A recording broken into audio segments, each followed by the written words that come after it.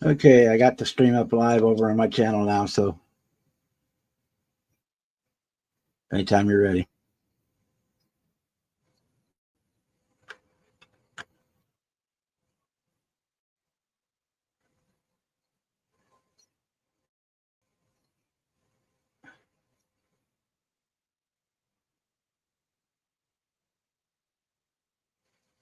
All right.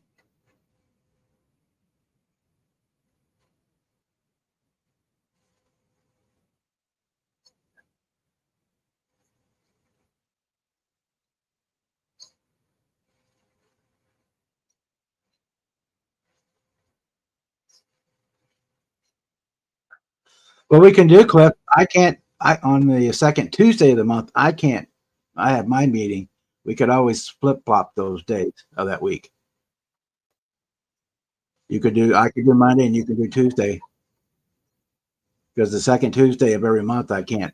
I'm not home, so we could always flip flop them that for that week. I do Monday, and you do Tuesday. All right.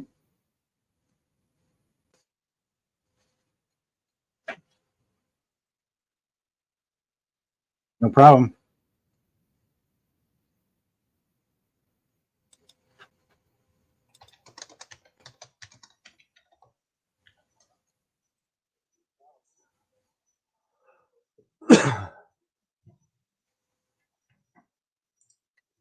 What's up, buddy?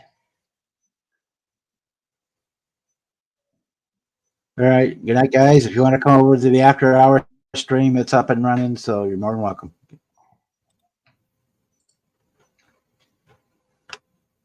Hey, Mark. Ryan's here already. Michael's hanging buddy. out. Just going through a bunch of tabs. Got the trailer basically done. I see that. Yeah. You're doing decals.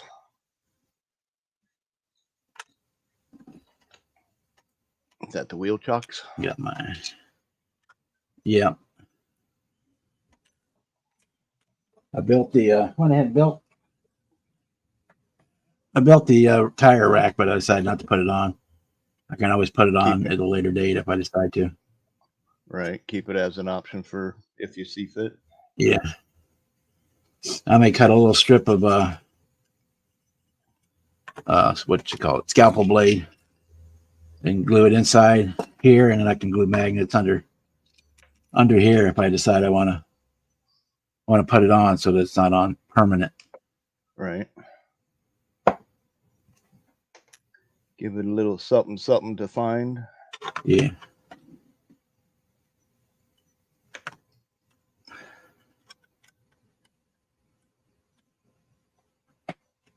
Well, I wasn't actually ever planning on putting that on, but I went ahead and did it up anyway. So I got the trailer hitch put on the truck, so that's done.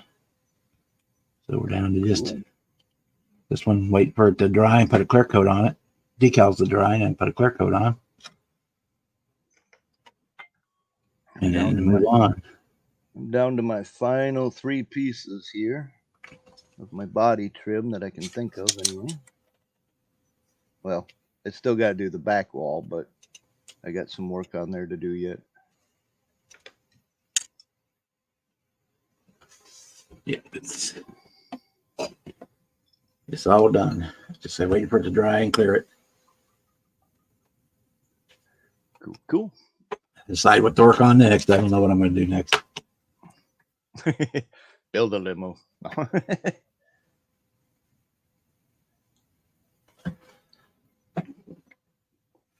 Oh, I've got the Firebird for the Wreck Fest. I could start that. All right, got the Camaro for the Terry's Toy. I could start that. Got a boatload of planes in there. I could start one of those. Yeah, you definitely build them pretty quick and easy. I've got a Star Wars ARC 170 in there in the stash I could build. I haven't done a spaceship in a while. What was the one that you just posted the video of? Was that just an older? Oh, that was from like 8 years ago. And YouTube put a copyright claim on it. Really? And the only thing in the video I didn't use, it was the movie company put the copyright claim on it. And I didn't use any of the music from it. I didn't use any stills from the movie. The only thing in there was I had the logo of the movie, the Galaxy Quest logo. And that was it. And they I claimed it. guess. That's crazy. Because when you get that, they give you options how to edit the thing To get rid of it, so Fix it's it. not there. Yeah. and the only option I had was to dispute the claim. They didn't give you the option to delete that section. No, normally, yeah. Normally, if like you've got a little, like when I did my Mach 5 videos, I had the cartoon intro in there, which is all right as long as you're not monetized. When you're monetized, then that becomes an issue. So that on those, it just gave me the option. I could go in and snip that out. Snip out the here comes Speed Racer. Yeah. Yeah, I'd had that issue with the Wraith, and I had even clipped it and edited it to where it wasn't just the solid actual beginning of the movie. It was just parts from it that I edited together. But there was one section that was 13 seconds long, and that's all it took. More than 10 seconds. And they said, nope, this is a copyright claim. But And I mean, you can argue it under the fair use thing, but it's you're arguing with it was a computer. I mean, trying to get an actual human is impossible. Right. So I edited it out and took that 8 seconds out of that showed the logo from the movie.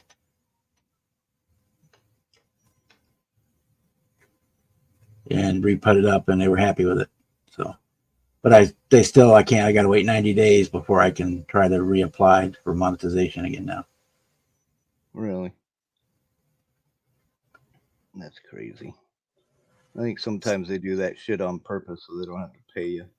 Yeah, I think it probably was so I went through all 500 videos, and anything I could find, I redid.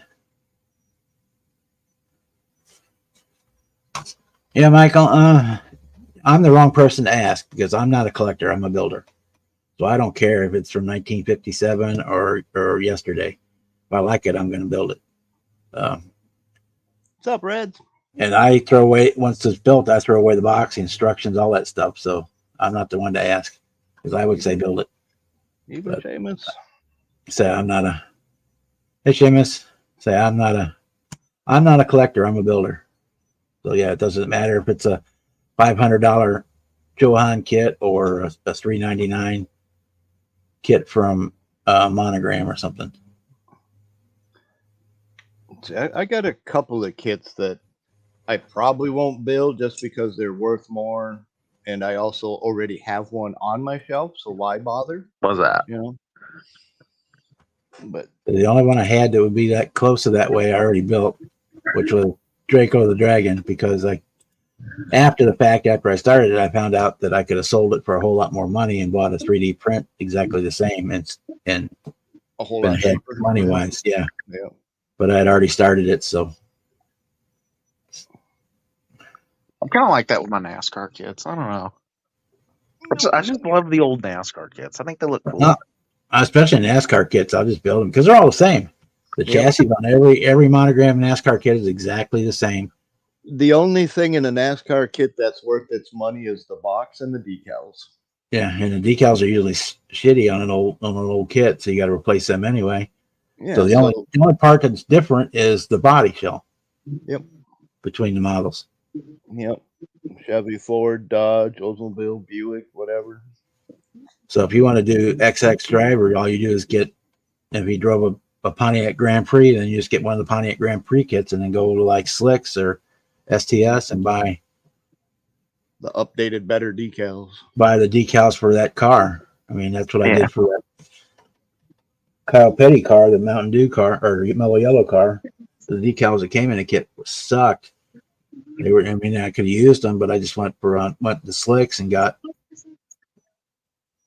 way more comprehensive decal set that was corrected colors. The colors were correct, and it gave you an option of like 6 different years of cars that they give you different parts. So if you want to do the 98 car, the 97 car, or the 94 car, or this one or that one, or if you want to use this, do a Thunderbird with this one, you use these decals. I mean, it's all. So, yeah, NASCAR kits especially. I'll build them yellows, and I build them once in a while. It's because they're all the same. It's just doing the same thing over and over and over again. Well, There's there are a couple of older NASCAR kits from like the late 60s, early 70s. Those I can see maybe holding off on because there's so many of that same kit out there that you can make a NASCAR out of. You know. Yeah. You know, Yeah, like it's the not about Torino or a more money for me. Talladega. It's just Why would you build a Torino or a Talladega NASCAR kit from back in the day of NPC when you could just get the Revell Talladega body and turn it into a NASCAR? Yeah. You know, or a reissue of it or something. But yeah, the value of a kit to me is the only time it makes any difference is if I'm buying it. Because if I have it, I'm probably not going to sell it unless it's a kit I actually know I will not build. Like this freaking Ford Mustang, I'll probably never get to. You know, and even then, the value of it, it's more what the buyer's willing to pay than it is what I'm willing to sell it for. Which Pontiac do you? I built lots of them. Or is it the one? I don't remember what I even put up on the thumbnail. I just snagged a picture. Chevelle. Chevelle. red. Oh, my brother Chevelle. Okay. Yep. Yeah, I built lots of Pontiacs, and most of them look pretty good.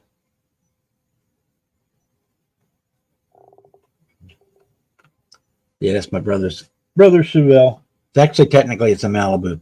It's a Chevelle clone. Just a trim level, same body. Well, that car has history with the family. I guess with the family. It actually belonged to my Scoutmaster's wife in the 70s. And so I went to summer camp many days riding in that Malibu. Then after she passed, her husband drove it for a while, and then when he passed, it got sold. And the went through 2 or 3 different people's hands, and then during that time, it got changed from being a light blue Malibu with a vinyl top to a red Chevelle with black stripes. And when my brother got it, he took it and did a frame-off restoration on it again and brought it back up to, I guess you call it Concord standards or whatever. Into a Chevelle. Yeah, and did it as Bruce? SS Chevelle. Hey, Bruce. Greetings, everybody. Pudding's over, so now it's Bob time. Yeah, I saw the notification when I came here too. I was like, ooh, yeah. I know what I'm doing when the show's over. Yep. It's one thing I love about Monday and Thursday. my weekly double dose of pudding. Uh-huh.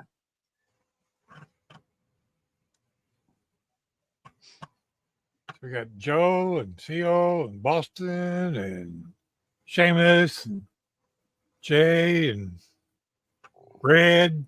A bunch of people. Greetings, everybody. Greetings. Welcome to Bruce's Eclectic World and Bob's channel. Yeah. Jimmy, how you doing, buddy? Pretty good. Me too. It's Monday, but they're all Mondays. It kind of sucked until you got to watch pudding. Then it got pretty good, huh? Yep.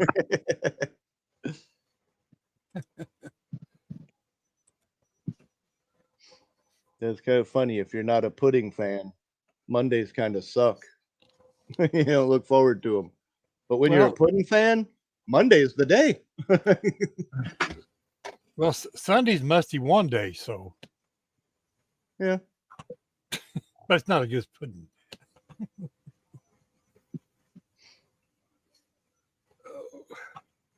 Hey, puppy, you can get off my arm so I can get my arm back. No. Can I have my arm back, please? No. No, fuck you. No. I gotta go get some beverage. I'll be right back. Oh, the Hasegawa, that's the like the Mazda TR2 or something like that.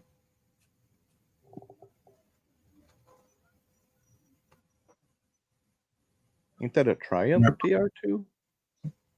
I remember seeing the box when I was at the hobby shop the other day. I think it's a red car, or Mazda TR6 or something. I don't remember now. I have to go look it up. TRX maybe? TRX, something like that. One of them short little cars, kind of looks like a Toyota MR2, but a little older school. Boston said he got one this morning and it made you think of me, but that's MR2, there you go. MR2. Yeah. It's kind of like a foreign version of a Fiero.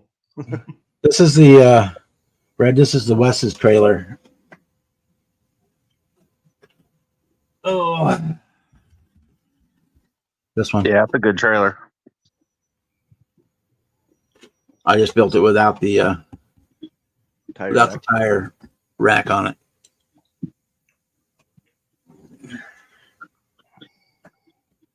Complete with the rubber-like tires.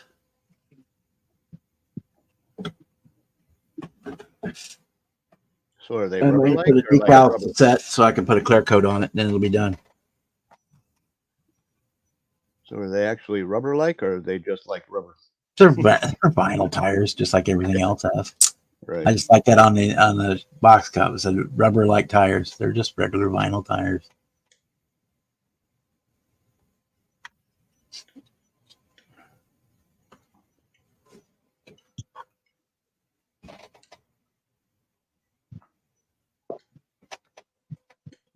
The quickest car I ever had, and I won't say it was the fastest, but I will say it's the quickest, was a 75 or 79 Nissan 280Z with a turbo straight six. Fuel injected, the 5-speed, the whole works, man. That sucker through 8th mile, it could beat anything on the street.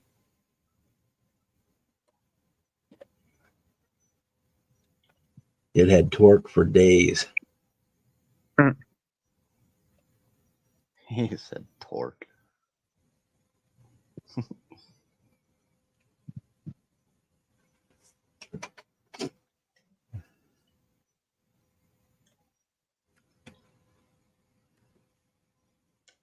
Unfortunately, it handled like shit. So on a rainy night, it went ass first and into the ditch and tore it up pretty bad.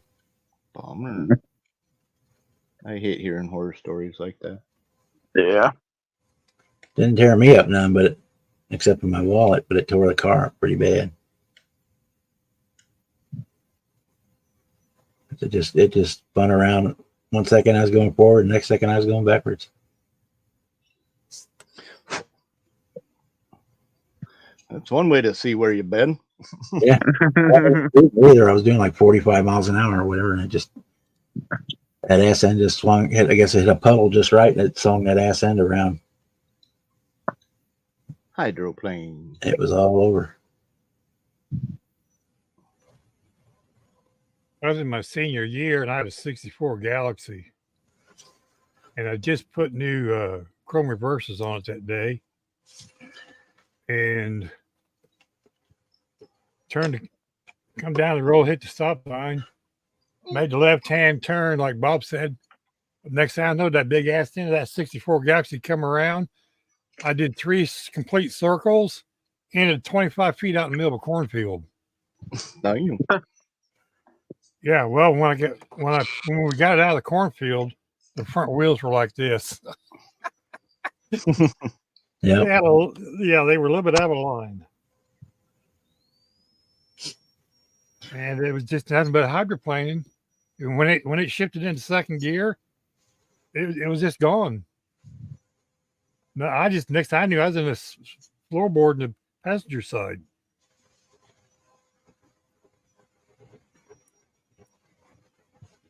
What the fuck?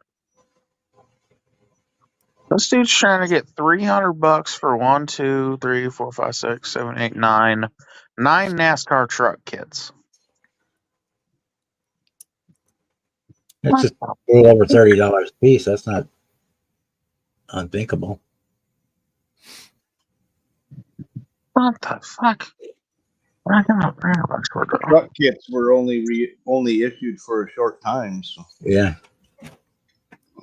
they're not just a NASCAR kit; they're truck series, and it's I can't not see so $300 common. for something like that. Well, you have to go by piece. You know, how many pieces are you buying? Mhm. You know, I want to get this 49 Woody wagon, but the guy's got that GTO funny car, the 66, I think it is, tagged with it. And he's wanting $90 for it. I mean, it's free shipping, so you figure $15 shipping, that's $35 a kit, but ish. So it depends on how you want to look at it. I'm going, well, if you come down $10, I might be interested. I said might, Yeah. but it's all how you want to look at it piece per piece. And these glasses are so damn dirty, I can't see to cut that. I think there's nose prints and dust and dirt and wait a minute, yeah, there's a lick on there too, I think. Puppy dogs.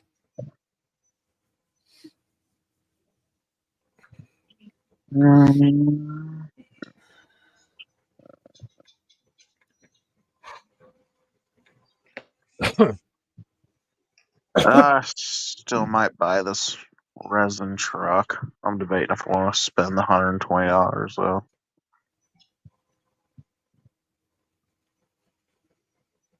I think Jimmy needs to learn how to do some shopping. Well, I've had this resin kit saved for about a month now, and I keep every time I go to buy it, I'm like, I don't want to spend that much. But I've done that like 6 times. It's a 72. It's a 72 Chevy 4-door long bed dually. Quit being a wimp and buy it. He's got that one, and what was the other one? It's a 67 Chevy, or 65, I mean. 65 Chevy 4-door dually truck. Mr. Cliff stopped in. He's got a couple 2022 Chevy truck dualies, lifted and slammed. I have an idea in my head of doing like a SEMA style truck, and one of these 2 4-door dualies would be definitely a SEMA style build.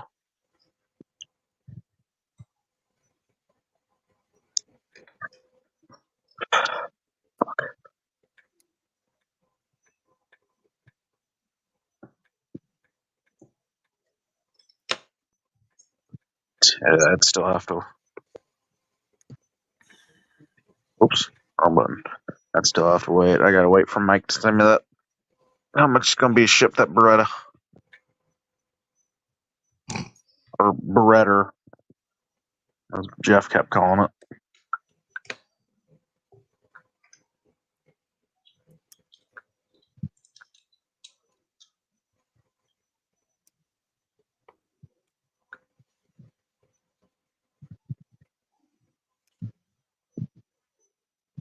I got a card in the mail today from our class president. They're going to hold a birthday party for everybody that turned 70 for our Really? class. I'm going, all right, count me in. Does that mean I finally get to have my cake and eat it too? Yeah, we just had our 40th reunion over the summertime.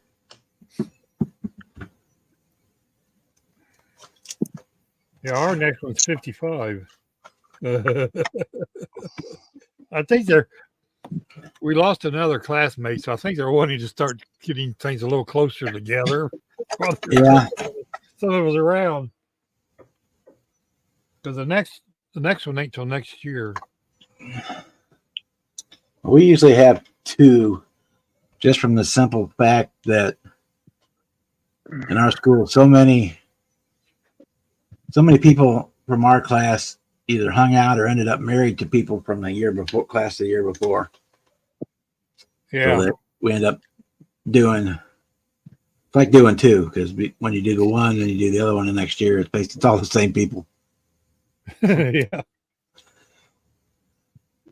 Well, we didn't have that in our class, which is kind of weird. For the 10 and 20th, we actually just put them both together, did the one. We did destination ones for those, but now everybody's too old and too tired to go to Mexico or somewhere like that for a weekend. Not to mention it cost a freaking fortune.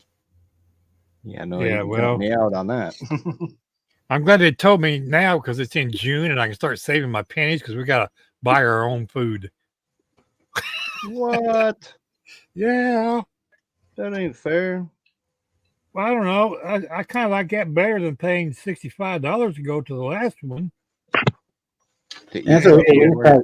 we just got a taco truck to come because we had it in the park, reunion in the park. So we just had taco truck come out and Well, they had it catered, and I'm going to tell you that wasn't worth the $65. I'd much rather went to McDonald's and bought my food, and I don't care for McDonald's at all.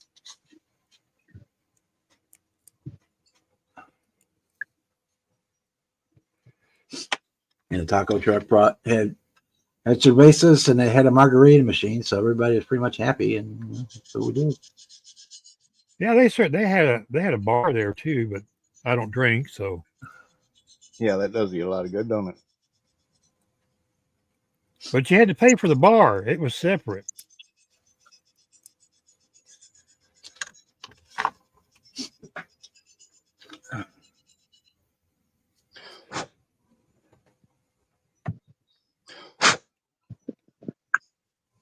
But oh well. And Friday night, we all went to the local tavern anyway, so it was like 2 days worth of reunion. And then when the reunion was over, we all ended up at the local tavern on Saturday night after the reunion. So it was like after 2 days, we were tired of seeing everybody. So Yeah. Get out of here. Go home. go home.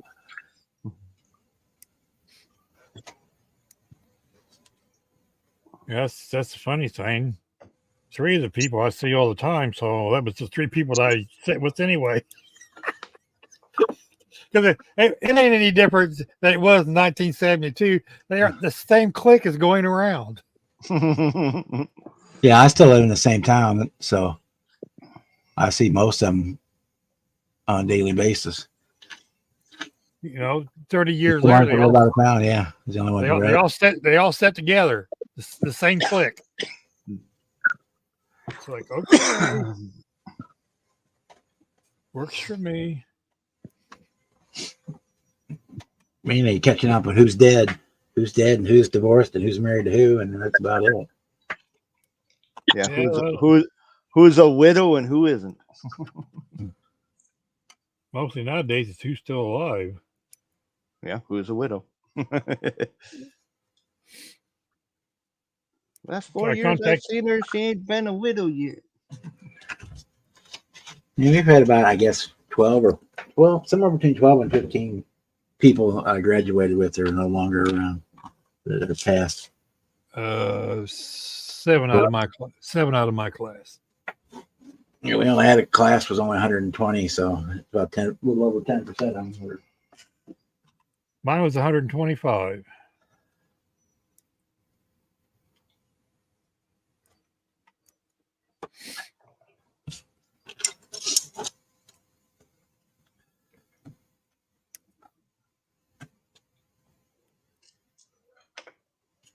Yep, that's what usually I do.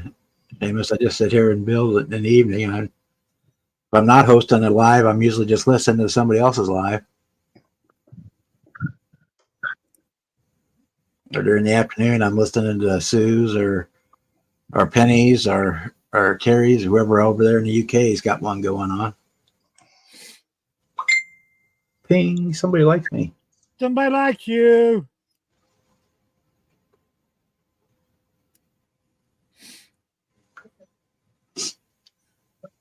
This mini Mike, he sent me a message.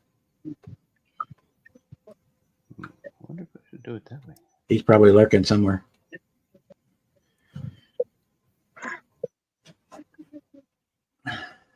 Hmm.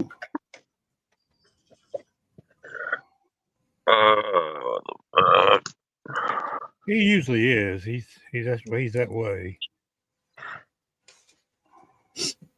Yeah, now that I'm old, I'm up for like 2 days and then I sleep for a day, and I'm up for 2 days and I sleep for a day. Or half a day. Anyway. And then I catch a cat nap for 20, 30 minutes every now and then. Didn't know you had a cat. It's a good thing we have streaming TV now, because then I fall asleep, I can rewind and watch the part I slept through. That's why I put Star Trek on. It just plays over and over and over.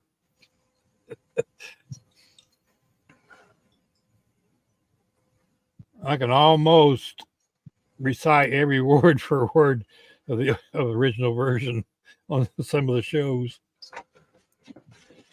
I wouldn't say that's a bad thing. Well, works out great for trivia questions. You ever get asked any?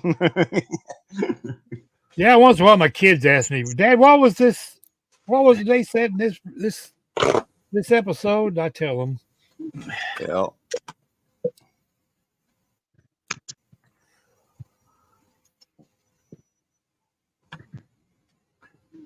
I do pretty good with it till I get into what was this episode called? Who directed that one? And Oh, I don't worry about that stuff. I couldn't tell you who directed what. Bellasaurus. Well, that's like songs on the radio. I mean, I could tell you about 1/8 of what the groups are from the last 30 years, but I know I like the song.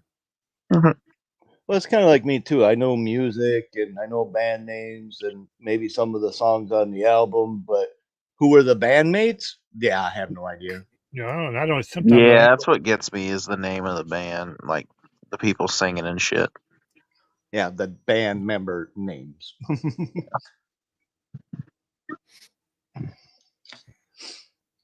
all I know is I like the song. I listen to it.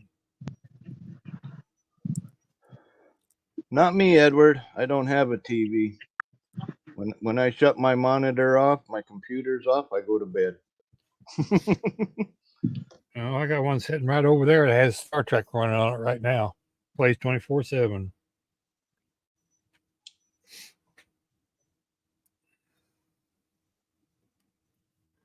Yeah, I'm getting really good at naming songs and bands now that I got that Bluetooth hooked up in my truck.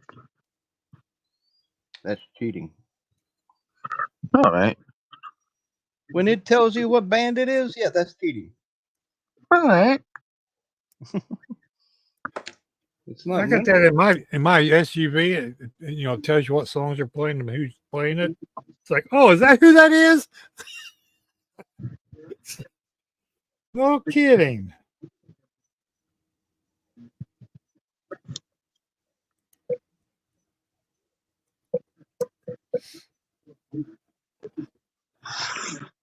All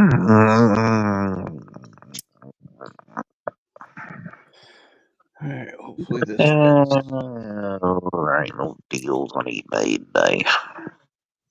None. Just spend the money and buy it. I'm looking on. I'm looking to see if there are any deals. When I say deals, anything decently priced that I could either use for parts or just use in general. I bought another $7 kit yesterday. That's cool. What'd you buy? What kit was that? That one. That one 29 over there. a 29 Woody. Cool. It's 80% there, but I think it has the rest. I think I have the rest of the parts to make it a whole one. If not, it's going to go to the 29 Woody I built when I was a kid, because it's the same kit. where the ones I got from Ollie is not the same kit, but I can make it work. That was the premise behind buying it, was to make my childhood Woody go back together after my mom condensed the boxes. Mom, Yeah, he's talking about his Woody again. Yeah, well, she said, if you play with it, you're going to go blind. Well, yeah, well, that's why I wear glasses. Well, it's my dingaling. Yeah. It's my Let's Woody. see, Bob. What's My the hood ding-a-ling-a-ling. and the top of that car? It's an 80. It's a Camaro. Shut no, up. that's the Firebird. That's the Firebird, ain't it? God damn it. Fuck you. I was going to try to guess it. You can tell by the hood. Yeah, by the hood and top, I was going to give him a year. 89. Right, Bob? That'd be like 87 to 80. 89 body style. Oh, he was muted. I was going to say 86. 86, 87. But It's 87, same shit. 89. You're muted, Bob. We know here. Yeah, because the front grills are blanked out on it, so it's a late 80s. 87 to 89. Yeah. Because I up to like 85 or 86, they had grills, and then depending on how far you go back, the grills changed over the years. Jesus. Bless you. What I asked you. Fuck me. But the rest of it's all the same for all the 80s models. Or, well, after the 82 on, when they switched to this body. 81 was last year for the F body ones. Yeah, I noticed those hot rod kits, they never have the year of the car on the box. Those are like Corvettes. You can change the front and rear roll pans and make them whatever year you want. That is Yep. true. It's got a funny red. Ooh. I may For have God found, don't like Corvettes, I got 12 of them. an actual deal. I had all but about 7 or 8 of the Corvettes from 53 to 92, 94, whatever the AMT one was. I had almost all of them. And I've still got most of them. Back the AMT from was it 70 through 75 or 76? They use the same body for all the kits. They just give you different part add-on Yep. part. Yeah. Well, they have two bodies. They have one with a hard top and one without, and they just give you different Optional pieces. parts. Yeah.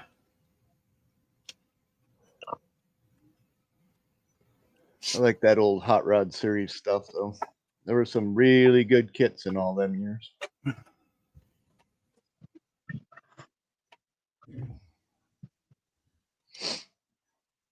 Well, this kit minus the Target piece is the exact same kit that the guy on eBay wanted $70 for. Damn.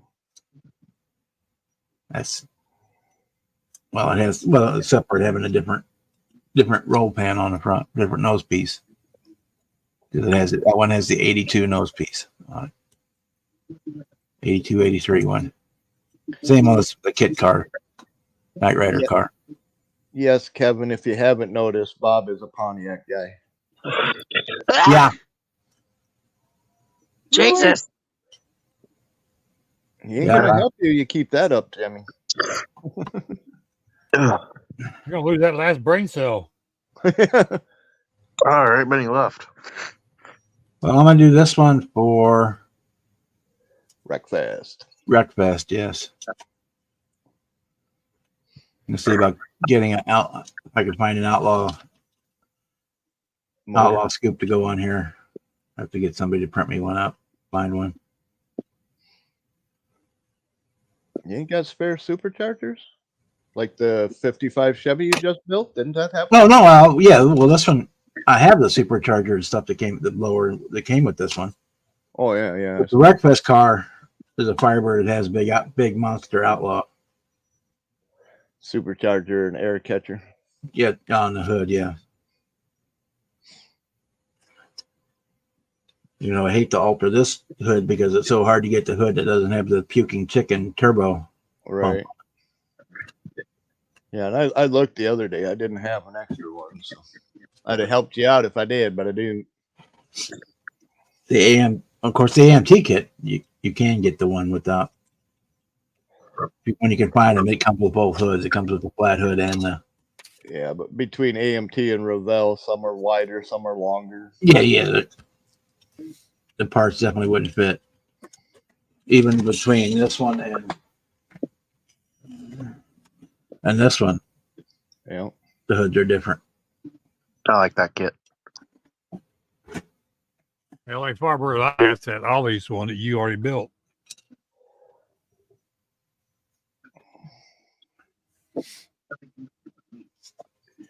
You know, even that kit came out in 3 different versions. It's well, technically 2 versions. The original was what the one is now, and in between time they put in extra parts for the regular flat hood and shaker scoop on it, and they call it the street. Just call it the street machine, Firebird Street Machine. And now the modern kit, you still get the shaker, but you don't get the hood. The only part missing is the hood to make it. So I'll probably end up buying it at a show, buy a junk kit of like a 79 through 81 AMT for monitoring Firebird and just for the hood.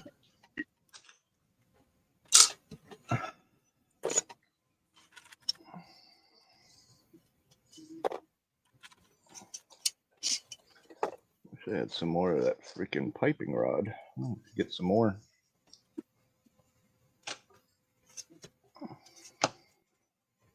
So is it smaller number is bigger? Like I'm working on 0.030 half round. If I wanted it bigger, would I go to 0.20? Adding zeros make it ahead of the number makes it smaller. Yeah, well, see this. But an 030 would be smaller than an 035. Okay, so, but if I wanted this like one size bigger around, would I go to a 0.04? Yeah, that would be bigger. Okay. Than 0.03, yeah. That's what I was thinking. So I'm gonna need to get me some more of this freaking piping that I trimmed everything out with. But adding numbers before the number turning it to an 003 would make it smaller. Yes. Yeah, I don't think I need anything smaller than this. Fuck, what is there, 8 sticks in here? Yeah, there's 8 sticks in here. I sure as hell don't need more of that. Yeah, I picked up the other day. I picked up the what did I grab? The 0.040 half round to do the for the Terry's toy to do the vinyl top. Yeah, this is half round. I think To it's do the same size. Might be the wrong size. Do the perimeter molding for the vinyl top on it for the Camaro. Oh yeah, it's the same stuff I had. Okay, cool. Because those goofy cars, that vinyl didn't go all the way to the deck to the drip rails either. It stopped before it got to the drip rail. Yeah. So there's I always liked that part about the vinyl roof on the Camaro. They never did that on like any other car, really. It just makes for more work now. I got to add more railing, more trim work. Yeah, that has a specific name. I'm sitting there trying to remember what it was.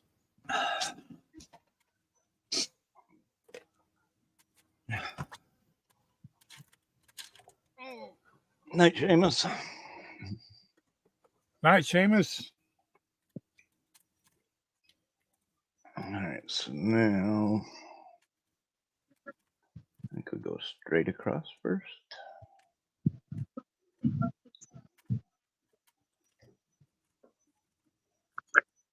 Perfect.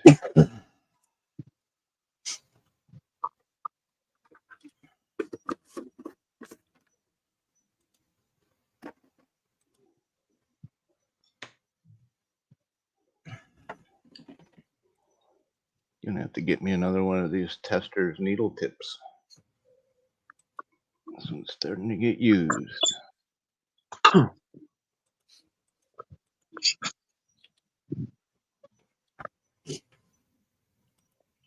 They sell these at Hobby Lobby, right? The testers. Yeah. Yeah. I believe so. Yeah, I think so. Gonna have to get me another one if I ever get down to Rice Lake. One of them all-day adventures.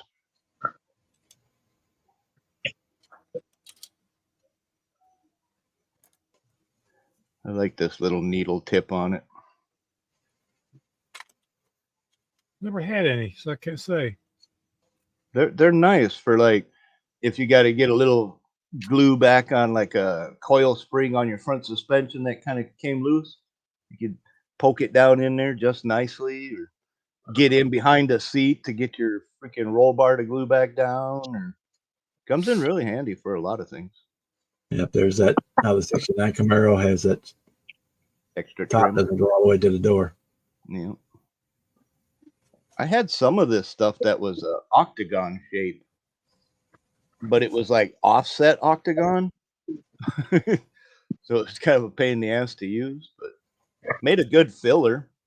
You know, like if I got a gap like this one right here where you can see the dark line, it made a good filler for that kind of stuff. Because trying to use it for this, trying to make sure you had the right angle on it, yeah, no, fuck that. That's funny. Mopar equals mostly old parts and rust.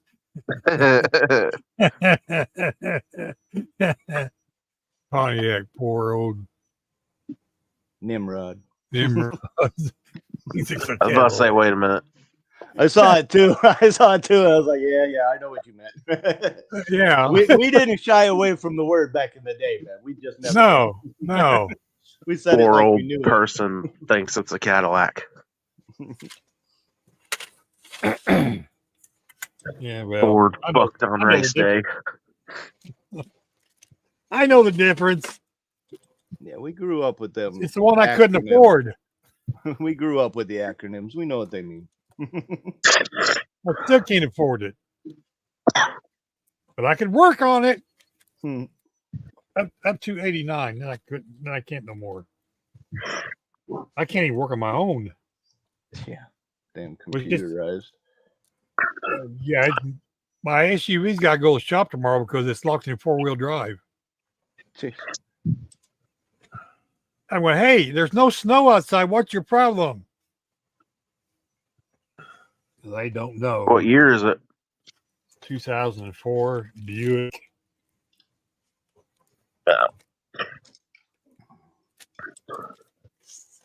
She seems to think it's either the modulator valve or it's something like that, or the computer. I'm going, well, I'm voting for the computer, but it's just probably got Windows on it. Yeah. Well, actually, you're probably voting for it being a modulator, which would be cheaper than a computer. Computer would be expensive as shit. Yeah, well, the last two they put on weren't cheap either. Hmm. I told my son today, I said, by the time we get done with this vehicle you kids bought me, it's going to be new again. That's what happens that. with them. Like every 8 months, it's something. It's new. It's bound to break. Yeah, well, yeah. Well, yeah. I quit working on cars in '98, so I ain't working on it. It's all this computer shit. I don't understand. yeah. Well, don't get me started on it. I can pull a motor and do some simple shit, but oh lord, once it comes to start computer and wire up a computer and all the harnesses, fuck that. Well, I can do the wiring. Just give me a manual. So the rest of the shit Yeah. I can't work on. Some wiring I can do. The rest of it, I don't know. I've never been good at the wiring part of it. Point A to point B. Red wire, blue wire, green wire, yellow wire. Well, that really got proven when I wired up the stereo system in my truck, and I couldn't get 2 speakers to work, and I could only get, for some reason, most of my radio to light up. I don't know what I had to do it. Dad walked out there, pulled everything apart. 10 minutes later, everything was hooked the fuck up. I was like, what the fuck did I do? You did it wrong. Not the right thing. I thought I did. I read the freaking shit right. Obviously not. I thought I did. Clearly, there was a malfunction.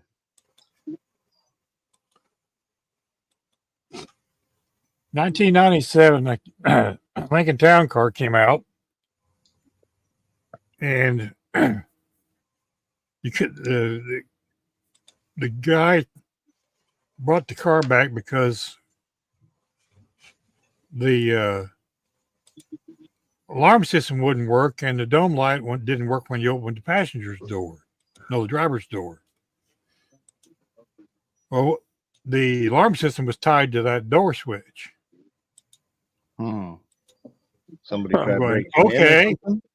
Somebody tried So- breaking in or something. He can't lock it because the alarm system thinks the door's open. So I called Detroit and talked to engineers. We went around and around and around. They said, try this, try that. And after about 2 days of trying stuff that wasn't working, they said, well, I guess we're going to have to cut open the wire loom and try to trace down the wire that's not working. I didn't respond to that statement. I just went out to the car, hooked a wire to the right door switch, run a wire all the way over across the dash to the other door switch, and the alarm system worked, and the door light comes on when you open the doors. I went, hey, look, I fixed I it. fixed that. Look, Ma, no hands. And you know what? They came out 2 weeks later with a service bulletin with that fix. You like my Firebird, when the brake lights would go out, every time you stepped on the brake pedal, the dome light would come on. Uh-huh. What the fuck? But they never tell you that in the manual or anything. You know, it's like, oh, the dome light comes on when you hit the brake pedal. That's what that means. Yep. It's called a reverse ground circuit. Your door light works off a reverse ground anyway. On most cars. I did a lot of the theft work when people broke into the cars and ripped out radios and dash panels and stuff. So I got to do all the raw wiring.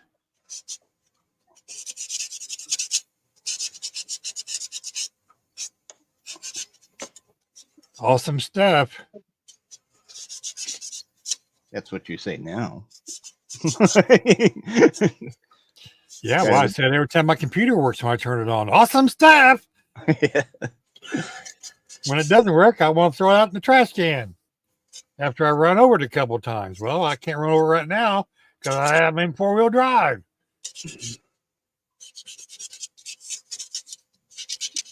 Well, I could run over it, but I just couldn't turn to get off of it.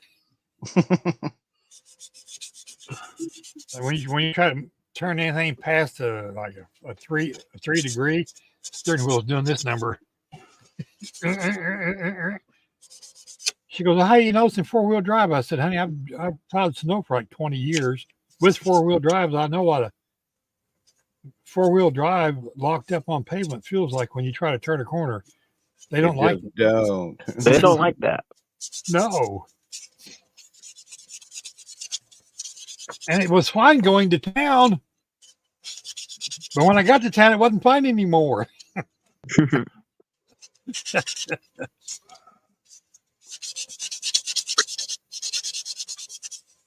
Yeah, reversible engineering is right.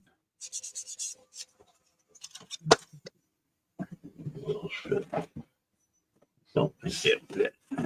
My boss come out and says, hey, he says, that's a good fix on that car. He says, we got 2 more for you to do. Great job. I said, do I get a raise? He said, yeah, I can put you on the lift. Put a jack up your ass. Yeah, you jack your ass up, that's what he said. Oh, well. Do I have a time at a Mercury dealership?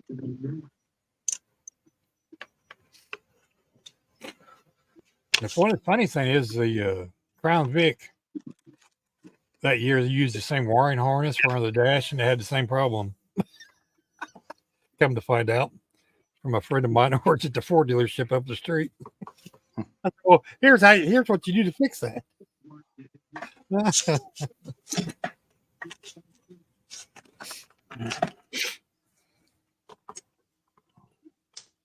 It used to be the master passcode to get into lock the car with the keypad on the door was 123499876.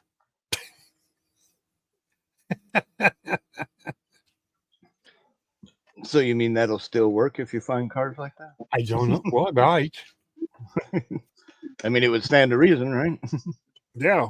Well, you can find an 87, a 97 back to. I know for a lot of years, Chrysler only did like 6 keys for ignition keys, but then it had to have, because when they went to the RF chip in the key, so my keys would open up almost any Chrysler product on the lot, but it would only start the one with the right ID on it, or would start it, but only run like 10 seconds. I had 3 Fords that the same key worked in. The tub. They were 10 years apart. Ooh, that looks cool, Bob. The tub or not the tub? That is the question. Depends on how low you want to go. Is that with the I'd have to tub it chassis in anyway. it? Put the chassis in it and find out. Big ass tub. No, It would not have big to- ass. It would have to be Low as tubbed. fuck tub. Just whack up a medicine bottle. You'll be fine. What you want there, little boy? He's got plenty of garage sale signs. He's got it.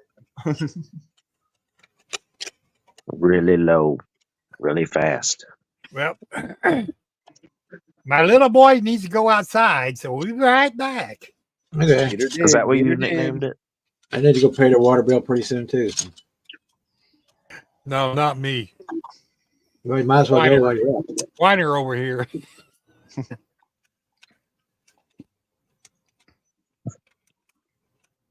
There's something making 2 trips.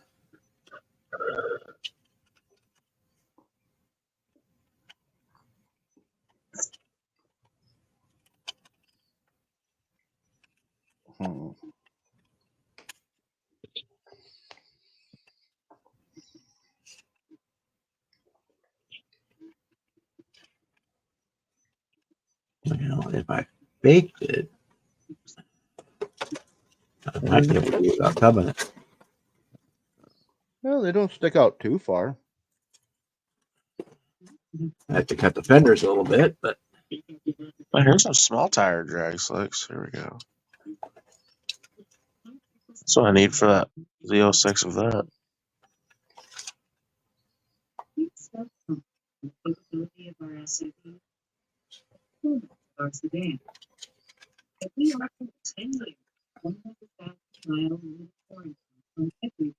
Yeah, it looks like the axle might be just slightly too wide, eh, Bob? yeah, well, I can trim it down. Yeah, that could come down. Cut off the little nubs.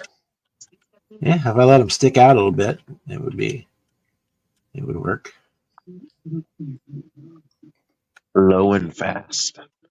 I would definitely be anything but low. Low and You'd be fast. sitting way up on it fast in the back. Yeah, Jimmy's not that aware of what Wreckfest is.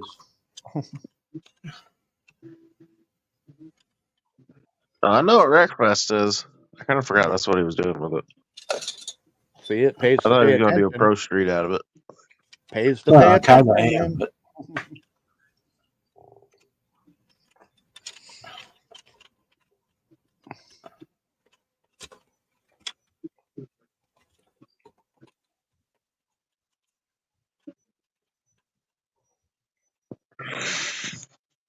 it's sitting about like that.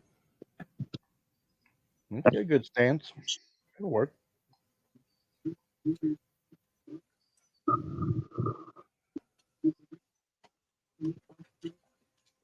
Yeah, I think we'll do that.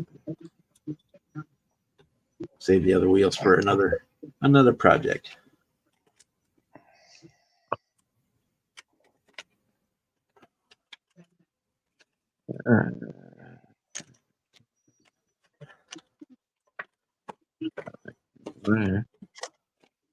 I was going to use the 21s on there, but I'll save them from another project.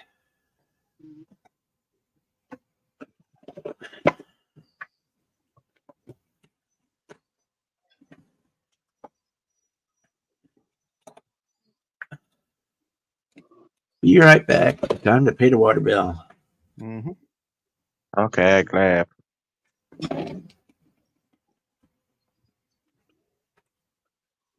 Shit, so much shit.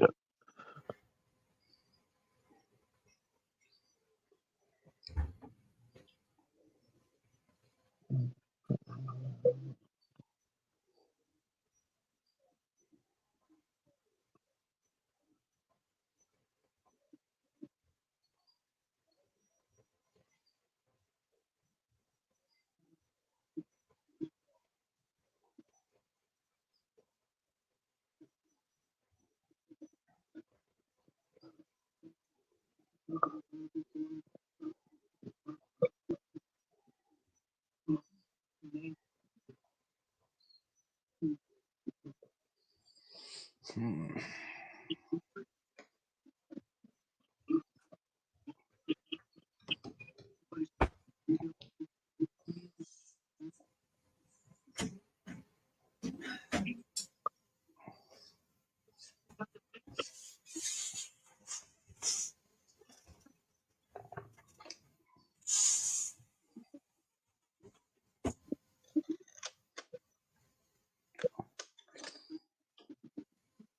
Bruce is back. Quick, run. Oh shit. Hey, turn it off. Just for giggles. Let's see if this GTA hood will fit on this one.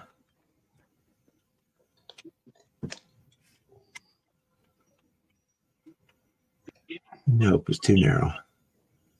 Too narrow. Close enough, but of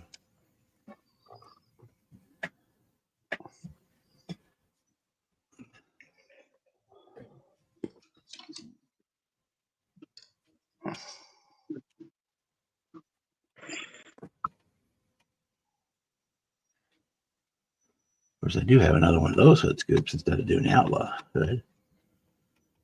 Could probably do that one. Yeah, there are options on them cars in Wreckfest. You got to stick with just one option. All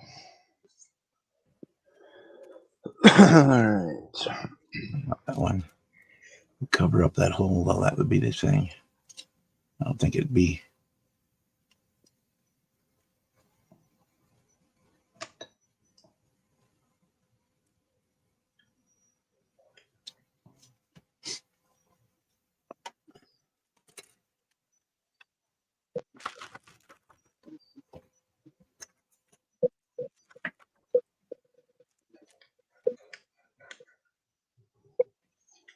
Ooh.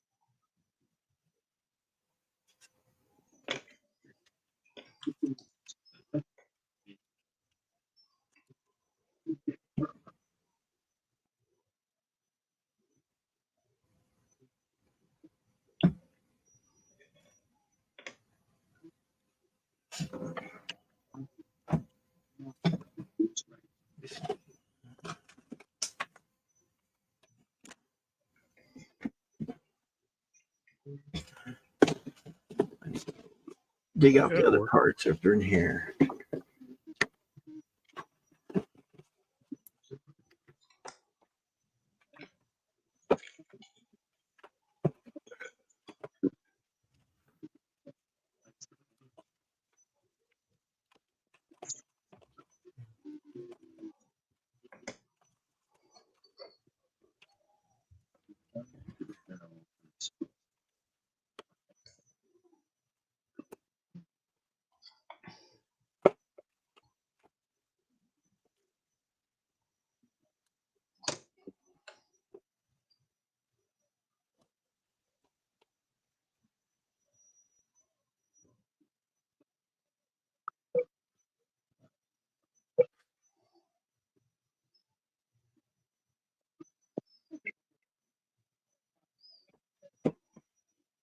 Yeah, well, Edward, he showed that video the other night, and I was looking through them, and he was scrolling through all the cars in there, and none of them really tripped my trigger. And then that one, the white Firebird with the big outlaw hood, with the red, white, and blue, or red and blue stripes on it, just kind of caught my eye. So I said that would be what I would do. Because obviously, The Summit Firebird. See, Jimmy, this is where paying attention helps. He's talking about Wreckfest cars, yeah. not talking about the Summit car.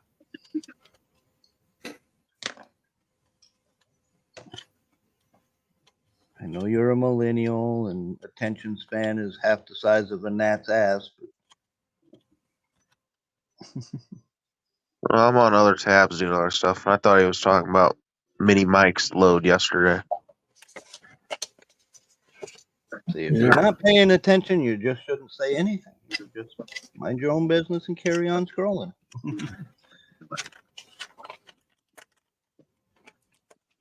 Oh, he got another load, did he? Yeah, he did say when he was going to that Jeeping thing, and then he was coming back and going shopping. Oh, well, I wasn't on anything yesterday, so I don't know. I gotta send him once he gets it shipped out, or tells me how much to ship it. I'll send him the money for the Beretta. I'll turn that into like a Terry's toy. I'm really glad to find things out. So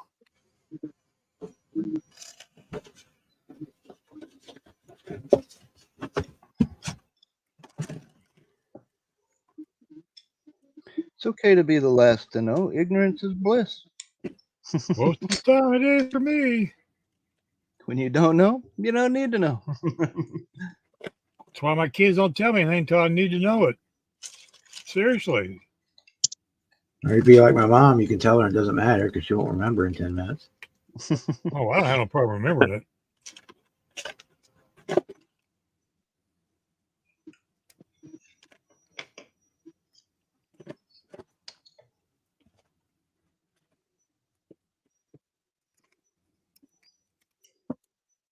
That's what a calendar's for.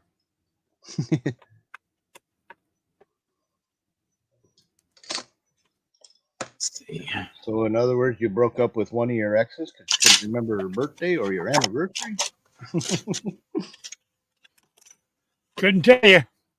Couldn't tell you. Don't remember the day.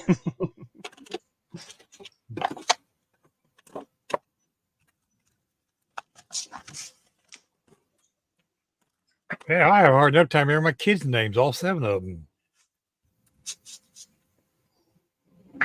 I just start one in and go all the way down the line. Eventually they answer. Right.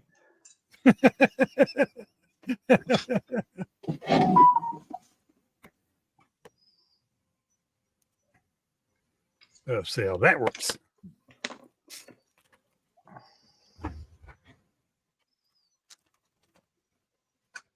No, all jokes aside, I know all my kids' names and I know all their birthdays. Liar! No. Every time I hear that phrase, liar, I keep thinking. But this tells me. Princess Bride. Yeah. Liar! That little black box tells me every time there's a birthday. Damn But you have to be pretty smart to put it in there. All right, smart enough to put it in there.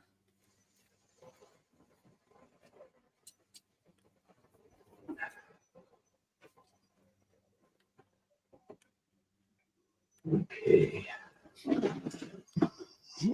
Is one of these going to be big enough? Parts is parts. His parts is parts is parts. Parts is parts. That's red. He's in here. He'll tell you that. Parts is parts, of course.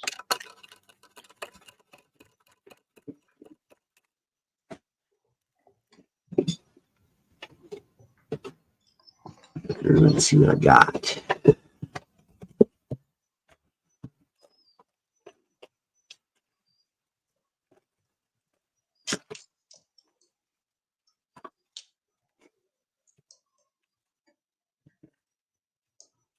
Ford parts. Except for Chevy wheels.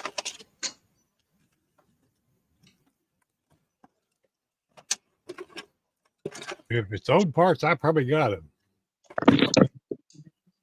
Because they are old. No, you ain't. Damn kids these days always thinking. Ooh, that would look cool, but I know it won't fit. I know that won't fit, but that would be awesome. But we'll see how long that lasts. About that long. No, that's way Yeah. too long. Good idea, though.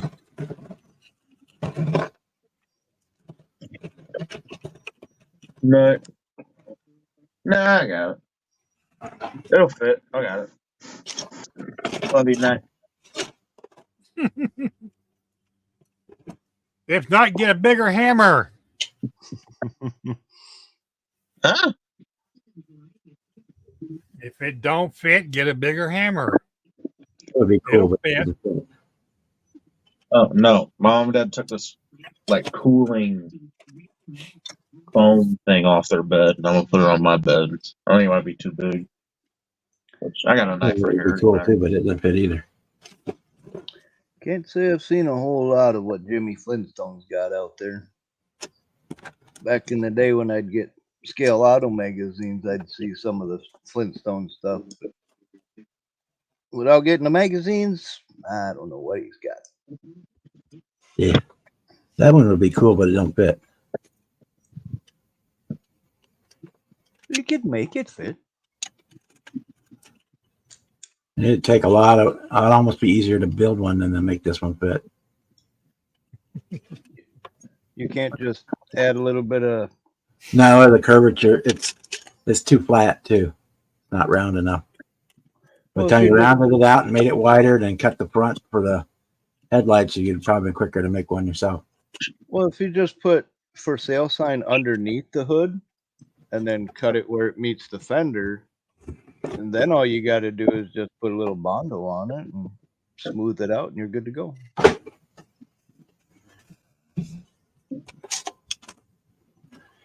So that's really all there is to lengthening it on width-wise, ain't it? Because that's a '69 Firebird hood, which would be cool, but it ain't gonna fit. Chevelle bodies. Chevelle hood scoop in here. Well, they already stole it. But I don't have any hood scoops of any kind other than one for a Dodge XL7 or something. There's that little flat, wide one. Because I know I've been through all my stuff recently 3 times looking for other stuff. Yeah, that one's too short.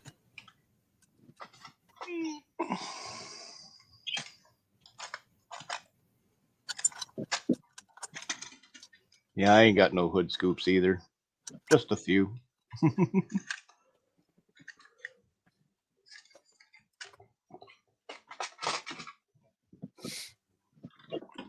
Trying to find what I did with the one from the 55. Oh, I know where it's at. It's in the other 55 box. See if that one would work.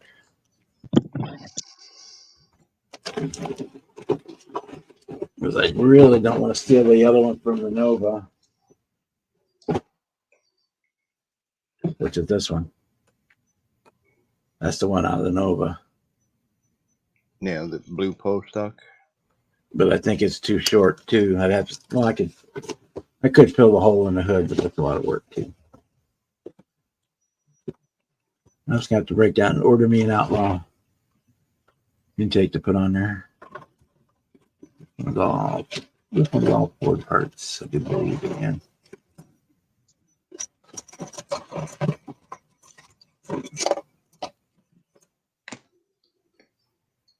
Yeah, anyway, that's my dog's service vest. I put Velcro on the handle and on the loop. So when she's at the dog park, I just stick that on her and she carries it with her. I don't have to stand and hold it. That and when she's in the car.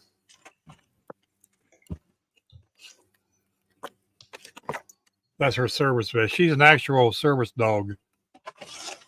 where my buddy Tippy is not.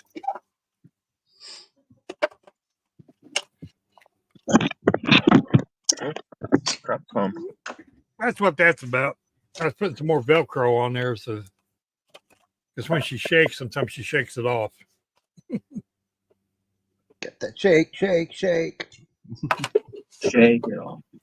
It's amazing how much force a dog shakes with from the tip of their nose to the tip of their tail. Mm-hmm. It's like an F4. Yeah, I was just gonna say it's like a mini earthquake. Especially if they got a big old tail whacking on something.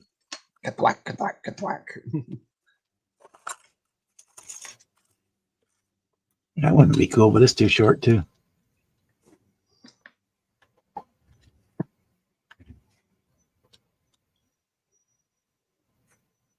What kind of scoop you looking for? I don't know. Oh, A cool one. Well, so the car in the Wreckfest has a big Outlaw hood, big Outlaw scoop on it. Which I could order one, but I'm just kind of going through and see what I got on hand. But I don't have to match the car exactly. I mean, okay. So it's a freaking computer game car, so it's not real anyway. Yeah, it's non-copyright cars. So the Trans Am Firebird that you're building in the game isn't even a Trans Am Firebird. Yeah, it's just kind of looks like one. Yep. Yeah, it's like the Dodge Daytona with the big wing. It's actually a Camaro. It's got Camaro back window and Camaro taillights in it. I'm Or not a Trans- YouTuber. I just act like one. So I just want one that's going to look cool and kind of match match up with the car there. I'll paint it to match the car. We'll see how it goes. If I can't find an intake I like or a scoop I like, I'll just order one.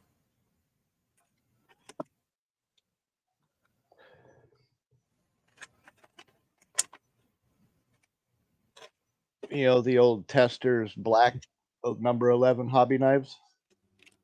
The little clear thing that you put over the blade to protect your fingers. Them make awesome hood scoops or air scoops to go on top of dual carbs. Right there. Yeah, One of these. Not that style, the older style. Back in the day when they had the clear on it. That's the old Tester's knife that I got. Let's see if I have a couple handy here. Yeah, this style. The old clear ones. I've used them for hood scoops or air scoops quite a few times. I got this one. Will that work for you? It's off the school bus. Do you have the 70 Dodge Challenger? No. I was going to say, it's got this big, massive air cleaner on it. Ooh. I got this one. It's even got the little belts on it. That reminds me, I got to find a bug catcher for that Coca-Cola 40 Ford I'm building for Terry. The one that comes with the kit's a piece of 2 pieces of flat plastic with a little oval in the center of it. It's like crap.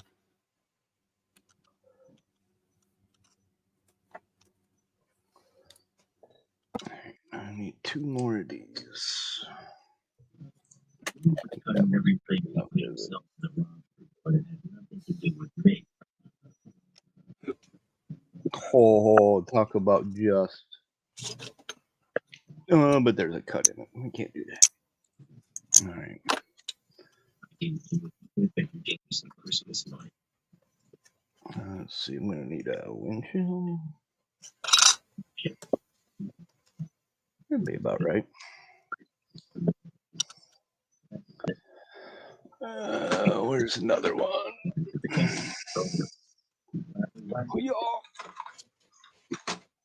Actually, I know what I got for a windshield. I don't need that.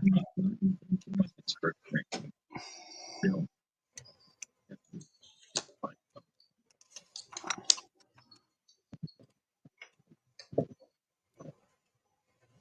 like this one. It's actually an aircraft one out of an aircraft, but it's just too short.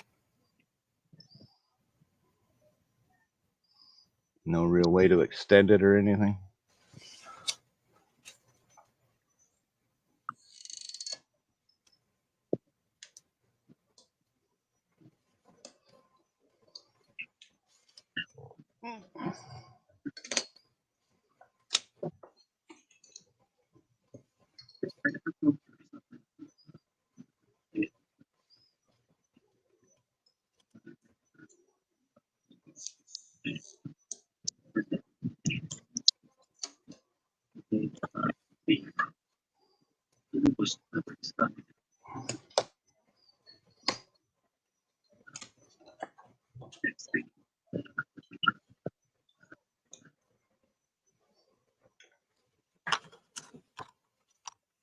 Go up one more place. Perfect. Don't have to use the big sheet. Oh, which direction did I have it? Okay, this one. An idea, Red.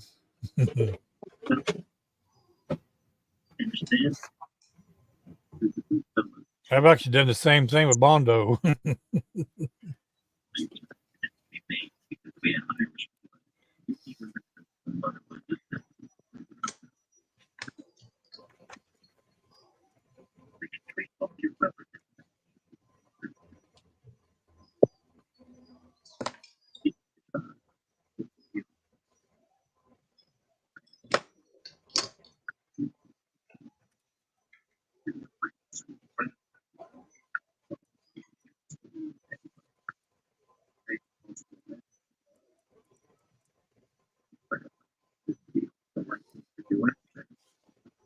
Okay, I just had it. Where'd it go? Oh, there it is. On the floor.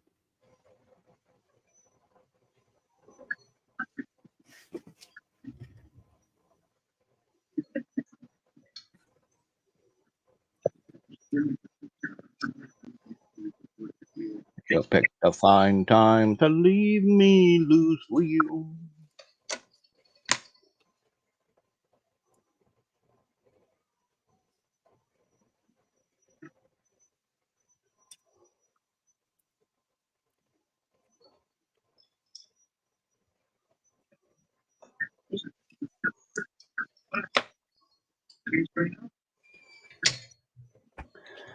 All right, windows are done.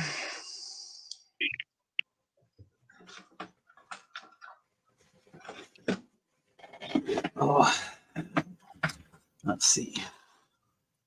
This is the 82. This is the kit the guy wanted $70 for on eBay.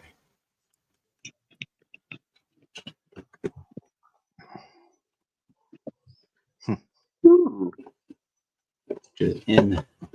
Insane. Yeah.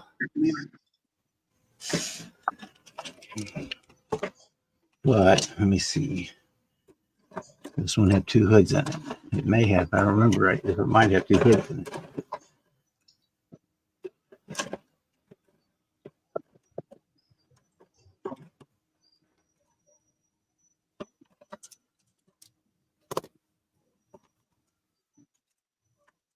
No, it's just got the people in the turbo hood.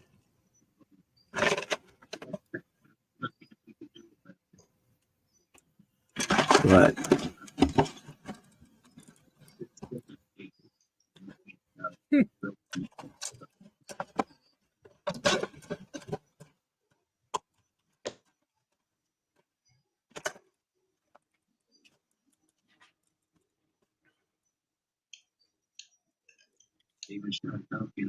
this hood fit on this car.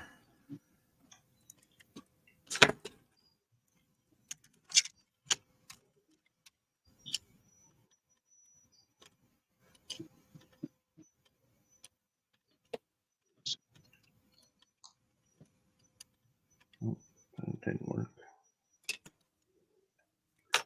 That didn't work.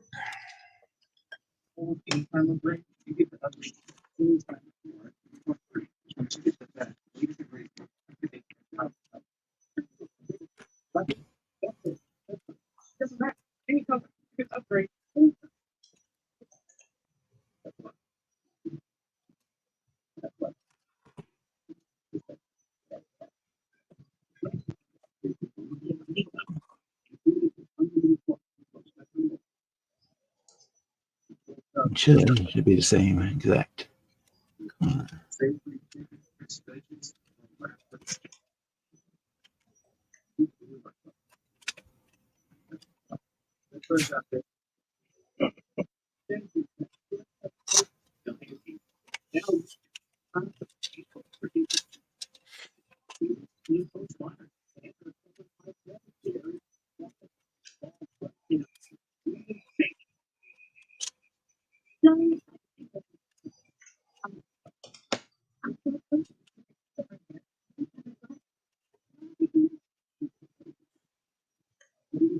Where's Jimmy?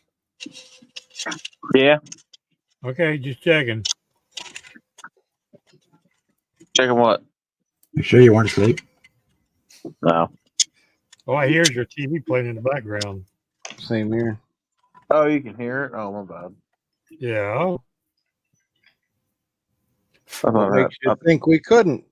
I thought I had it turned down enough.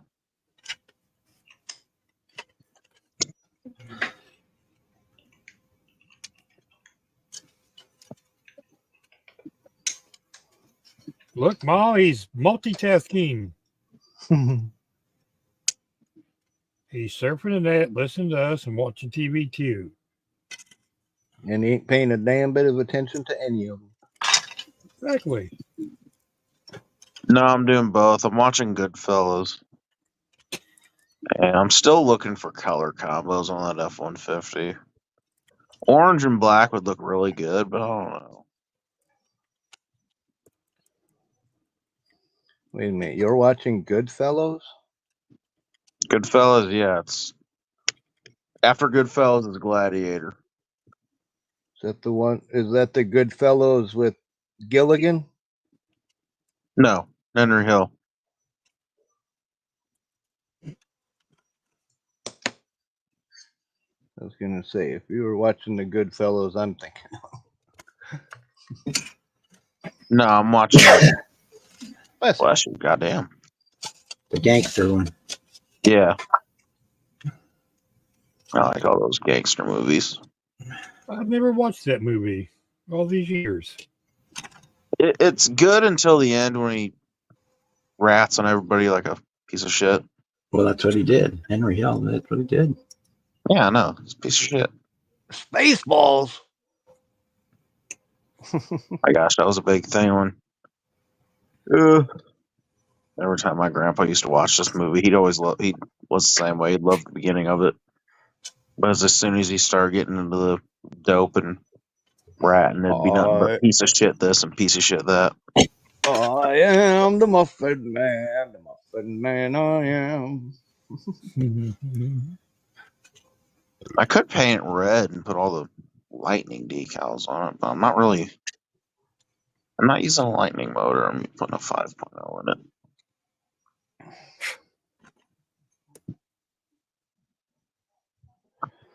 A big old Coyote motor in it. Now comes the fun part. Where is it? Well, when I can't decide what color I want to paint something, I have two fallbacks, blue or green. Yeah, Sometimes- usually my fallbacks are black. That's it. I don't like black. Black's too black. I like black. Well, anything looks good in black. That's why it's my fallback. That's what everybody thinks, but you're wrong. Yes. If you're a fat chick and wearing black, you don't look good in it. So don't tell me Okay, everything yeah. looks good in black. Okay.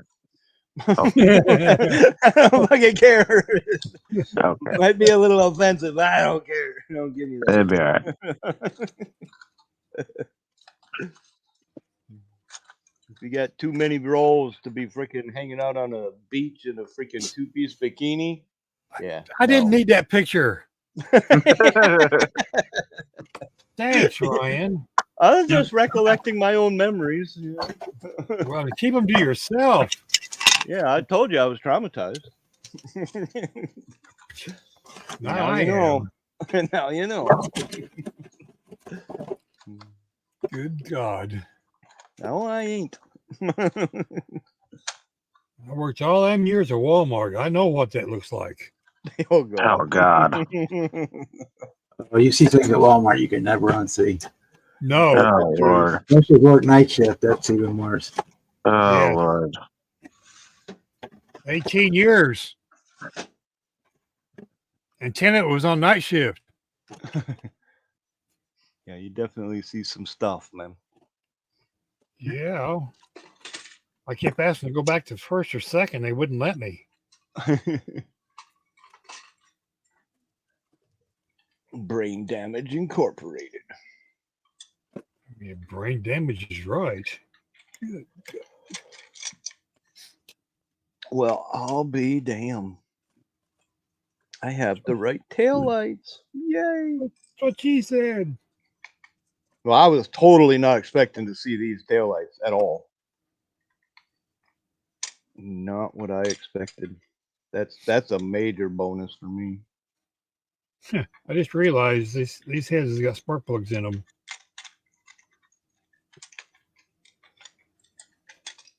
Is that a bonus for you? Maybe, but it's got a magneto on the back of it.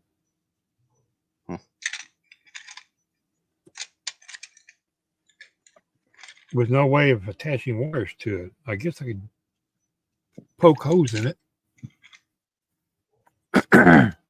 If I was to wire it. I ain't decided yet. Yeah. Fuck, I think I'm just gonna do the orange with the black highlights. Looky there. Orange and That black sounds highlights. best. Okay. Well, instead of I'm gonna black out all the chrome on the kit and then have it a dark orange.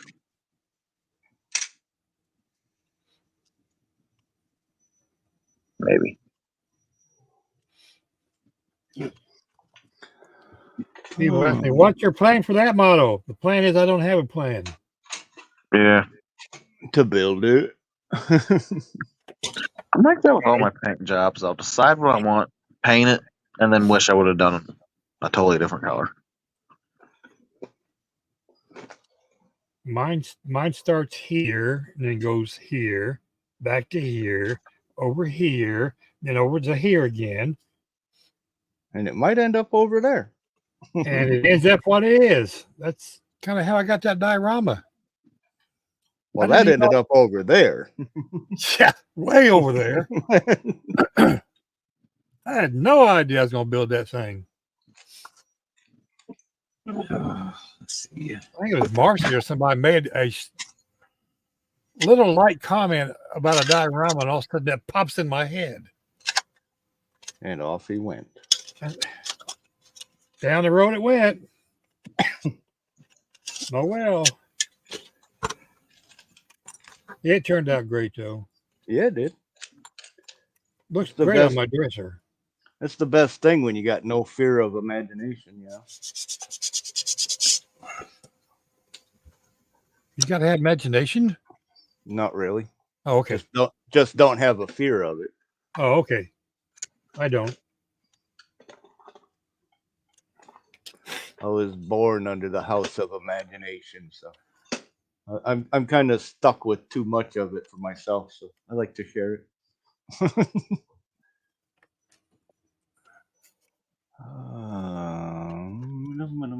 Well, I have all those alphabetical letters, and they all start trying to take over, and eventually one of them wins.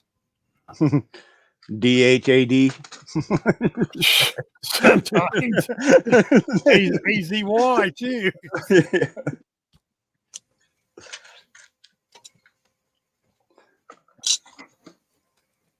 It's all good.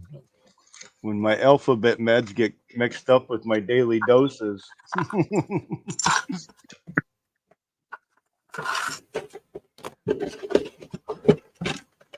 I don't see wrong with alphabetical letters.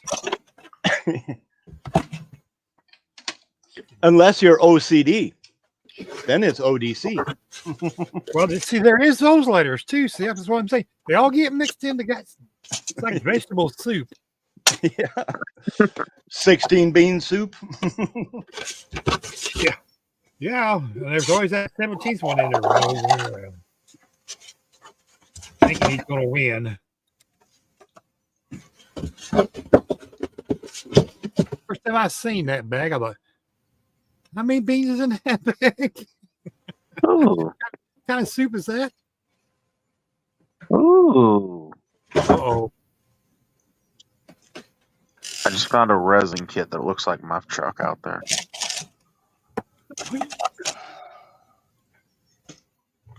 Okay, I need to get off eBay, bro. I'm dangerous. Yeah, you probably should. That one I would buy, though. It was an 03 single cab long bed cat eye. That I would buy. If you're busy on eBay while you're in a chat and we can't see what you're doing, yeah, you should probably just get off of it. I have a Ah, simple scroll. remedy for that. I don't bid. Nah, scroll through a lot of stuff while I'm on here. Besides being on these, I really don't use my phone very much. That's why I'm usually doing a bunch of shit while I'm on these.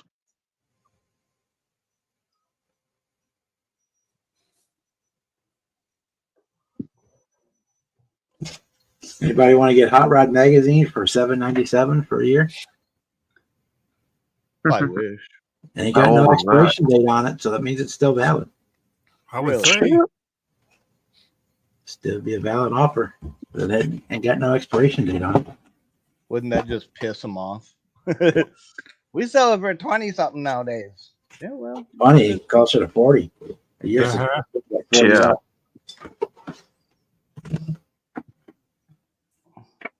we don't print them anymore. We only do online. Oh, the day Hot Rod Magazine goes online, I'm done. They already are online. I was gonna They're say. straight up. They're only online You now. can get no, you can still get paper copies, but they do digital copies too. Digital version. I knew they did digital, but once they get rid of the actual magazine, hang on a sec. And I believe they sell a digital version of all the, it's like a 5-disc set of all the old issues. Nice. It's It's like expensive. that I can get down with. It's expensive, but I do believe you can buy it all of the old issues on digital. An old archive would be awesome, actually. That I can get down with. But Hot Rod Magazine, not Hot Rod computer article. The only one I've got here, and I don't know where it's at, is the one with the Firebird on it, or the Fiero that I built. The I've black got and the- yellow one. Yeah, I've got that copy of Hot Rod, but I don't know where I put it. I got a bunch of pages from some old ass ones. I ordered a couple. Oh, I bought a couple of funny cars on eBay a couple years back, and I could tell it was somebody. Dude was selling a bunch of them. It was probably someone's like son selling their dad's collection. The box it came, it had paper all just kind of shoved in the box and crumpled up. And the dumbass had tore up a bunch of the old Hot Rod magazines the dad had collected and used them for packing paper. That's cool. Seriously. Oh, it was. Oh, I got a shit ton of them I saved in my closet. Like the oldest one in there is a half of a page from 1957. I think is what it was. Let's see. All right, guys, in the chat, I've been busy. It might be a little newer. I'd have to get it out and look at it. That's all right. The people in the chat been kind of. Kevin's keeping them company. Okay.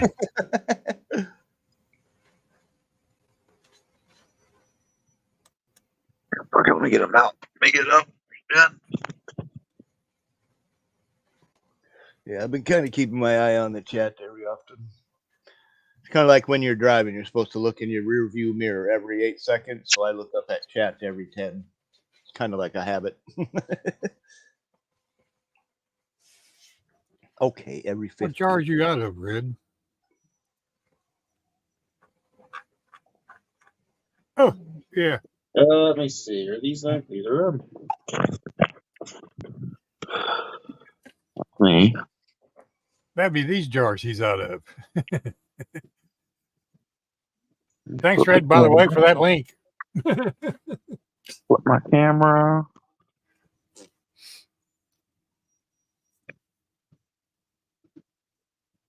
Turn the flashlight on so y'all can see them.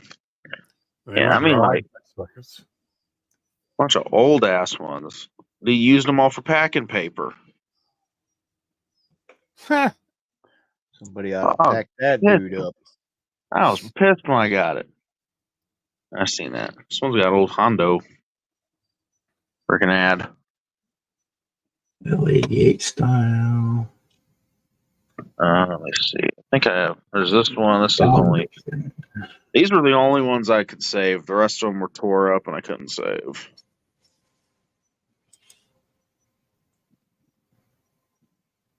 So you got the old. What's that? Watch this too. If they can save the $1 Million Man, you can save the Amazing. Bubble Up. The Goose versus Navy. That's a good article. Let me see. This one's a full page.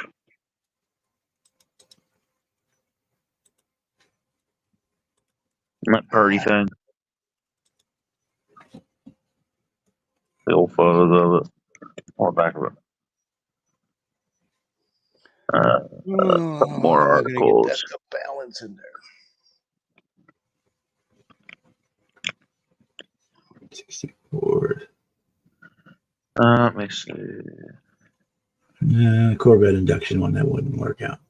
I think I'd like that one. Big Cow Mike induction. Mazda.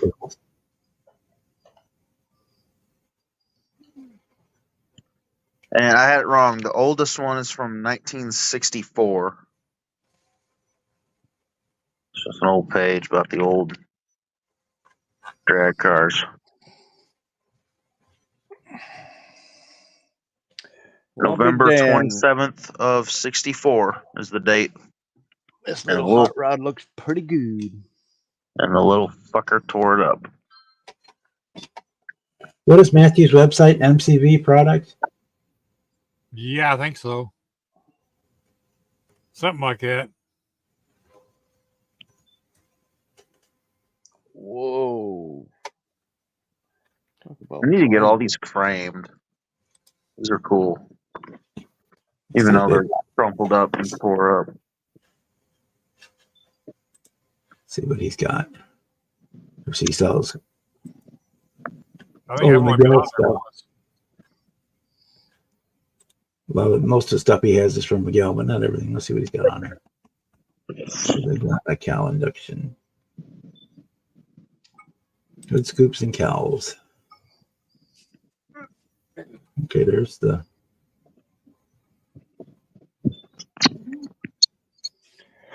Heck 'em up. Okay, so he's got the. I got to find the doghouse too for the Camaro. That was too big.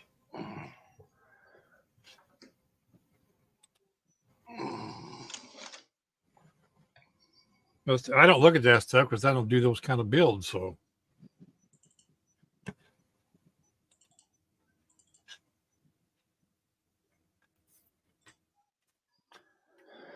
Did I have one for the wagon? Where are we at here?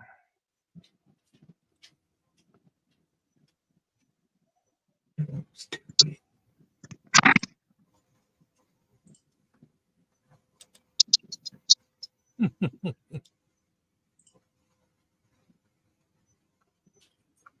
I guess I could shape it down. 25. does he have anything, Bob?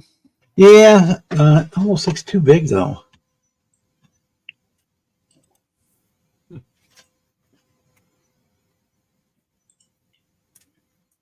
He's got the one like comes in the 66 Nova. He's got that one. He's got 5 different like how.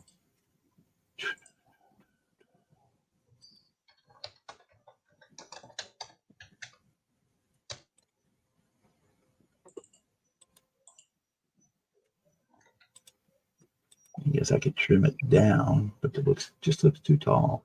Hey, Bob, Yeah, I got this. Do you want the hood scoop off of it?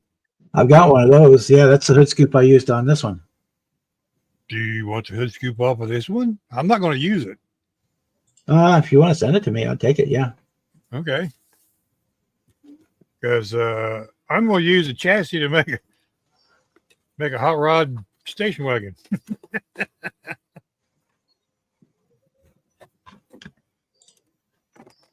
When you said no, I just remembered.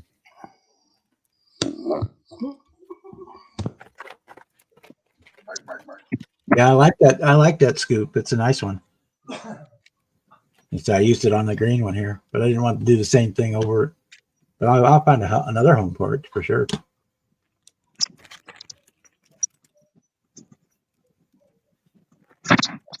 Oh, Scissors, where are you? There you are. Mr. Scissors likes to come out and play too. Some guy asked me on one of my videos, why do you do that? Because Mr. Scissors likes to come out and play. It's too big. Too tall. Yeah, his look too tall.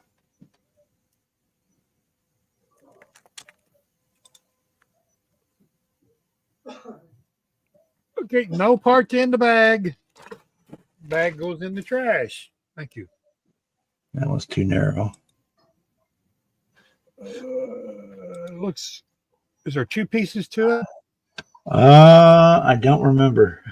Looks I like. think so. I think there's a ring. There's a top, and then there's like a ring that goes underneath. Is that the other piece of it right there? Yes, it is. Oh, where's the instructions, Bruce? Look at the instructions. Make sure. Yeah, there's also a big black piece that goes with it. There's like 2 of them, and they're rubbery, squishy with a hole in it. I've got lots of those. Yeah. I got lots of squishy. Yeah, I think you get 2 sets. You get a street slick and a regular slick in that kit.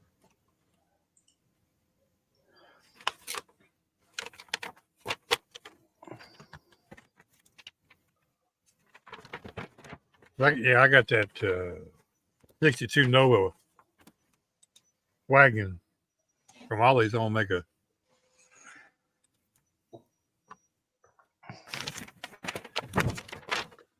modified street out of it. Okay, so where's the hood parts? There it is. So that would be, yes, that'd be those 2 pieces. Where'd they go? I lost them already. They're on the sprue still.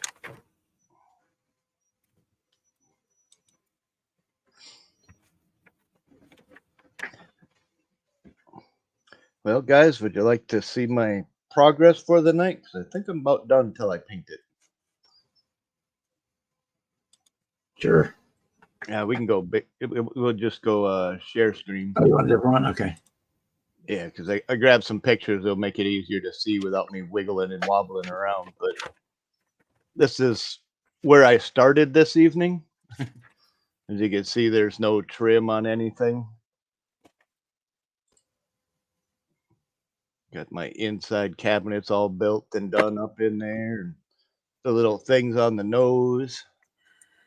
And then got the interior top-down view. It's got a single seat, steering wheel, pedals, and then a single piece of glass. And then that was earlier. There we go. This is what I finished tonight. This is the pictures I just took. You can see I got the trim all the way around, all the windows, the cab. Got all my glass cut for inside. Got my dashboard piece mounted. You can see I got this clear sheet in the middle. This whole back section is like a big popcorn machine. Looks pretty cool if you ask me. Yeah. Different. Can I say one thing? Yes, sir. I like it a lot. A lot. A lot. Yeah, now, Motors are I might even comment on the video. now I got to make some fender wells that kind of follow this arc. That they stop just about flat on the top, and then they come down and they go across, and then they come up, and then they stick out over this. And So that's all That's that's left is to make the fenders and put some more of this stuff on it. That's going to be too hard. You can't do that.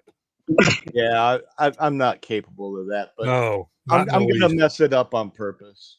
Yeah. Yeah. Okay, Bob. Here's your 2 pieces, buddy.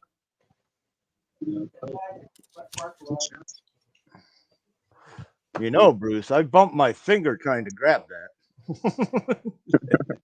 Sorry. that. Should be faster. Yeah. Should be further in the future where I could just freaking send it through the Yeah. screen and it'll materialize on the other side. That'd be Wouldn't that wild. be cool? Wouldn't that be cool? You want to send it to Bob? You just push it through his screen. Yeah.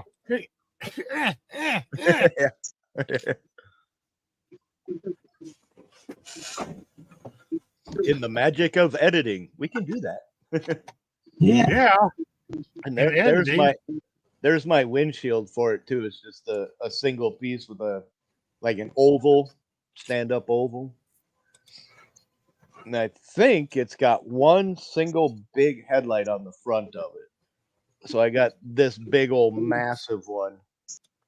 It's almost as big as my driver's seat. Yeah, that'd be cool. Yeah,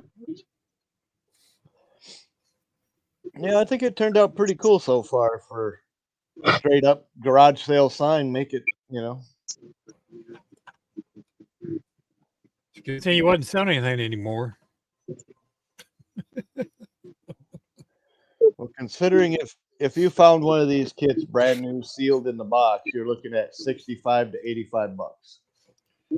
Yeah, And so this- when you get done, you can charge $250. Yeah, and this thing cost me about 48 cents to build it. Like I said, when you get done, you can charge $250. And you want to know where the 48 cents came from? Not the garage sale sign, but the freaking Rolaids. Well, They used to sometimes, make Tums bottles here in town. They don't do it anymore. yeah, I got plenty of Tumses. Sitting there with sometimes you freaking- need those. Red's Sitting here with- impressed. Mars. Yeah, I see that. Much appreciated. Those I kind of like cars it. are right up his alley anyway. Yeah, mine too. I mean, still, but nice work, buddy. Thank you. Thank you. Thank you. I think all of this is Chazelle.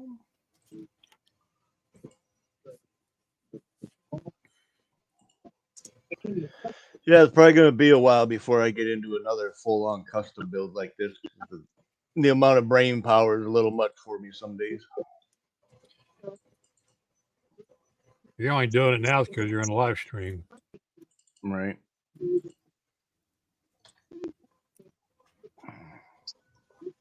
I kind of figured that was going to happen. Oh, well.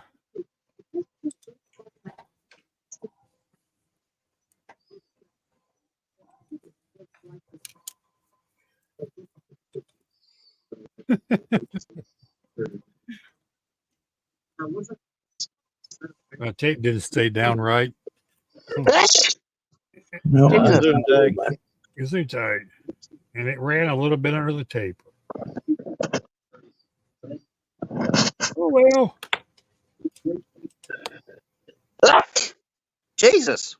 Holy cow. No, you ain't. No, you ain't. Yeah. I got headphones on. Yeah. Oh yeah, I'm a loud sneezer. Have a sneezer rude over there.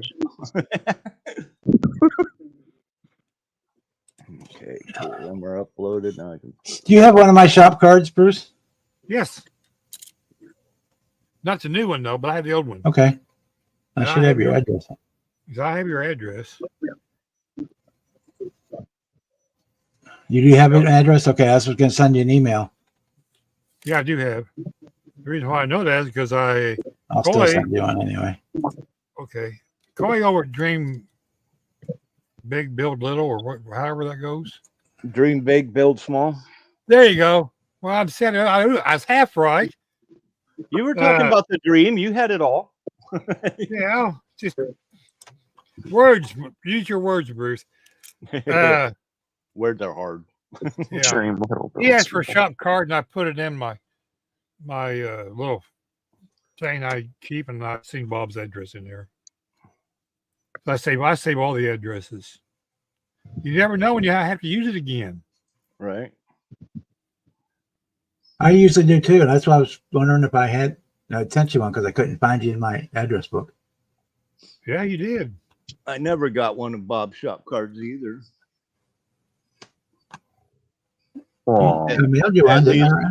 At least not his original Aerodome one. Oh no, well I don't have any of those anymore.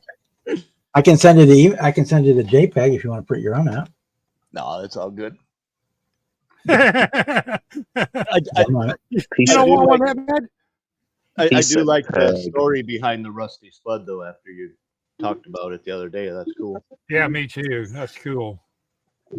Like I said, I had no idea what it was, what it meant, what it stood for.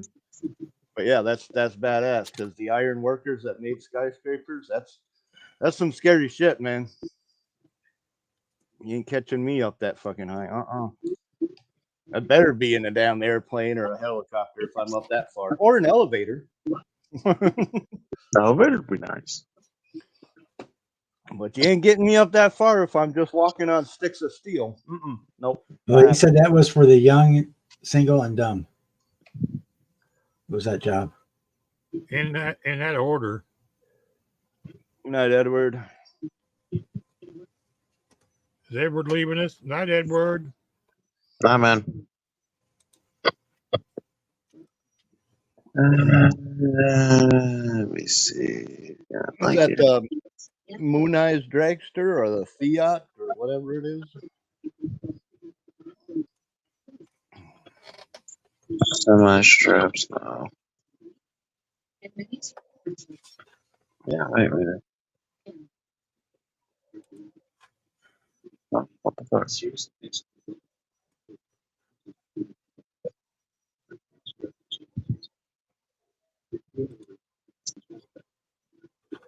I mean, if it's a model kit for $20, you're right. It's a good deal.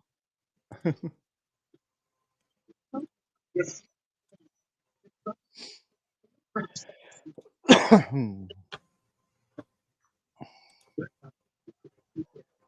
that's what I got. Moon Eyes for 20. Yeah, that kid I just got off of eBay. The guy sent it to me from Minnesota for $6. Something else here. Do this I will say yet. the chrome looks good, but the little chrome stripes down there don't look right. I love touch up. Thing is, it takes 3 times before I get it right. Touch up this side, I got touch up this side, and touch up this side. What you want, buddy boy? Yeah, I know. Why the fuck does it do that?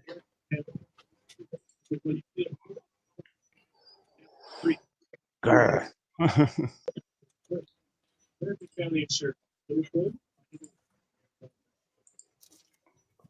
Alright, I'll just close that out.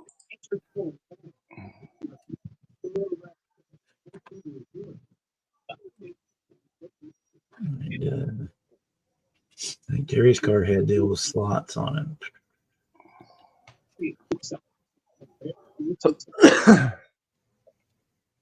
Yeah, I should have grabbed them when they were $15 a piece. Now that they're 20, it's like, now you know I get 2.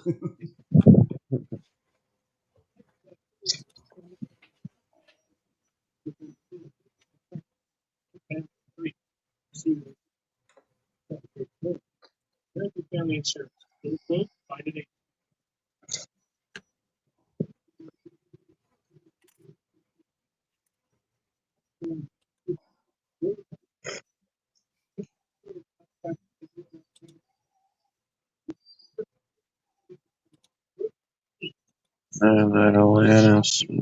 Oh, the Atlantis one. Okay, I know what you're talking about now.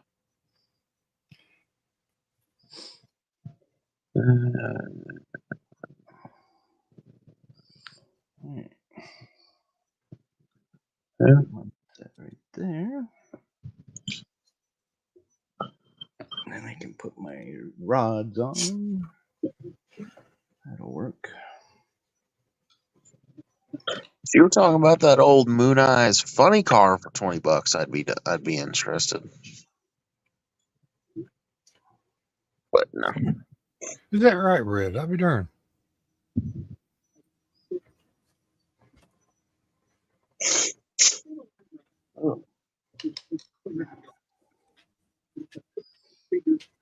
Yeah, Rambler 69 Moon Eyes.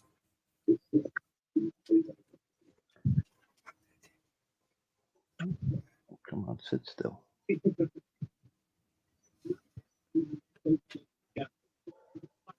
That is a neat idea, though. Needle and threads. Sew up the seat.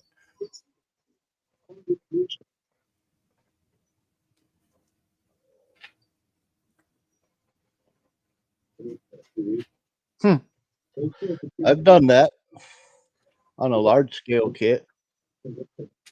Just use some small strand copper wire, drilled both holes where it starts and where it ends, and kind of did my own piping on a seat. There was actually an issue of Scale Auto magazine where they talked about how to do piping on interior for seats. It was actually pretty interesting. It is impressive to see that fine of a detail.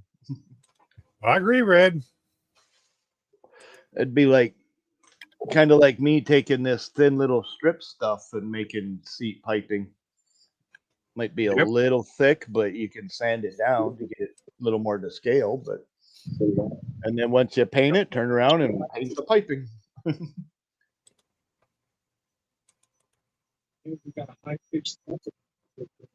That'd be cool, like on a 57 Mm-hmm.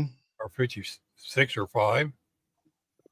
I'd like to do some of that gel type material they had in the days, the old waterproof stuff like on the dune buggies and things, Yeah. or even in boats where it's like a vinyl, but it's old school metallic or glittery or whatever, but it's like a gel looking thing. Mm-hmm. Yeah. I've tried it with like that multicolored duct tape, but it don't stick for shit and it don't look right, so that didn't work.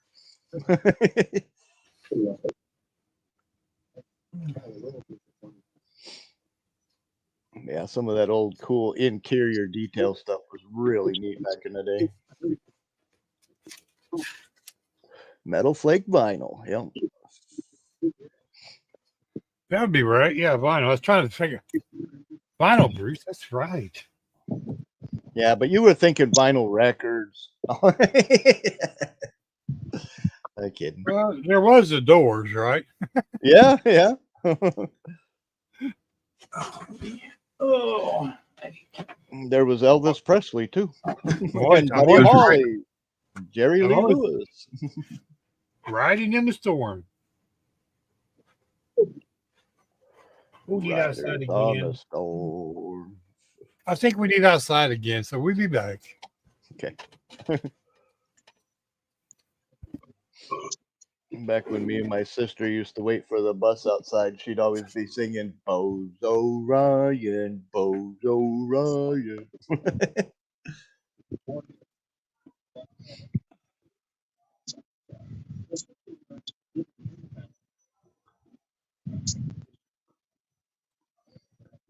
The Roodles or the rules?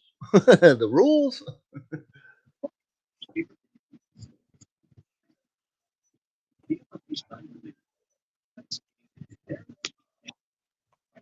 okay.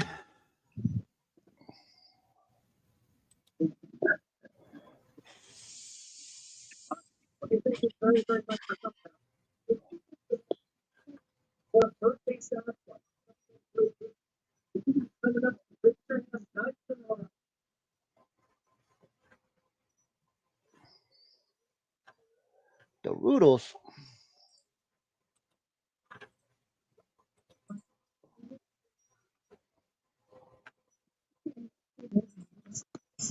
All you need is cash. Okay. Have to jam that out later. After the stream.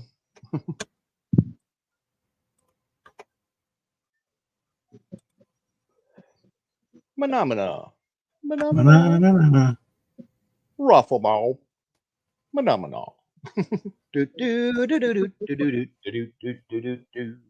Ruffle ball. I gotta love that fucking World of Warcraft version of Phenomena. Fucking dude. He's doing all the little texting speech things. A Beatles parody band. I didn't know they had parodies way back then. That's cool. I'm definitely gonna have to check it out, man. I got it open in another tab. We can check it out. I like parodies. Ed, what's up, Mr. Eddie Wood? Yeah. Hey.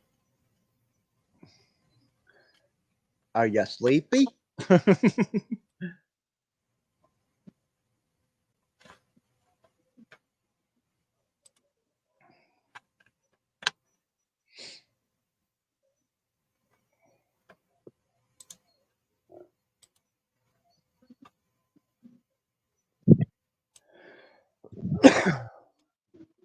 Just got out the shower. TMI, buddy. No, I'm kidding.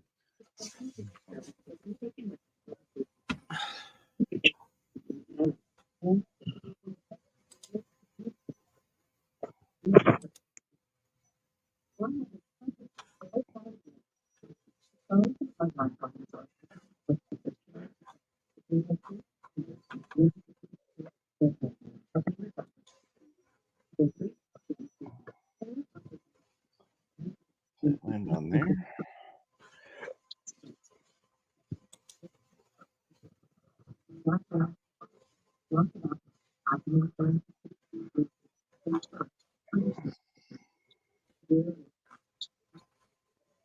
Bonzo Dog Doodah Band. Huh? Cool. One hell of a name. Yeah, back in the day, they weren't what they were running nowadays. That's for sure.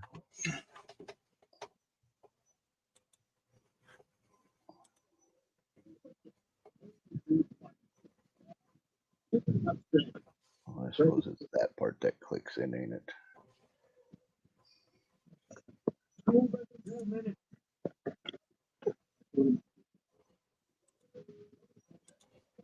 Hop down in there.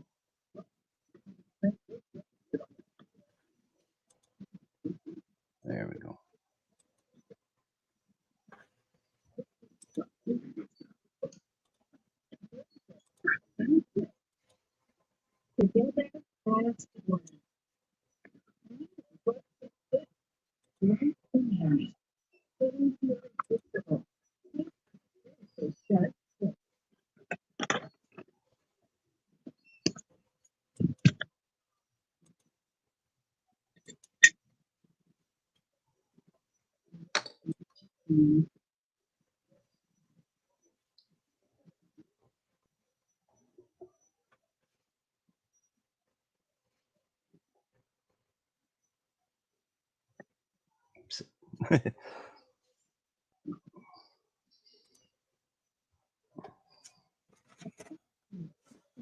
Okay. Hopefully that all went through.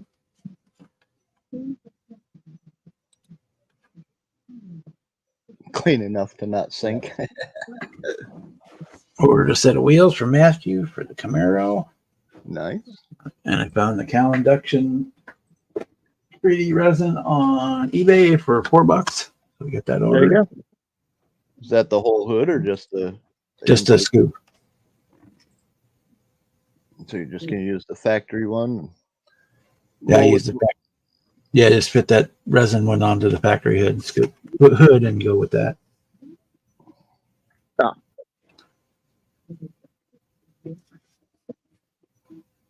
Sink, stink, same difference, Ed. Same difference. Welcome back, Bruce. Hey, Just so you know, you missed stuff. Okay. So sad. I know, right?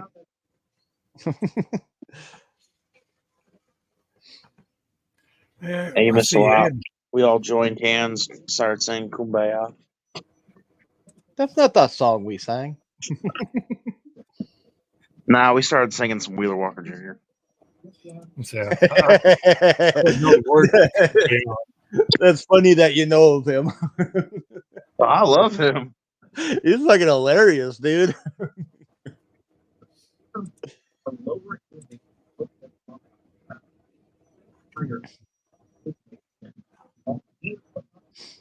He was in St. Louis a couple weeks ago, man. I'm not 18. I couldn't go. Yeah, you definitely have to be 18 or older to go see him. Yeah, they won't let you in without. I don't think he's got a clean song in the bunch. That'd be a wild show to go see, though. Oh my gosh. From the videos he posts of his shows, oh my gosh, it'd be fun.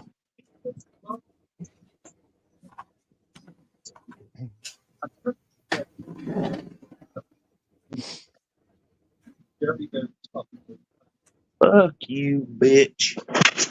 You broke my heart. Oh, fuck. I get back in bed.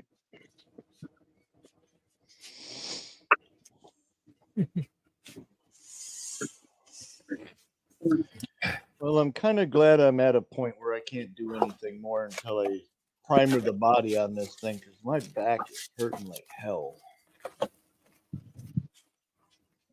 Sitting up, sitting back, sitting up, sitting back. My body's just hurting.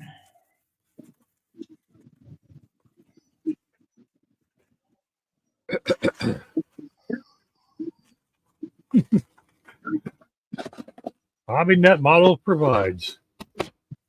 Did you put that little tiny hood scoop in there? Box I got. Well, if it works, it works. It'll hold the label at least. Well, that was not my other thought too. Because it does hold the label. Yeah, I've had small little like earring boxes or something. That's like, I gotta find a big enough one to put a label on the thing. You know? Well, I got some of those, but I have to put it in an envelope, so I might as well just put it all in a box. All right.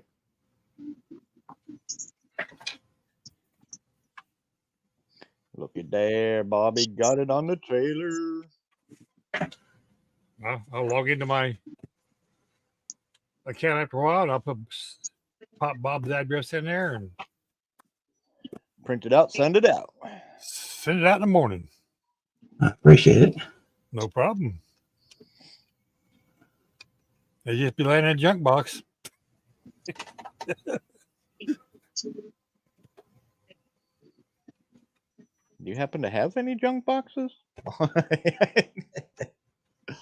I have a few. Here, I thought they were parts boxes, but okay. Okay, I have junk boxes and I have parts boxes, and then I have other parts boxes. Yeah. I got junk stuff. They're not necessarily in a box. They're just piled here and there. Well, I've thought about that, Red, but I wouldn't want it to get squooshed. Right. You know, our mail service. It's the WB trailer, ain't it, Bob? Yeah.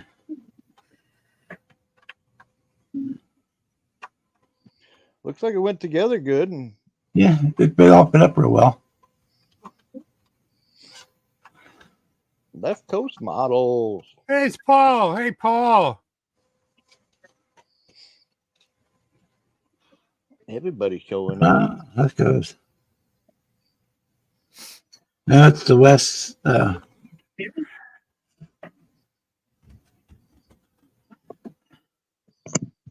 It's the West's model car garage trailer.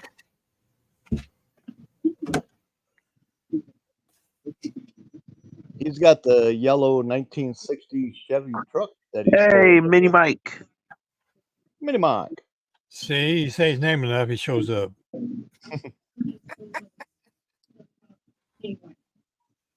Yeah, I got the There, Jason. And KRD, Joe. What the Hey, hell? Did Ray. everybody just Whoa. get released? prison, Somebody, supper- somebody, somebody opened the gate. prison roll call just got out. Somebody opened the gate and everybody's coming out. All at once. Paul, Mike, Jason, Joe. What's up, everybody? It's just, hi, everybody. Yeah, right. The stream just start. Apparently. Yeah, it just started 2 hours ago. No, Just now, 2 hours ago. Yeah, Mike. Couldn't tell you. See, look at that combo. What a Oh, set. yeah. What a sight. That's awesome. I'll shoot a picture that I can put up. Making me dizzy. Izzy.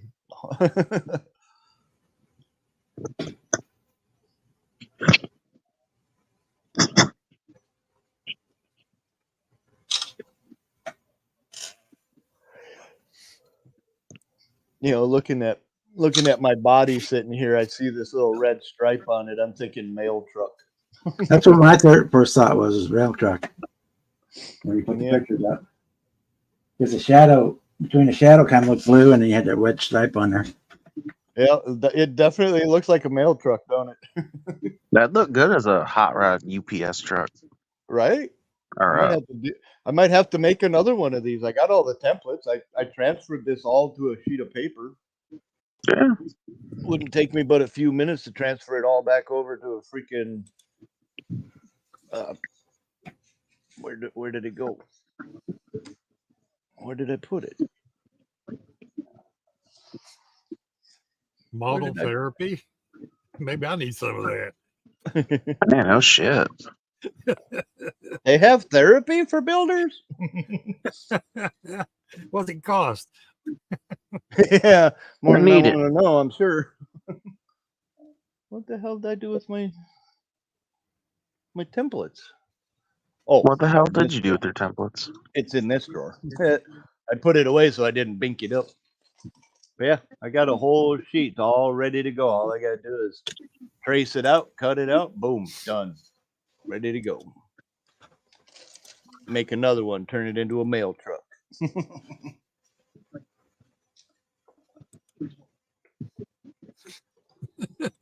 That's What when you the- bring out the big hammer, Paul.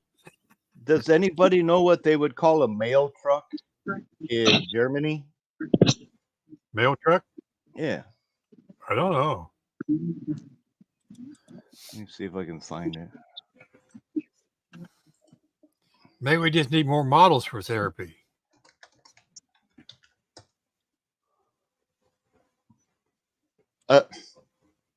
That's not what I asked. Hail man. Oh, Hail mailman. Last Kraftwagen. Last Kraftwagen. That would be a mail truck in German. I'll take your word for it. Well, I just looked it up. What do they call trucks in Germany? Okay, well, that's just trucks. I want mail truck. What the fuck? Von For- mail truck. Well, it stands for heavy goods vehicle or simply lorry in English. No, I don't want a lorry. I married one of those, so I don't need another lorry. Last Kraftwagen stands as a designate vehicles which are mainly used for transporting goods. Last crap Wagen. Okay. Or we could go with Breittrager. Yeah. Rice Frogger. Okay. BRIEFTRAGER. Rice Frogger. Okay. Breif. You got to get the Breif in there. You got to say it like a German. It's not Italy. I was saying Rice Frogger. Yeah, not even close. Yeah, no, that's what you said. Oh, there you go, Bob. That's good. You finally got the Cummins into the boot hill? That's cool, Mike.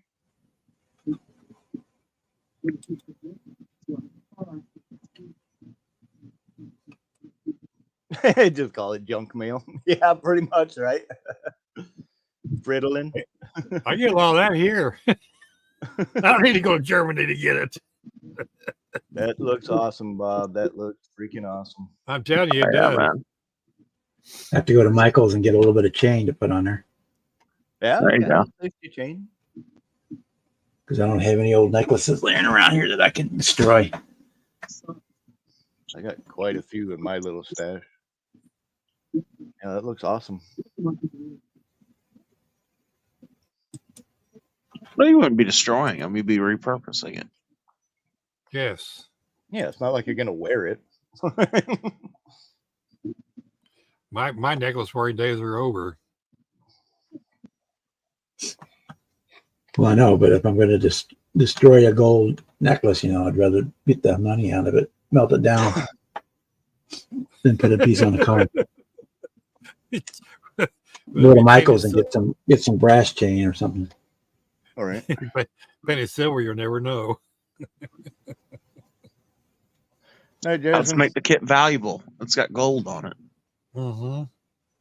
Bling. It's been bedazzled.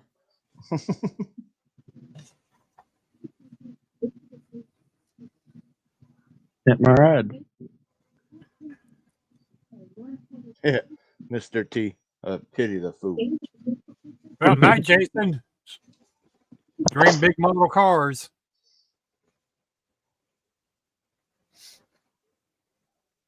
Yeah. The square ones just didn't fit right, so I had to use round tires. That's comical right there. He could have used the octagon ones I sent him, but he said they were a little lumpy. They're only flat on one side. Yeah, Hey, the backside. anything's better than a flat tire. Well, they're only flat on one side. True. Damn. They still hold air, just not as much as they used to. Or How do you- asphalt. Look, there goes the hood. It does have an actual trailer hitch on it too. So Nice. Did that come in the kit, or did you pull that separate? no, I stole it out of the Prowler kit. Well, I had it Oh, extra. yeah, that's right. That's right. I remember. I you got two saying. Prowler kits and I didn't use the trailer on it. So, but I had to scratch build the mount for it, the cross member and stuff. Yeah.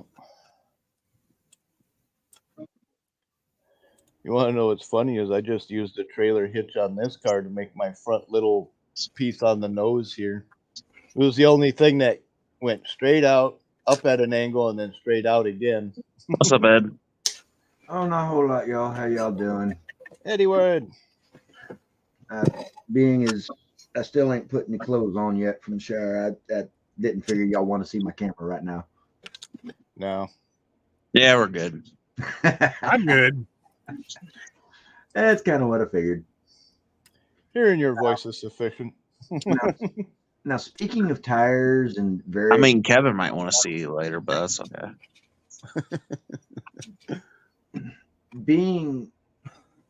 Talking about tires and the various shapes of them and whatnot, being as I am actually part Sicilian, I'm actually 1/4 Sicilian, I'm allowed to tell this joke that I'm about to tell. Y'all know why Sicilians and Italians do not like driving cars with flat tires? Why? They go wop wop.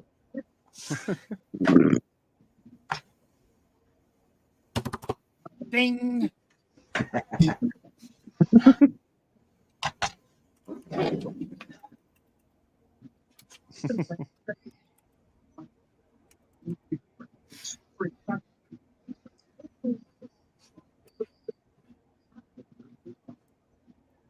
Well, I'll tell you right now, if anybody's got oval shaped tires, I'll take them.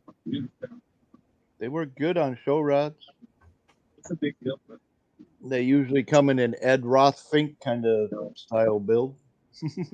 Without papers.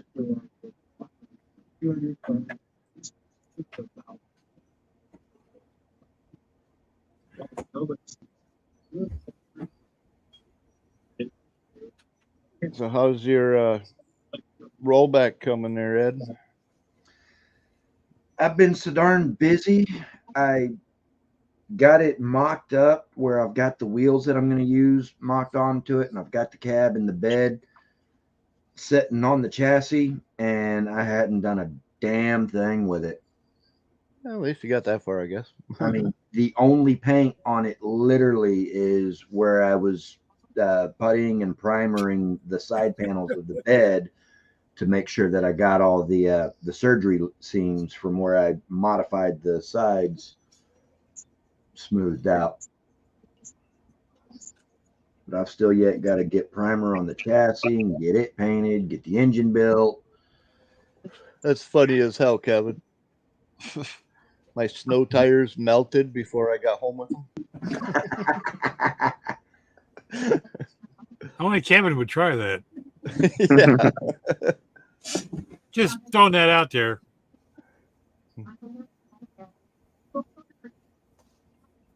But I'll pay for that one later. You might. I'm sure. I don't know if you've Right, seen well, I don't like a spaghetti. I prefer linguine. I don't know if you've seen this yet, Ed, but this is my latest project. All custom built from scratch. Mail truck. It does look like a hot rod mail truck. Yes. Mail truck. It's actually a little popcorn wagon. The back in here has a little clear glass wall that I put in there for the popcorn in the back.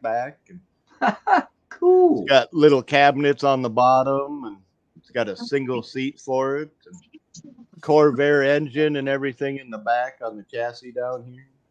Nice. But yeah, when we were talking about making it a mail truck, I'm like, I could do this as a mail truck without a doubt. But what I thought was funny is this is a popcorn wagon, or called Gruber wagon. I was like, cool. It's got DoorDash. It's got Grubhub.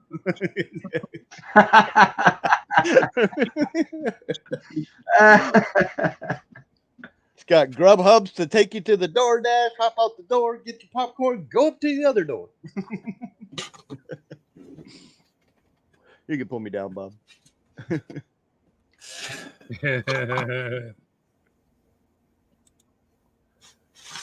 Yeah, it's kind of reminiscent to a Mack C cab nose, that's for sure. Yep. There was a specific name for whatever it was, the guy that designed these, because they were all artwork, but they were original vehicles back in the day, and I don't know if they were Mack or not, but it has that same beer wagon nose on it, you know.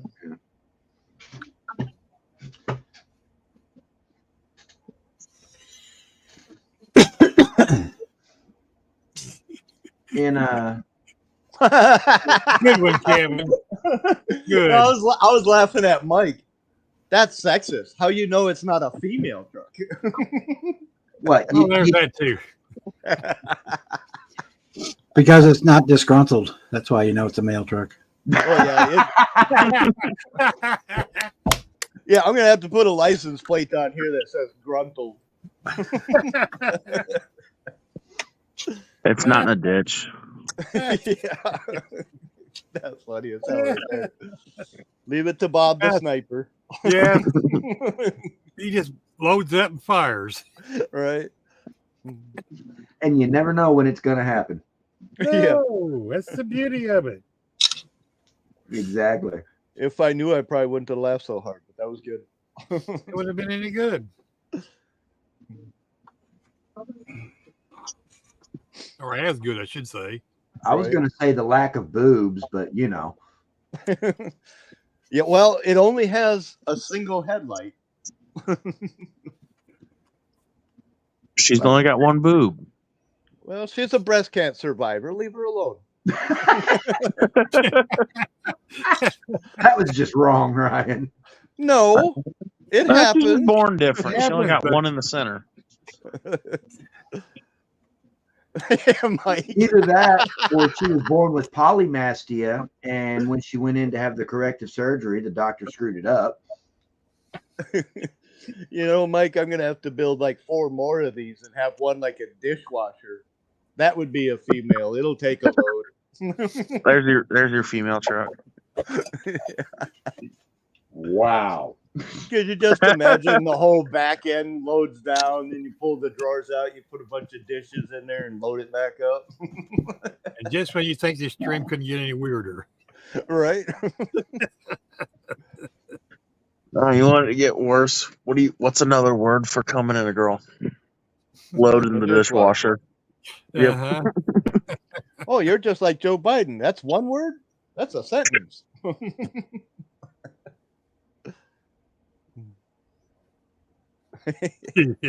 on her forehead. Forehead, yes.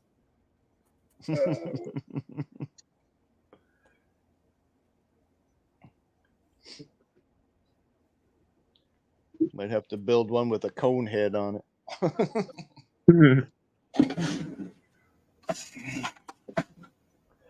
Yeah, I'm pretty happy with this. It turned out pretty good being completely made out of a garage sale sign. Morning, Richard. Hey, Richard, how you doing, brother?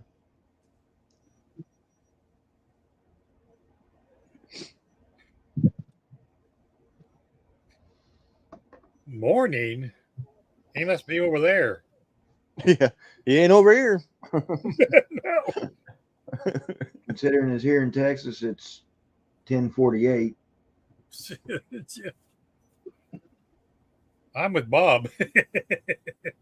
She opens the car door, Red.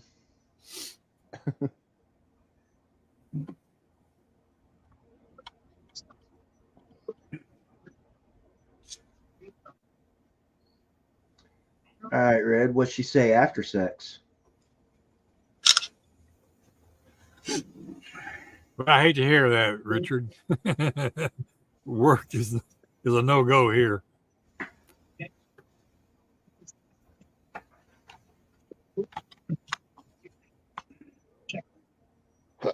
Yeah, it's a 4-letter word. Are you all on the same team?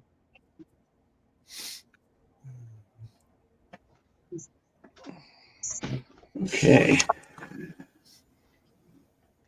What does she say after sex? Done already? No. Are you all on the same team? I didn't hear the end.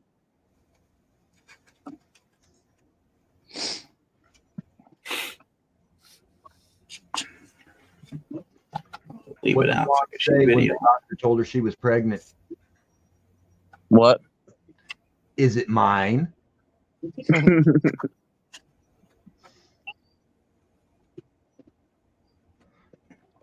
Holy heck.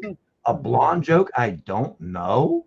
I like her. I like that.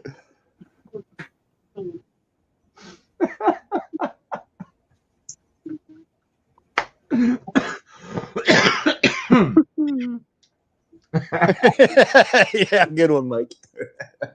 Hell if I know. I left.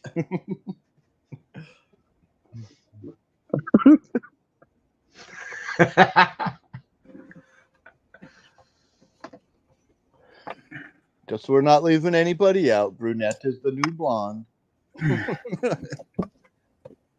Or should Even we say Pawpaw's in here. Jeez, oh Pete. I've always favored the redheads myself, so we all Yeah, that was me. Auburns and redheads. Yeah. That's why I married two of them. Anybody in here know what the similarity between a blonde and a screen door is? not offhand, no. The more you bang them, the looser they become. You don't say. Is that why you need lube? To keep the squeakies away?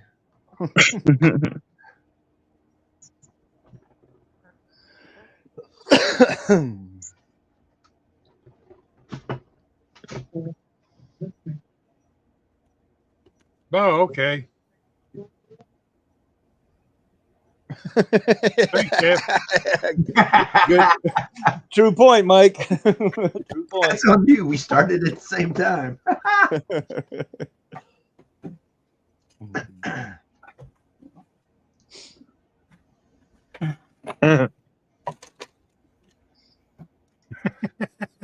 It's like that old Progressive commercial with the guy in the dollar bill. Got to be quicker than that. Blonde, They call brunette, me Rabbit. are walking down the sidewalk of a downtown shopping center. They're just kind of window shopping. They're all three pregnant. Redhead says, "Yeah, I'm going to have a girl." Brunette says, "Well, how do you know?" Redhead says, "Because I was on the bottom." Brunette says, "Yeah, well, I'm having a boy." Redhead says, "Well, how do you know?" She says, "I was on top." 3 blocks later, the blonde stops her 2 friends and says, "Wait a minute, guys. I'm having puppies." Oh God. She did it doggy style, did she?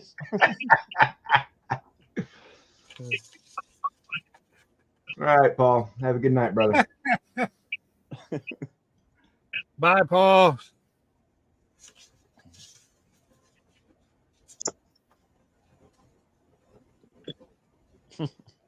Sure, we'll be here for a while. We will. Okay. Yeah, what is it? 11. Yeah, we can get 1 more hour. In that case, I better take another naproxen. I'm about to go take my adult shot.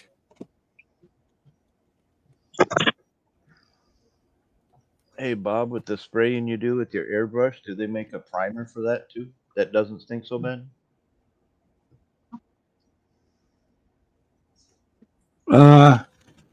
I usually use the primer or the Tamiya or Mr. Surface or Mr. Color, Mr. Hobby, whatever.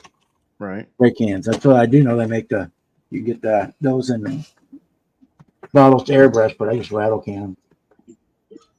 I Does just it throw stink most as of bad it. as most normal primer? Yeah, but it gasses out pretty quick, so not too bad. Well, I'm not too worried about the gassing. It's more or less the smell. Yeah, it smells like lacquer, but it's not real bad. I wouldn't mind having something where I can spray this inside because it's late at night and I want to work on it. I don't want to step outside in the cold and have a freaking activation issue, you know? Say, Mike. I've never really had good luck with acrylic primers. They use them actually as a primer. If the I boot do, Mike. You know I do, Mike. inside Hop in that, and show us. if the boot hilt you're working on is turning out anything like any of the rest of your stuff, you ain't messing it up. He's got a twin turbo diesel in it. He's going 4x4 with it. He's going off road in a boot hill. Turbo. Hey, Mike. What's up, Hey, man? everybody. What's up, man? I thought I'd show you this turd that I'm destroying this perfectly good kit with. But No, you're improving it. that is a lot of diesel motor in a little bitty space. Had to turn it around so the motor faces backwards. Motor faces the back. This is just mocked up for now, but this Oh, is that's the way badass. I was going to fit in there. I got it channeled out on the bottom where the plate is. You guys that are familiar with this kit know that the motor usually went here, but now it's turned around and sticking out the curtain on this side.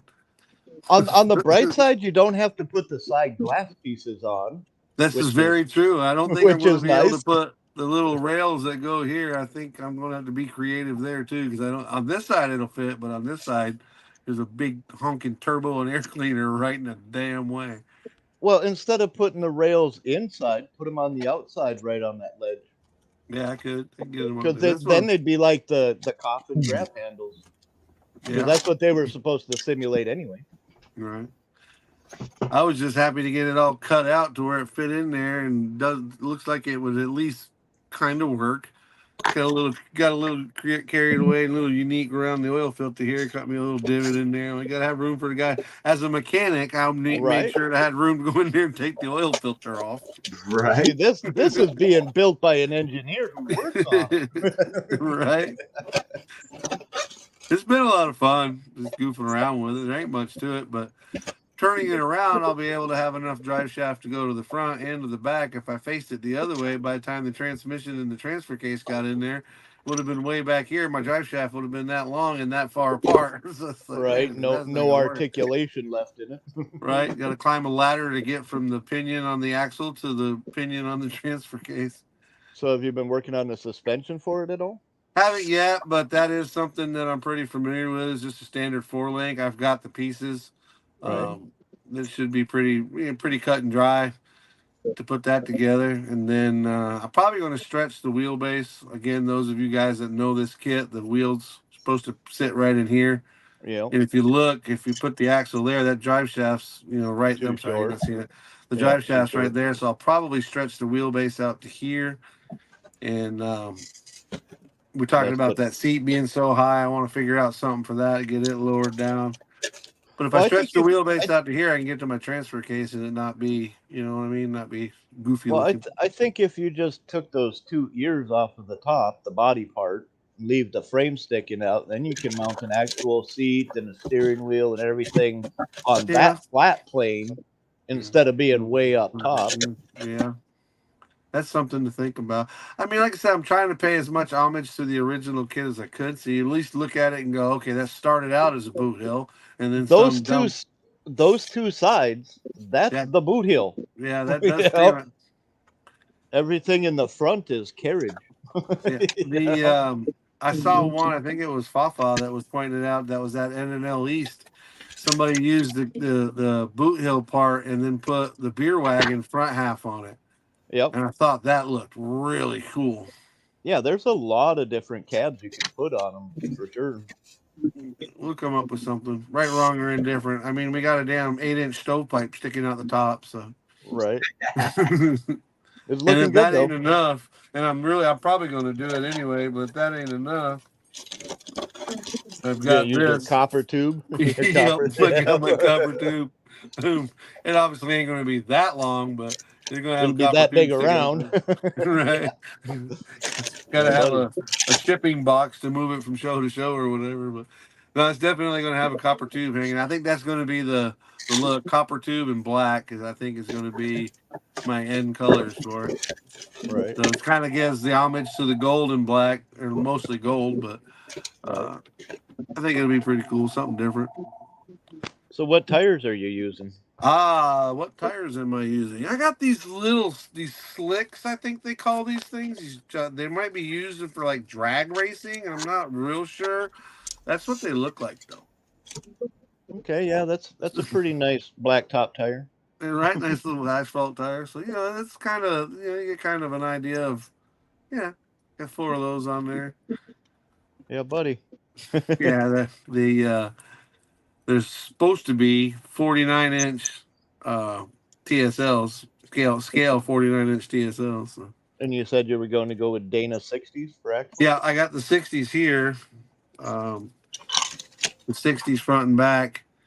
Yeah. That'll what I like about these is the whole axle's just bare, right? So when I go to put my mounts for my 4-link, I got all that room to put them wherever I need to put them Yep. to make it Left and work. right or centering and everything. So we exactly. can have the offset front one. Yep.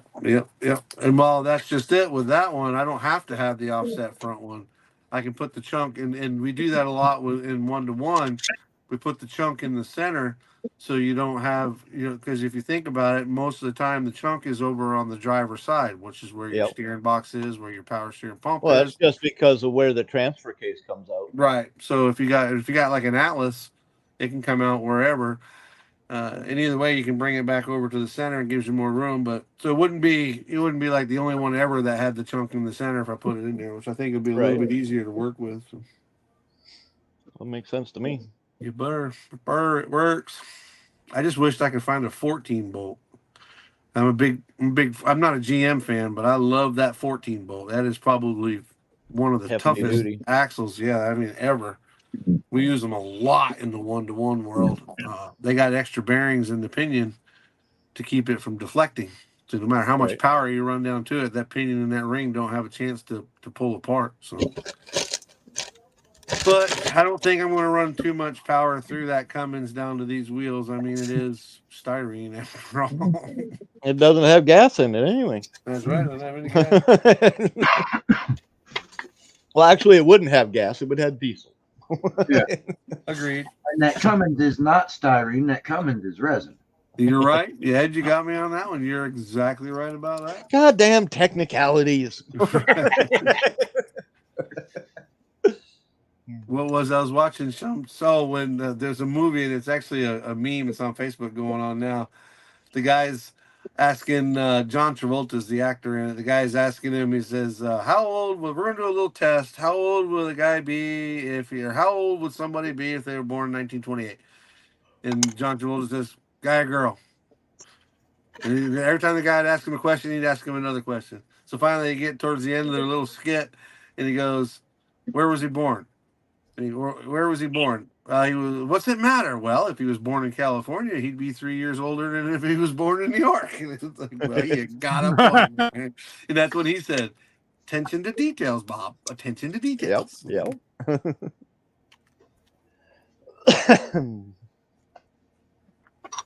Technicalities. Technicalities. Yeah, these are the VCG. Jason or Josh rather over at VCG printed these. These are really cool.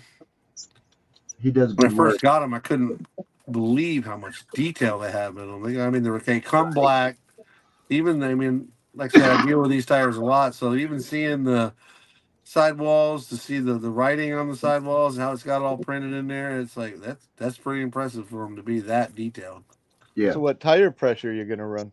Well, you know, it's going to be a lightweight rig, so we're going to keep the air pressure a little bit low, but we do have bead locks, so when we're off-road, we'll be able to air down to 4 or 5 pounds and not have to worry about the tire coming off the bead. You get more than 4 or 5 pounds of pressure in them tires. I want to see it. It'll look like a balloon. Right? Either that or look like a grenade went off. Everybody else, everybody doing all right tonight? Oh yeah. Having a good time? I'm trying to, been working on trying to figure out how to get this. I don't know if I'm going to do an auction or what I'm going to do, but I got a crap ton of kits I got to sell. Or I don't got to sell. I'm trying to help the guy out. So, but I'm thinking about. Well, is there you have a show coming up soon, close by? No, well, yes and no. Southlands is on the 18th, but this guy, he's not interested in loading the kids, right? Yeah, I'm attached to these things. I'm calling them my kids now. He's not interested in loading them up, and he will not. Bless his heart, he will not let me leave that property with one kit that's not paid for. And I told him, I said, listen, I'll bring a bunch of them to my house. And I'll sell them one at a time. We'll take pictures of every one that we load up. If we take 100 of them, we'll take pictures of every one. You tell me the minimum price. I'll put them up, and I'll sell them to my friends, you know? And he was like, I'm not going to go down there to his house and do it and sit out there in his garage half the night. That's not happening. So he's like, nope, they don't leave here. He said, I like you. I trust you and all that. He said, but they ain't leaving here without them being paid for. And I'm not buying $7,000 worth of kits to try to get it back $15 at a time. I ain't doing that. Yeah. Say, Mike, was there? I saw the short that you posted on that, and I didn't notice. But were there any third-gen Camaros in that stash? There was so many kits. I'll be completely honest with you. There's over 4,000 aircraft type military armor type kits. Yeah, there's every bit of 2,000 or better of automotive kits. To tell you there is, I can't. To tell you that there most likely is, yeah. The guy was definitely a race car drag racing type guy. He doesn't have like Johan kit. I mean, he had a couple Johan kits, but you know who scabbed them up. Yeah. That would be this guy. But he had some sprint cars, and he had some of them old Mustangs that Revell came out with, them road racing Mustangs. And I've got enough, I like those, so I got those. But most of what he had was drag racing oriented, whether it be a funny car, pro stock, rail car, or what they call it, top fuel or whatever. That's most of what he had. And he's got a lot of Tamiya kits in there. Pro stock. I did notice the pro stock Oldsmobile that he had in that stash. Yeah, he had 2 of them. He had the Warren Johnson, and then there was the Purple Power one, or Super Clean, or whatever it was called. Super Clean. Yeah, those are both in my stash. Oh, you saw. Yep. I didn't have them, so I had to have them. The truth is, though, you can buy the super clean one. You can find it pretty regular, and then Yeah. go to like STX Slicks or one of them and get the Warren Johnson decals. It's the same damn kit, Yeah. but the Warren Johnson one is hard to find. It's not impossible, but it's a little bit difficult to find. That last video you posted, Mike, is that what the guy had? Yeah, that's what's in the storage. There's two locations. There's the garage, and then there's the storage shed. And the storage shed that's what the video was. That's Okay. the guys that. Yeah, I didn't see anything extraordinary in there myself. I watched it without the sound because I was someplace where I couldn't have sound on earlier. Yeah, all it There is was me absolutely talking. nothing that I couldn't find without a simple Google search. Yeah, that's what it is. It's not rare or hard to Or find phone a kits, friend. but they're It's there. just the amount of them. It's just the Yeah. amount of them. Yeah, he's got just a crap ton of And them. he's not in a climate controlled situation. So Nope. Yeah, the longer he keeps them, he's going to be stuck with garbage. Yeah, if he's not careful, and that's exactly what I told him. Same thing, I said they're not, and they've put him in there because they got to have room to do what they're doing. But the goal right now is to get the garage cleaned out because the garage is temperature controlled. The storage unit is not, so it's to try to sell as much as he can out of the garage to be able to empty out the storage unit twofold to help save the kits and not have to pay for storage. But 90% of what's in empty there, the unit first. It's just costing money. and that's what he's trying. But he doesn't have any place to put them in the garage, so we're going to start at the garage and work our way out from there, I guess. Has he actually prioritized what he's keeping? He has or is he intent on nothing. getting rid of all of it? He's getting rid of every bit of it. He had, like I said, it was his father that died, and that was his father's personal collection, and he has no interest in any of it. He wants to see it go. He wants to see it go to people that are like-minded as his father. He truly doesn't want to have somebody come in and give him $5,000 for the whole thing and then take it out to a show. And let's say he pays average $3 a kit and he sells them at some show for $25. He doesn't want that to happen. Although, if it gets down to it and that's what it takes, that's what it takes. He wants people that had the same mind and mindset as his dad, which is, every one of us. Buy something because they want to build it and enjoy it. But it's going to be what it's going to be. He has a year, a goal of a year to get rid of everything, and he should be able to within the year. It's just literally this is his father died in the middle of March, so they went through all that stuff. He's just now getting started on getting rid of this stuff. Right. Tell you what, make a list of any third generation Camaros that he's got, and then let me know, and I'll work something out with him on that. Probably going through you, obviously. Well, yeah, I mean, it's just he's really fair minded. If the kit's worth, and not eBay worth, like legitimately worth $30, he wants $15 for it. Yeah. If it's legitimately worth $20, he wants $10 for it. Yeah. And I think that's plenty fair. But the problem, like I was telling him as well, the problem you run into is, somebody in Oregon wants a $10 kit. By the time they spend the $10 and the $15 to get it shipped to them, they're not, it's not like it's a unobtainium kit. They probably could find it around Oregon for less money and not have to wait for it. Just exactly what Marcy was just saying. They're not unobtainium, but there's just so freaking many of them. So for somebody that was, somewhat local, they'll make pretty good deals for them. We'll get rid of them one way or another. We'll get rid of them. Yeah, and he's down there local to you, obviously. He's about 30 miles from me. I know a couple people that buy entire collections. That's exactly what he doesn't want to happen, because they're going to buy the entire collection, take it to a show, and sell it for a profit. And that's probably going to be the only way he gets rid of any of it. That's the unfortunate truth. In the end, it's not a bad deal to get off the rest of it, but not the way to start the sale. That's exactly where we're at. I've already sold, 60 of them, and then I've got another list of people like y'all just asking about different stuff that's probably north of 200 kits right now that I've got to go down there Wednesday and look Right, through. but So he's you're still right. in the But in thousands. the end, it's He's going to be stuff that, unorganized and has an yeah, uncontrolled environment. yeah. Yeah. Those But by days are the end, when completely you get numbered. down to the, you know, the old monogram that happened to be over in the corner or something that's, you know, then it's going to be here. There's another 150 kits left. Come buy it for whatever and be gone. But Yeah. we'll see what happens. You know, yeah, Something we'll see what else I'd happens. be interested in out of that stash, if there's, I noticed there was one OBS Chevy in there, the step Yeah. side, Yeah. but any OBS Chevy pickups, the I saw one 88 to 98 Chevy. 450. Yeah, I saw one 454. Now I bought the 199 Silverado. I bought that because, if I'm being completely honest, I didn't realize it wasn't a Cat Eye until I got it home. I drive a Cat Eye Chevrolet in 03, Yeah. and I thought that was a Cat Eye at first glance until I got it home and realized it's the 99 to 02, which is not a Cat Eye. In fact, Jimmy, if I'm being completely honest, Jimmy pointed it out first. Yeah. You talking about the 99 Chevy Silverado Street Machine? Yep, the Silverado. Yeah, that's the front portion of the chassis and cab that I'm using on this rollback that I'm building. Cool.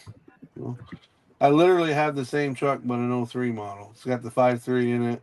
Mine's red, and it's got 400,000 miles. It's not new. Let's just say it's not new. I haven't known what my oil pressure is, how fast I'm going, how my alternator's working, or anything in the last 4 years. Because the dash, I don't know how familiar you guys are with them, but those dashes, That's no good. they go out. I Yeah, can't. how fast you're going part.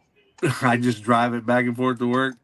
Nah, I like I said, the dash went out at 400,000 miles. I have no idea how many miles. I do have one suggestion. If he's interested, toss it towards him. If he's not, he's not. But Spotlight Hobbies here in Michigan does buy collections. They would he's give gonna you run a into that legitimate price. when he gets to the military aircraft stuff he has, because I don't have any connections in that world.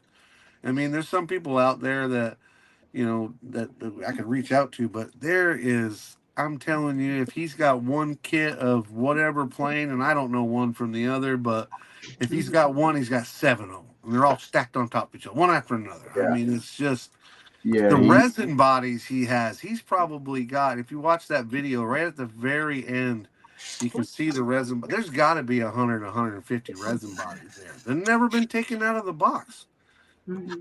You know, it's just, the guy was a collector and he wanted to have everything he wanted to have, and by God, he got everything he wanted.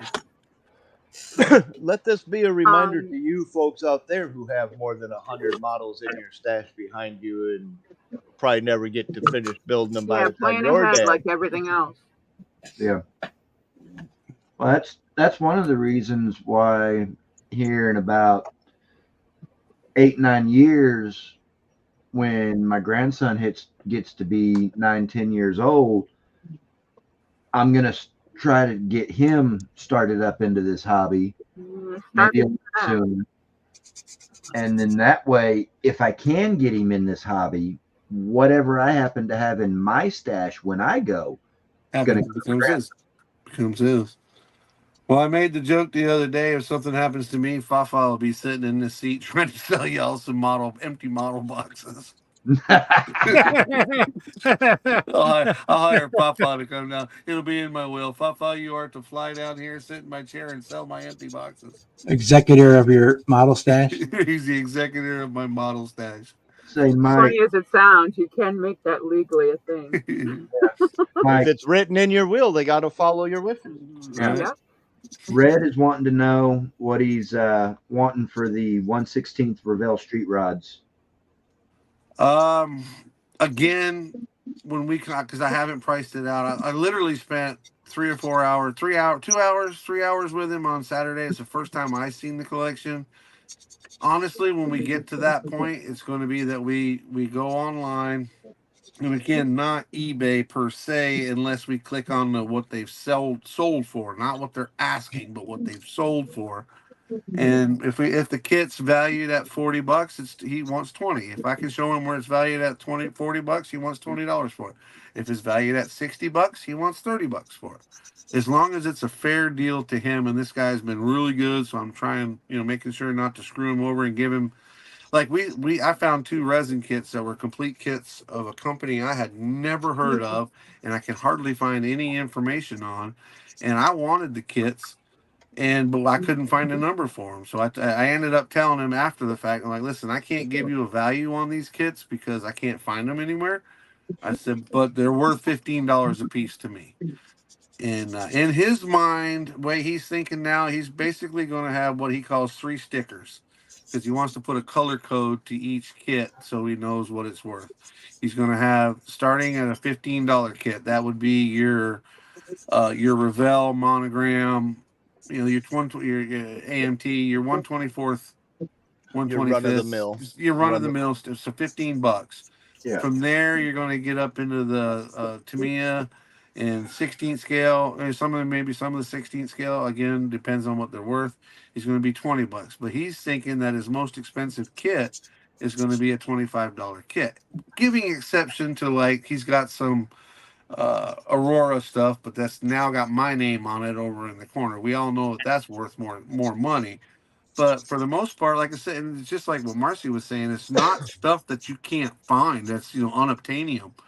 It's just you got to price it to where it makes sense for the buyer to be able to buy it and ship it to them and still save money. Right. What kind of resin are we talking? The resin, like the best I could relate it to, well, is it Champions Resin? Is that the name of them? There's a company out there that makes resin bodies, or Champion, maybe. I think Jimmy Flintstone is what I saw. It's like a Jimmy Flintstone type, but I did not see Jimmy Flintstone by name. There was another company, but it's a Champions Resin, maybe. I can't really think of their name. If Papa was here, he could tell you. But they're all bodies, and I've been down that road. You buy the body for $10, $20, and then you got to buy another whole kit, and it's unless you really got an attachment to that body, like he does have a Javelin resin body, so I'll end up with that. But there was other stuff in there, 1/16 scale resin bodies. I don't know how many of them I've ever seen. Find out the names or any information you can on the resin, even if it's 1/16. I'm curious to see what it is. If you can't find it, I can ask a few people. Hang on just a second. Like I said, if you go to the very end of the video, right there, what is the name of that? Pause. Of course, it's going to pause where it doesn't show me a label. All right, let me see what we got here. See, just to read. Okay, there's a Jimmy Flintstone 70 CUDA FC funny car, 1/16 satellite. No information on it. 1/16 Duster. Something mod. Tuck 34 leg rack. I mean pro mod something or other. There's the one picture that I can see the label in the top box is covering the name of it. Maverick funny car. Oh, there they are right there. Is it Champion? Dang it. There's a Demon. Competition resins. That's what they're called. Not Champion. Competition resins. There's a Camaro Pro Stock Pro Mod, Ford 5-window something. Tuck. A Firebird funny car, a Duster, a 1/16 scale. I'll take that Pro Stock Camaro. Plymouth hardtop something. I mean, it's just okay. Well, competition resins still exist, so you can contact them and find out the values of the competition resin. Of course, Jimmy Flintstone, which I've seen one of his. Of course, he still exists. I can probably look that right. up. You can buzz him up, and he can tell you. Actually, if you try to call Jimmy before you try to email him, because he's running the show circuit right now. So calling him would probably be a better way to catch him. But yeah, competition resin is competitionresins.com. We can definitely check it out and see what. They have their parts and funny car resin bodies, other. Yeah, that's what I said. The guy was really into to drag racing type stuff. So a lot of what I saw was that. Yeah, 1/16 Tommy Evo Demon. Just 60. A lot of 16ths of the resin stuff is a lot of 1/16 scale. So obviously it's out there, but and what we'll end up doing is breaking it down. First, we're going to focus on the garage, get rid of as much of that as we can, and then Is get that the the stuff out of there. 1972 Demon Superstock resin body? Yeah, there was a Demon. It said Demon 1/25 Tommy. scale body, hood, scoop front grill, etc., etc. It's $52 retail. How much? 52 retail for the 52. So 1/25 that would scale. be, that'd be a $25 kit to him. And again, conditions everything, right? So if we open it Yeah. up and the hood's missing because Dad used it for something else, and it goes down from there. Yeah, and competition resin it's bulk and it's heavy resin, so it's not a massive detail kind of, it's Well, being on molded. funny cars and dragsters, they don't. I mean, Yeah, by nature, they weren't very detailed anyway. But Yeah, but it most is, detail it on is those- molded resin. most detail on funny cars and stuff that was just painted on and stickers and Yeah. wraps and literally, that's I bought the. I'm doing a Ron Coon Actually, resin I've body. got competition resin's number. I'll drop it in the private chat. Thank you. But that's literally talking about that with the stickers and stuff. I literally bought this sticker set for that Ron Coon resins body because those are what they call it, form molded or whatever. Mm-hmm. So I bought Flexi this to form. have the grill in it and all that stuff because it's it's going to be a dirt car, so it's not supposed to be detailed, but at the same The time, competition resin has the 10 a.m. to 8 p.m. PST. PST. So that's going to be and the 10 will numbers. be 3 hours. 3 hours Wow. behind you. Yeah. Perfect. We'll check him out. Like I said, if we can get, and he dude's realistic. He doesn't want to screw anybody, but he doesn't want to get screwed either. You know what I mean? He doesn't. Exactly. If it's worth $50 and he's offering 25, that's fair. If it's worth $100 and he asks him, Mm-hmm.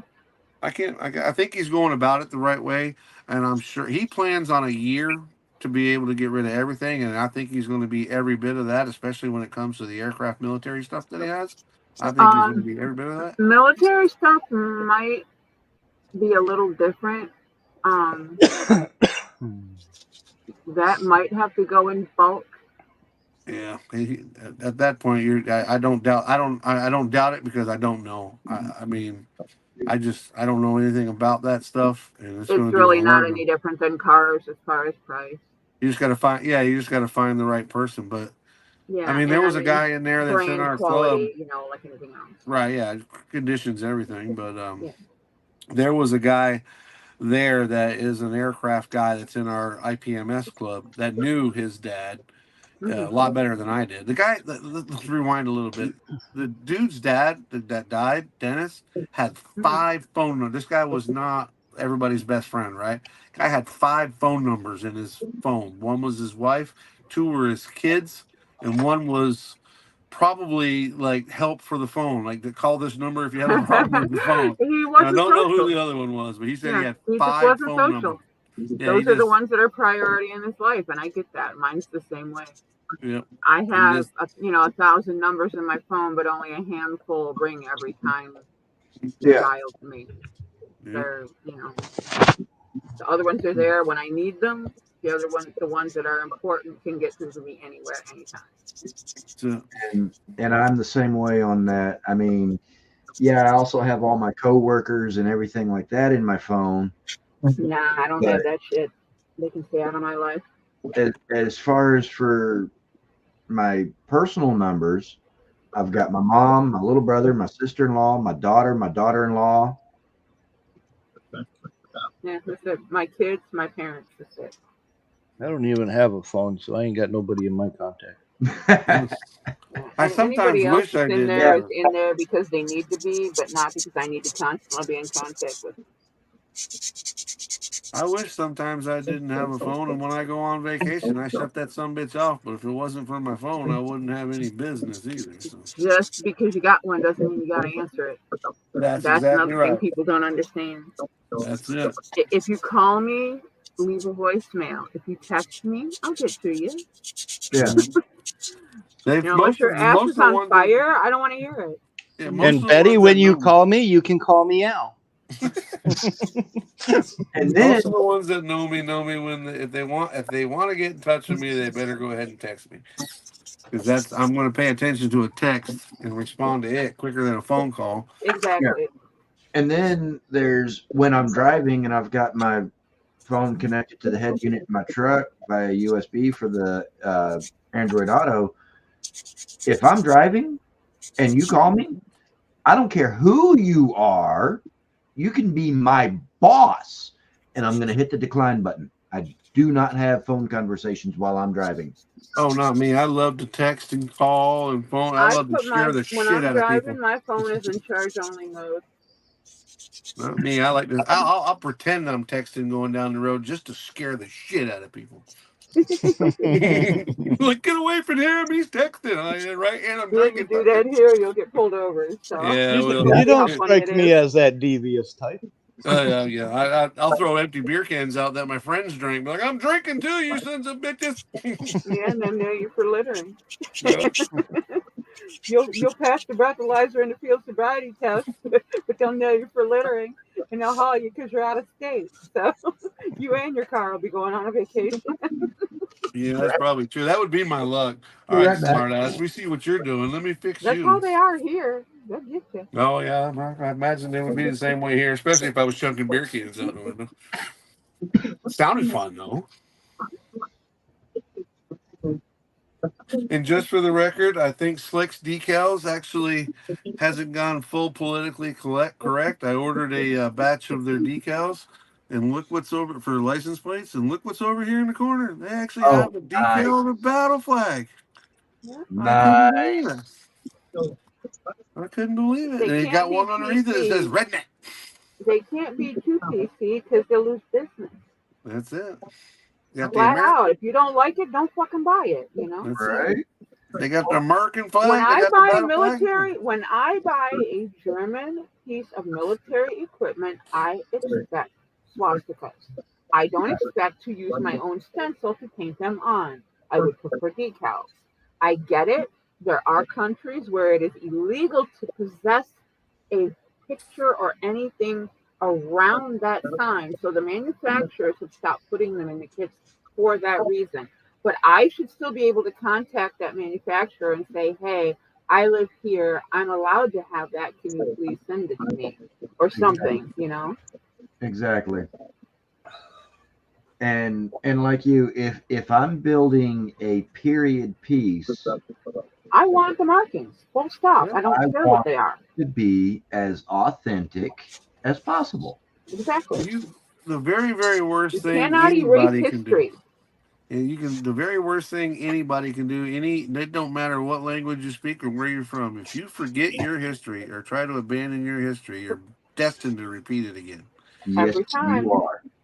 And that What's is really funny about that is the swastika is on more things than just freaking military stuff.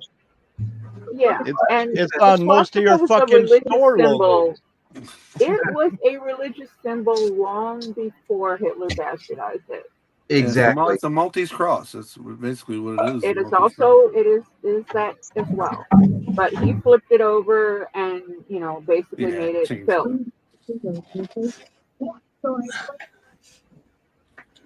The multi-spoke wheel has represented humanity for centuries. Anybody that doesn't like it can fucking eat it. End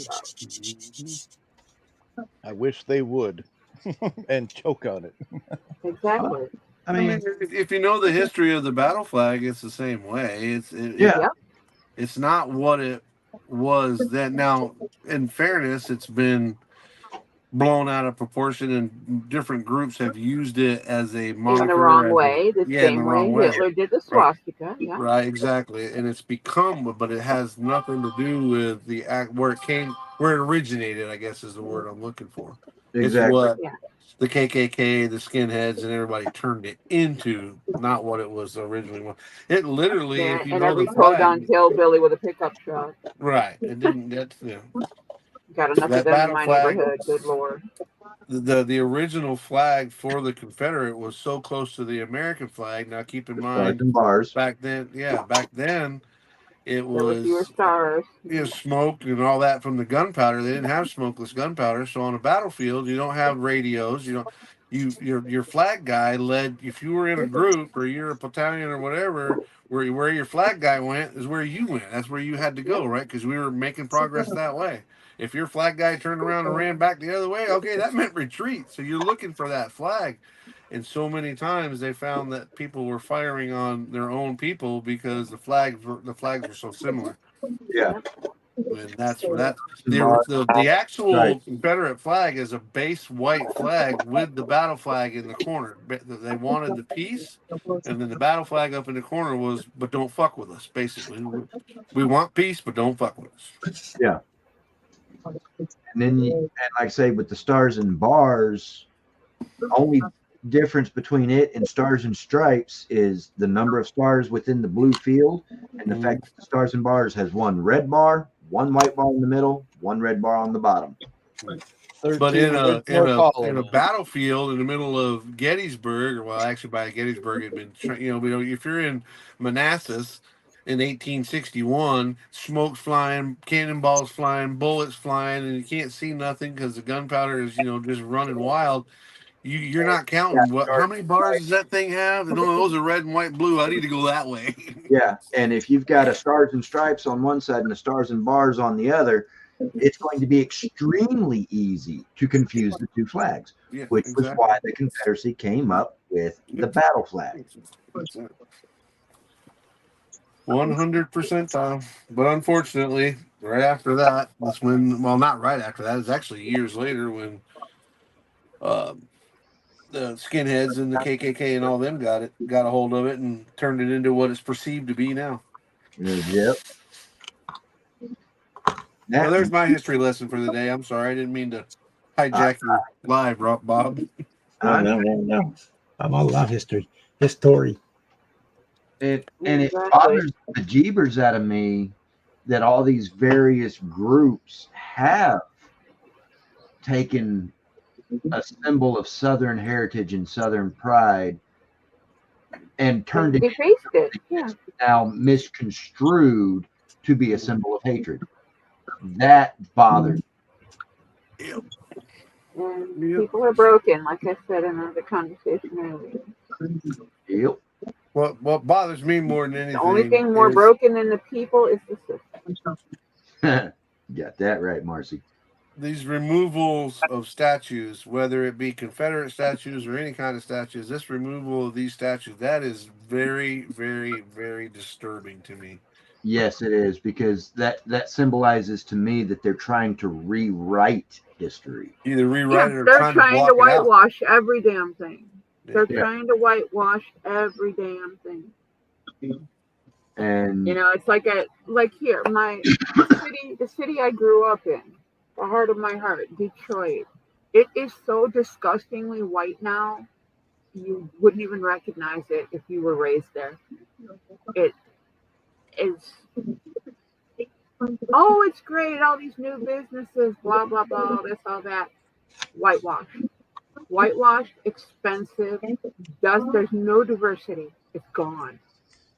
That's just it. And without diversity, you get a very bland society because it takes conflicting ideas, conflicting interests to come together in a reasonable way. I don't like what you're saying, however, back and forth until you come to a happy medium.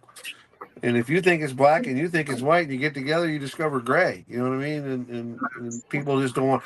People are so either one way or the other that it's scary anymore.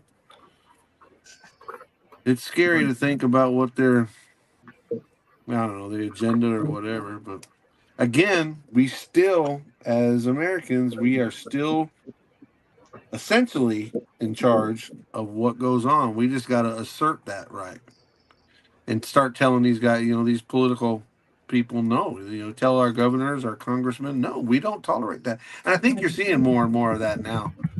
Texas, Ed, you probably can relate to this. Texas got sick of all the border crossings, so they made trespassing. They're starting to enforce trespassing laws. Yep. So if you come across the state and you're on somebody's property that you're not supposed to be on, they enforce trespassing. Now you've broken the law. They can send you back across the line. They may have to do it 30,000 times, but they'll do it. But yeah.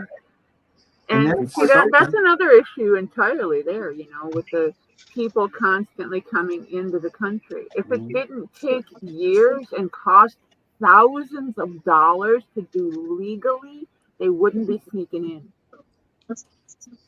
I And don't disagree everyone with you. that I know that I've known in my whole life that's come here, and not always in the legal fashion, has come here to work and to try to get established and move their family here.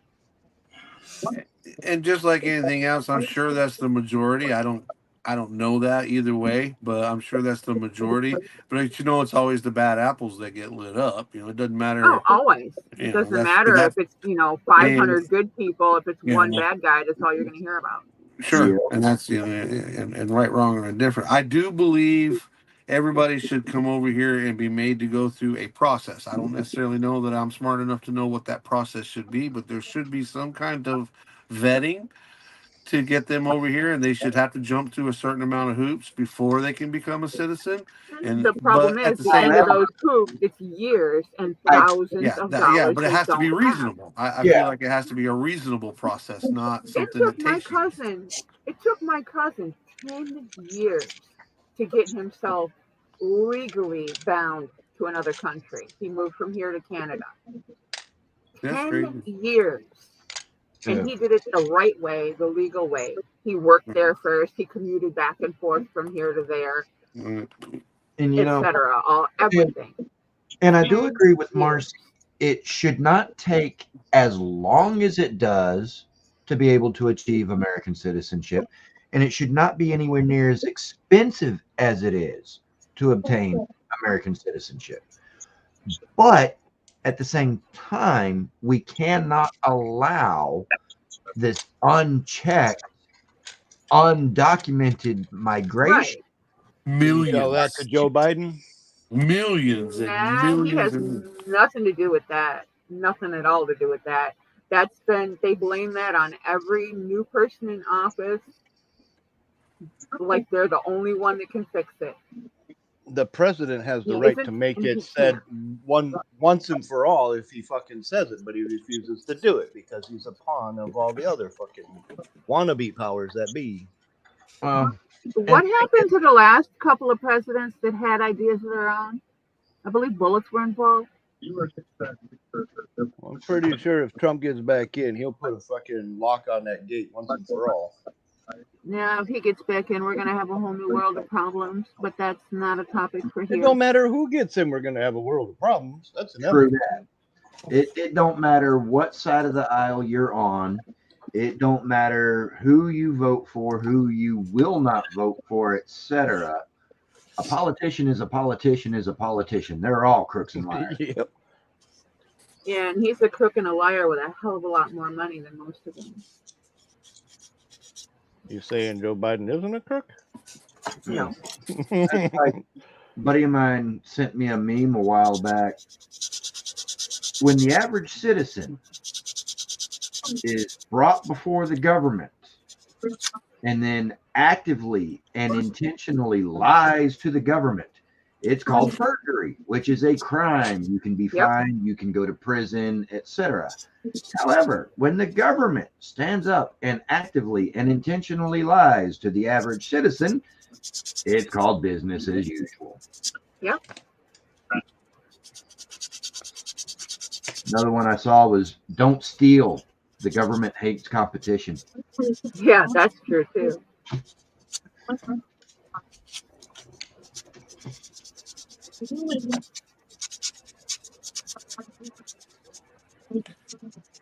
Well, fine, ladies and gentlemen, I believe I'm going to allow my pillow. I'm going to go give my pillow some head.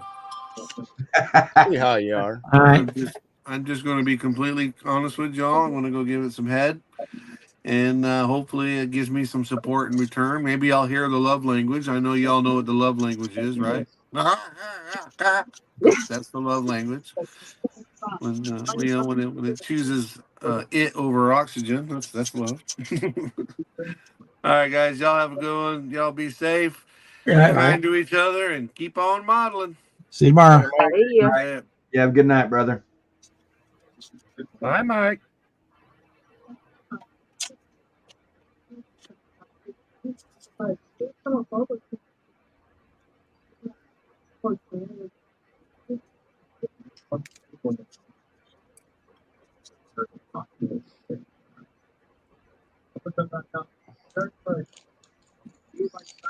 So what you working on now, Bob?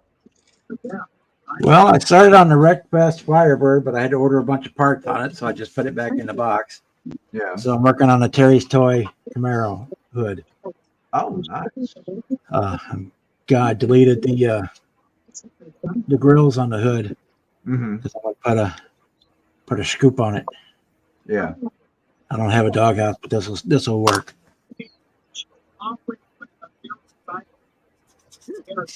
And I ordered wheels for it, so but I can start on this one without having the wheels in hand. Right. I mean, you could get that one almost completely built without having to have the wheels in hand. Yeah. Or the Firebird until I have the cowl induction. Make sure it's going to fit on the hood. I really can't go too far forward with it. Other than I was cleaning it up earlier. I got all the parts cleaned up.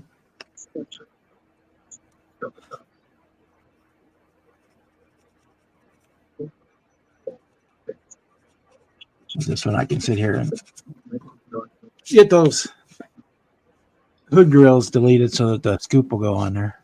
Yeah. Because it doesn't have to be too perfect anyway, because it covers up 90% of them. And mostly just got to get it on the edges of the cowl. Yeah, I put some yard sale sign in there and filled the holes, and then I puttied it once. Now I'm putting it in the second time. Yeah. Garage sale. Where do you get garage sale signs? Yeah, well, Your front yard. Yeah, right. right there. Can't you actually go to your town community center or something and get free garage sale signs? Those are paper. Some places do that. Yeah, the paper ones. That's right. Actually, I'm waiting for. I got 2 more weeks. The guy that came and did all the insulation on the house gave us a discount if we put the sign out in front of the house for a month Right. or 2 months or whatever it was. But I got like 2 more weeks, and then I can have that sign. That's that corrugated plastic. As to say, nice Nice. plastic, yeah. Hey, that reminds me, I got one sitting in the garage from where the guy Alright, fixed my roof. Have a good Thanks day for- at work, brother. God damn it! Quit swearing. I was just gonna compliment him on not swearing. Here you go.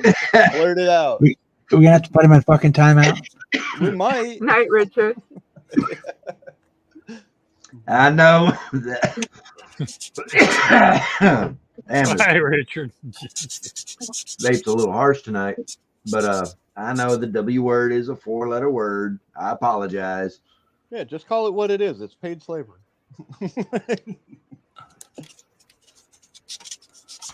Like I said, it's always Monday around here.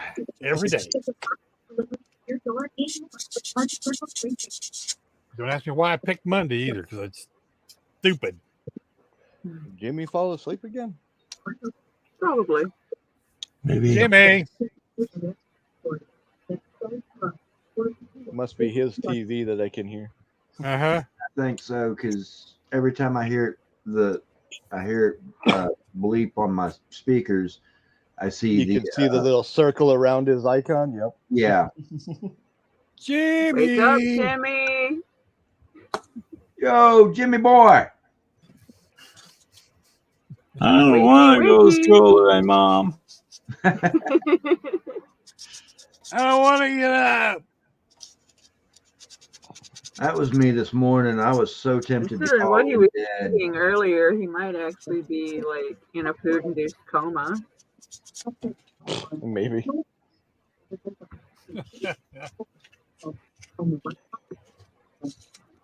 He was putting low-quality Cheez-Its on a peanut butter sandwich because something on the internet said it tasted good. Yeah, well, somebody on the internet said eating Tide Pods was good for you too. You see how that worked out? Yeah. Yeah. I'm a full supporter of removing all the safety labels and just letting nature take its course. Right? I agree. It'd be a lot quicker. Well, I mean, I didn't have That or all these print them all and safety labels. make them all in cursive. One of the two. Yeah, they can't read cursive. I didn't have all these Most of them safety can't labels read. when I was growing up. Or the horse dewormer was good for COVID. I remember reading that. That was funny. There was no expiration dates when I grew up either. If you opened it and it smelled bad, you didn't eat it. Right? Exactly. It's not rocket science. Apparently it is. Uh, But then again, Think about it. When the average packaged item has an expected shelf life of 3 to 5 years, do you really want to be eating that? only if it still smells good. again, you know, it's kind of like And this is coming from the person who ate the Twinkie when we dug up our time capsule when it was 20 years old. And by the way, the Twinkie was just fine. Should be. I mean, then again, you know, there It is tasted a just as label, good as they a always warning did, and I tag. made $200. There is the Our- warning tag on the power cord to a hair dryer says, "Do not Don't use use it in this the in the water." shower." Yep. Because someone did. Our school Same used to thing with get curling iron, the toaster, the radio. Yeah, do not use it in your Right? water. our school used to get government cheese and peanut butter that had World War II dates on it, Yeah. and that was in It 60, was so good. 68. Yep. And they mixed molasses with it, served it on sandwiches. Yep. And it tasted just fine too, didn't it? Sure did. You're not glowing in the dark, and you're still here. So Well, the glowing in probably the why dark you're part, still here. I'm You've not- already been embalmed. the glowing in the dark part, we can't verify. He does have the light on. I don't glow in the dark. Okay, Yeah. And we'll the take your reason word that for you're it. still People here. do here. The Probably radon, already the radon factory was just down the road. Where they used to make the glow in the dark stuff that they painted on the clock faces and stuff and watches. Yeah, that was not very far from here. So we had people that literally glue in the dark. Glue. Yeah, I've done some glue in the darking before. When the power goes out and you light a candle. Done that Yep. Yeah. more than once, but not recently. Well, let's hope that it doesn't happen to you in 24. Oh, I was waiting for it to go out today. Storm that storm has came begun. through. We shall see. Well, that doesn't mean you were building models. It can happen during any other time, just not when you're building. Especially when you're trying to do a nice fine pinstripe and the power goes out. It's usually in the middle of editing a video. Yeah, yeah, that's No, not it's saved. usually when I'm in the middle of cooking dinner and I have an electric stove. Yeah, or right before dinner. Yeah. I mean, at least if it happens before dinner, I can break out the camp stove or stoke the barbecue, you know? Readjust the how to cook part. Exactly. You know. That's why there's peanut butter on my cabinet shelf.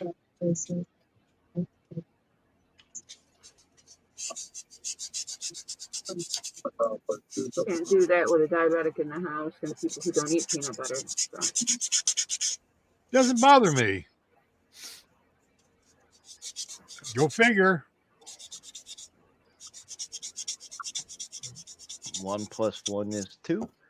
4 + 4 is 16. There, I Right, figured. You I let me figured- take. Okay, you let me take one bite of a banana, raises my sugar all the way to 600 in a heartbeat. Ooh, Well, That's that's a because spike. it's pure sugar and a boost of potassium, Oh, I know. which also affects your sugar. So You know, they say, well, that's natural sugar. Well, it doesn't make any difference. too It's much still bad for you. sugar for you, yeah. It's still sugar. exactly. Too much sugar for you. Yes. But I can eat black grapes, no problem. I eat green grapes. That's the problem. Yeah, they're solid, straight up sugar. They're the sweetest grape on the planet. Yeah. If they're anything past 3 days old, they're called raisins Basically, yeah. because they got just as much sugar as raisins. They get any older than that, they prune. Not gonna get any older than that. They're wine. Yeah. They ferment, man, real quick. Especially if you don't wash them, and that natural coating of fungus that comes with the grapes is still there. They will ferment in the veggie drawer.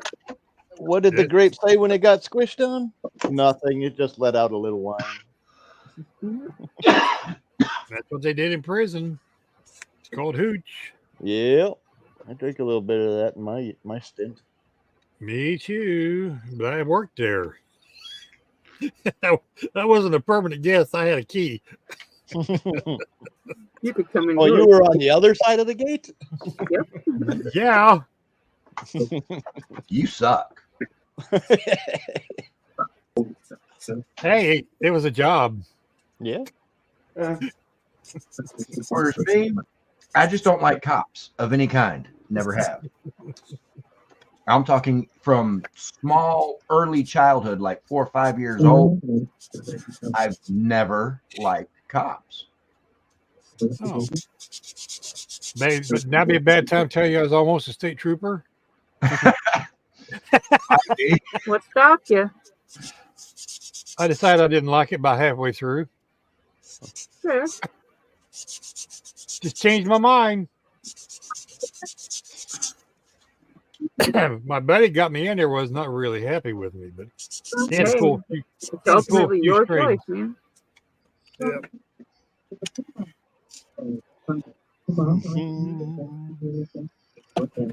Oh well, it's the way life goes. Yeah. Not exactly one of the safest jobs in the world. No. Well, I figured if I lived through a prison riot, I was okay with it otherwise. Yeah. Still, that's not the same. Yeah, I know. They didn't have guns. Well, they wasn't supposed to have guns. But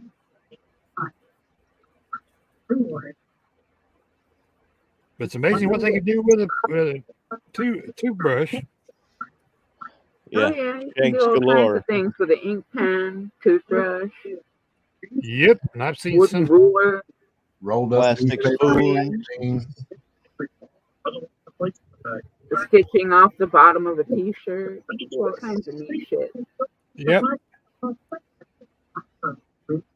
Still amazes me to this day what you can do with a roll of duct tape.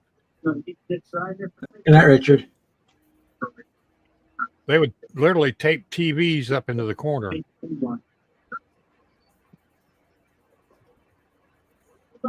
Good proper duct tape. My dad used to duct tape his door shut on his car. He used to drive to work. He worked in a machine shop, so he always had a beater to drive to work. He didn't want to drive our good car and have anything happen to it. So he had this he had a Dodge Omni, and the driver's side door was totally fucked, and it was duct tape shut. He used to get in on the other side. Sounds like a scout I had. We had a bungee cord between the two door handles. We did the bungee cord thing a few times with a car door too. Like I said, he just bought clunkers, or he bought cars that were close to their end of life, and At see least what was left nowadays out of people them. have the ability to use a ratchet strap. Or it's like with my pickup, the hinge pins and bushings on the driver's side door are beyond shot, and getting the door to shut, especially from inside the truck, is next to impossible. So I generally just leave that door locked and get in and out through the passenger door. Just got to be creative, Ed. Right. And the bad part is I have brand new hinge pins and bushings to replace the parts. I have the parts to do the work. Okay, so I you're don't not lazy, you're just have hands. procrastinating. Because with my truck, to replace the hinge pins and bushings, during the part of the procedure, the door will literally be connected to the truck completely and totally by the wiring going into the door for the power windows and locks. Literally. Yeah, so you need a way to hold the door while you do it. Exactly. Like I said, I need an extra pair of hands. No, you don't. All you need is a floor jack and a 2x4. Well, actually, it seems it's a Chevy truck. You start with the kitchen table chair. Well, see, the floor jack and 2x4, that'll hold the door up, but that won't keep it from falling one way or the other while there's nothing holding it to the truck but the wires. That's what the bungee cord's for.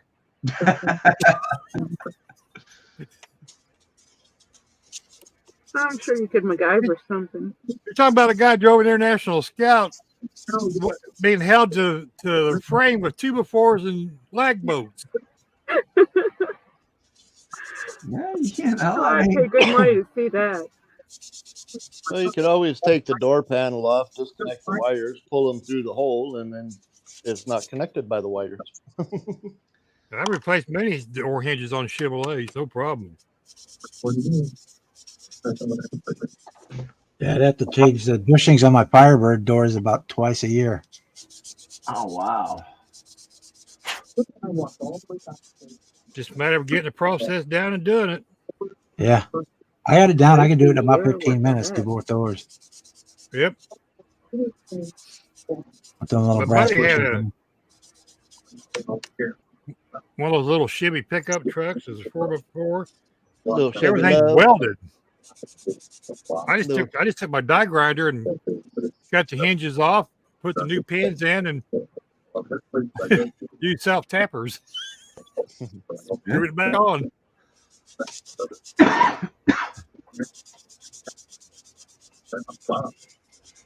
Yeah, that's why I done it where they pinched it on the bottom of the pin so it wouldn't come out. Mm-hmm. I just cut that off, and then I could support the door with a couple floor stands, and you could pull that pin out, change the bushings, and put new brass bushings in. Put the pin back in. Took about 10 minutes. Because them doors were so long and heavy, they just wore them bushings out like nothing. Yeah, That's the nice part about a 4-door. The doors are short. They don't do that so much. I did the same thing in my Grand Prix. I replaced door hinges on it, about every other year. So the doors have to link to the car. Right? Yeah, I had a 75 Olds Cutlass 2-door that,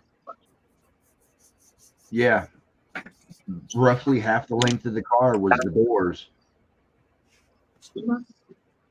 It's cheap doors are all. Otherwise, you'd break the plastic Right. door handle. I'm So with you'd have to lift up Boston. on the door to open it.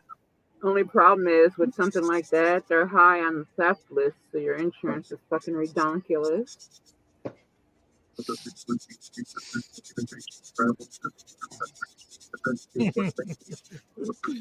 funny. The thing keeping me from getting a Jeep is the insurance rate. And then there's the fact that while I don't particularly have anything against Mopar, I prefer my bow tie.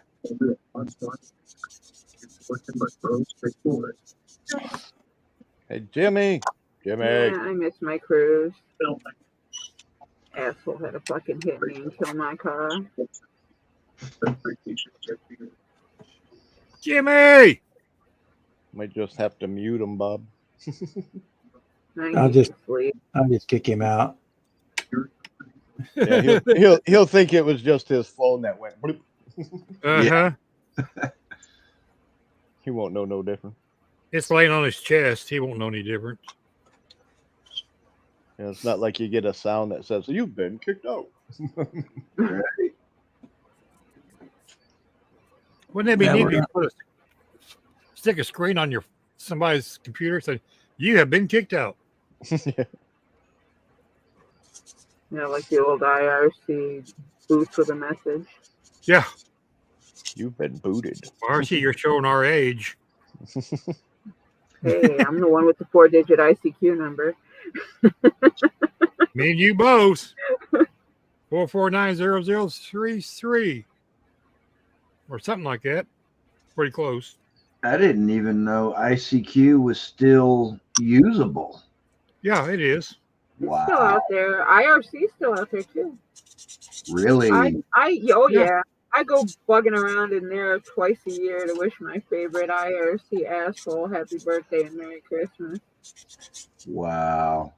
Yeah, Just so he can try to kick me out again. I think you I might say there it'll now, work. man.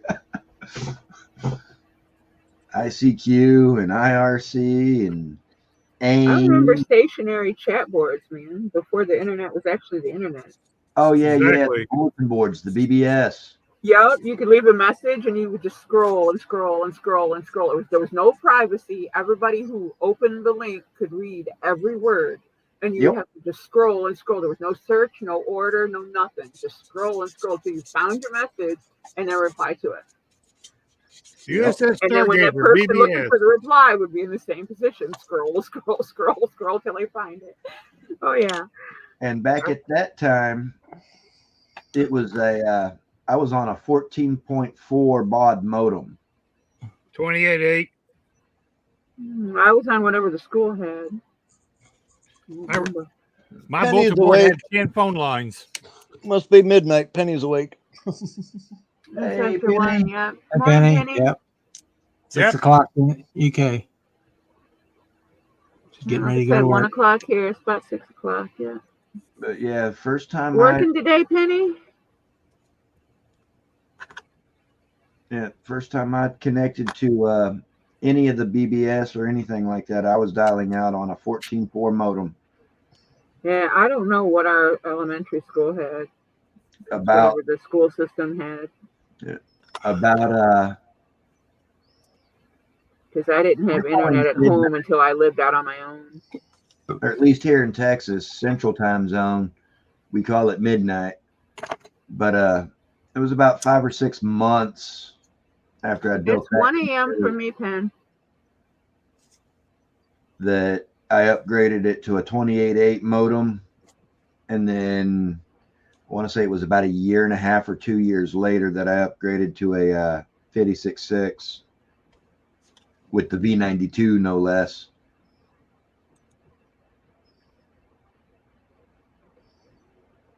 And then come find out V92 wasn't anything more than just an encryption protocol. Yep, that's all it was. It had nothing to do with your connection speed. Just a plain 56.6 modem was just as fast as a V92. It's all Greek to me. Yeah, but one could protect your information somewhat, and the other did not. So Exactly. that was the choice. Bulletin board operators started using those just for that reason. I know I had to shell out $300 a pop for 6 of them. Wow. Yeah, they weren't cheap. Yeah, I waited till they had been out for a while. I'm not talking about the internal ones. Internal ones are cheap. Yeah. I'm talking about a commercial external grade. Oh, wow. Okay. Yeah. Like I said, I had 10 phone lines.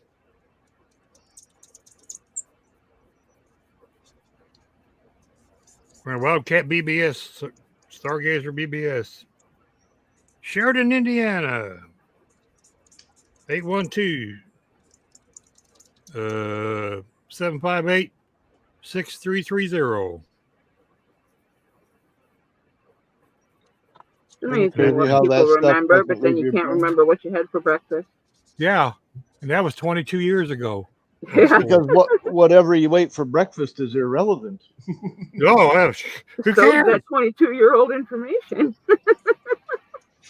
Whereas me, If ain't you but see one, raisins in the turd, the next day you know it was Raisin Bran. Other than that, you're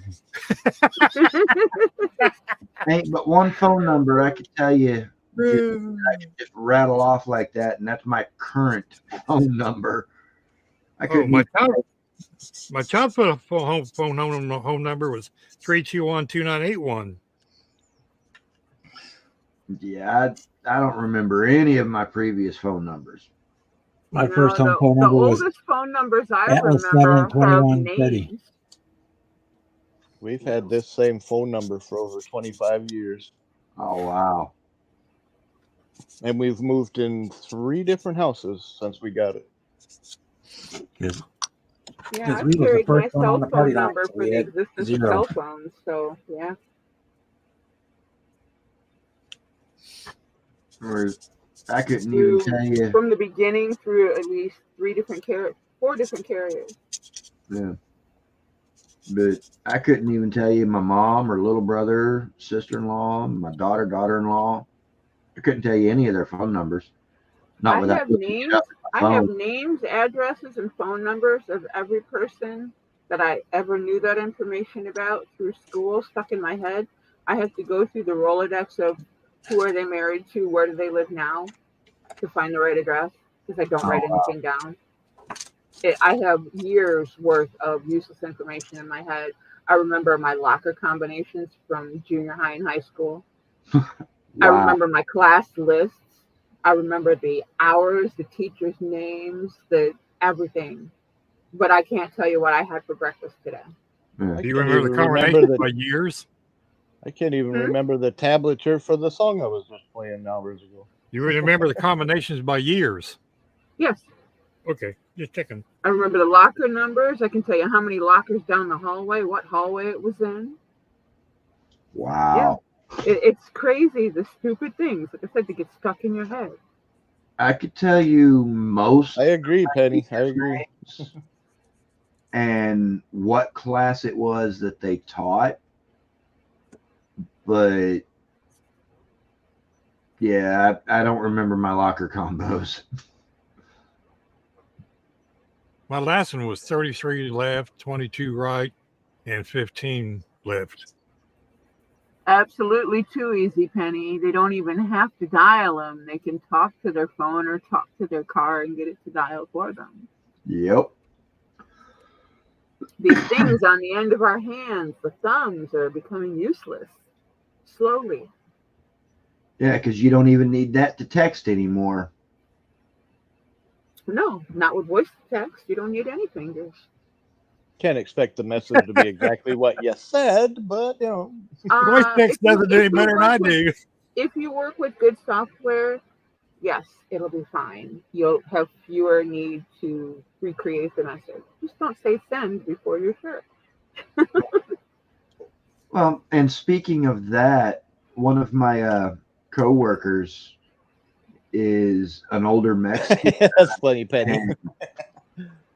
His accent is he still has a fairly decent accent, and he uses voice to text a lot.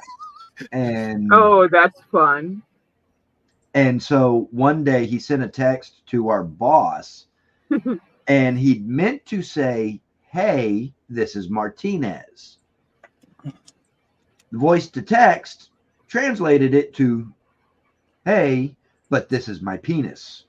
That's epic. Oh, wow. How can voice to text be that far off? Good Lord. It's because of his Mexican accent. Hey, this is Martinez. The voice to text, translating that into just English, caught it as, but this is my, yeah. That's epic. Yeah, like I Clearly said, not using the Dragon software. yeah, no, Apparently not. no, he, And you had to have a hell of an accent for it to even think that. Oh my God. he was using one of those super low end phones that a company will just give away just to get you to sign up with them. So that, and he, so, you know, it just, Typing is his friend. right? I just can't imagine it going that far off. Yeah, wow. Yeah, we had a good laugh about it because it was the boss's brother-in-law, who was our assistant general manager at the time, and me. We were at the storage hub where we kept all our non-food dry good type stuff, and we were all three loading up for some events when the boss got the text. I'd be dying laughing. I wouldn't be able to finish the job. I'd be on the ground. Yeah, really.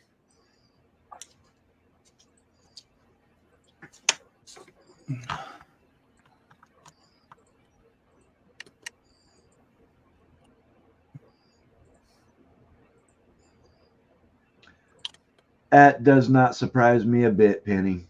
Not Tell in me you used to Only on the internet, sweetie. These entitled little shits don't even know what's coming. Okay? I'll be sitting on the porch in my rocking chair, giggling maniacally, and they'll be wondering why. right. I do that now. That sounds like fun. You know, like Darty said the other day, I go out in the yard and howl with my dogs. I do. I do. Yeah. I've always done that. Every dog I've ever had, get down on all fours in the middle of the yard and howl at the moon. Yep. My neighbors know I'm fucking weird. And Yeah, mine too. proud of it. They all have dogs, so they kind of understand, I think. No. Having a dog and understanding the pack mentality are two different things. And there I aren't get a that. lot of people who grasp the importance of that bond that you have with that dog. I mean, Can I when pet my that kids were dog? little, when we had dogs, all of us would be out in the yard, hands and knees, facing the moon, and on cue with the dog and howl with the dog. My husky chow would stand at the door. She knew when it was time to do it. Can I pet that dog? Can I pet that dog? At the risk of losing every digit you have, sure. Go ahead. No, make it's yourself happy. a short on YouTube where it's a little girl and she's on the porch with the railing and there's a bear on the other side and she's like, "Can I pet that dog?" And the mom's pulling her back. "Can I pet that dog?" It's fucking cute as hell, man. That's not cute. Can I pet that dog? That is not cute. That is not a cute puppy dog. I don't know. I had a dog that looked kind of like a little miniature grizzly bear, and hence why that's what his name was. My husky chow looked like a brindle wolf. With Yeah, an my ounce of wolf neighbor's in her, got a though. chow. He looks like a bear too. Yeah. She was Grizzly. husky chow, and she looked like a wolf. Coolest dog I ever had. Grizzly's mother, or Grizzly's father, was a neighborhood stray chow chow. Don't know if the father was pure chow or a mix, but the mother was German Shepherd Timberwolf hybrid. And when he was born, he looked like a little Hershey bar. And so I That's started fair. calling him Hershey. And then he hit about 3 weeks, and the Chow Chow expressed, and he went puff, and he looked like a little miniature grizzly bear. So his name got changed, and that was his name ever since. And he kept that miniature grizzly bear appearance. Yeah, mine, her mama was the husky, and the chow, red cinnamon chow was the dad. And the puppies were huge. Yeah. Their heads were bigger than their bodies. They were like topple over, ridiculously cute for about the first 6 months until the dog behind it grew enough to support the head. It's like Grizzly at 7 months old. At the shoulders, he was up to my hip. I wear a Yeah, 36-inch Teddy was a big inseam dog, on my yeah. jeans. Boom. Here you go, And Teddy Marcy. was a little bit smaller. Here you but go, not- Marcy. I just posted a link to that Can I Pet That Dog in the chat. It's hilarious. It's actually cute and hilarious. Boston hissing with the swans. And make sure them fuckers ain't chasing you. Right? Oh, Oh, them damn things, man. They think the whole goddamn lake is theirs, even when you're on the other side of it. This is even gonna open. Come on. Can I pet that dog? Can I pet that dog? There's somebody that did a remix to that, and then they got another one, little baby. It's freaking cute and hilarious at the same time. Oh my god. That's where you grab that little girl and you say, no, baby, that's not a doggy, that's a bear. Yeah, you And can see start the mother's showing her the grabbing her and difference. taking her back in the house, but she's like, Yeah, "Pet yeah. that dog." It's not a dog, sweetie. That's a bear. It'll eat you. That's a big Or bear, its too. mama will eat you if you touch it. Yeah, it's a good sized bear, too. She's old enough to know. She needs to learn that is not a dog. But that's a dog. Can I pet that dog? It's adorable, but it is time to teach the difference. Right? I just watched it because it was freaking comical. And It's comedy cute, is good. but yeah. Yeah, I mean, it's kind of like Jeff Foxworthy's joke where his sister was talking about how she thought her son was going to be the next Nobel Prize winning rocket scientist, super genius, because he'd stand out in the front yard and say, airplane, airplane. He's like, well, good God, woman, he's 14 years old.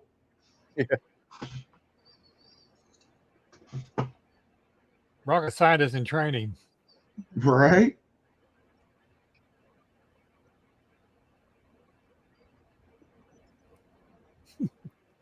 What's funny, I have better rapport with my neighbor's dog than he does. Yeah. Yeah. He runs off. always do that.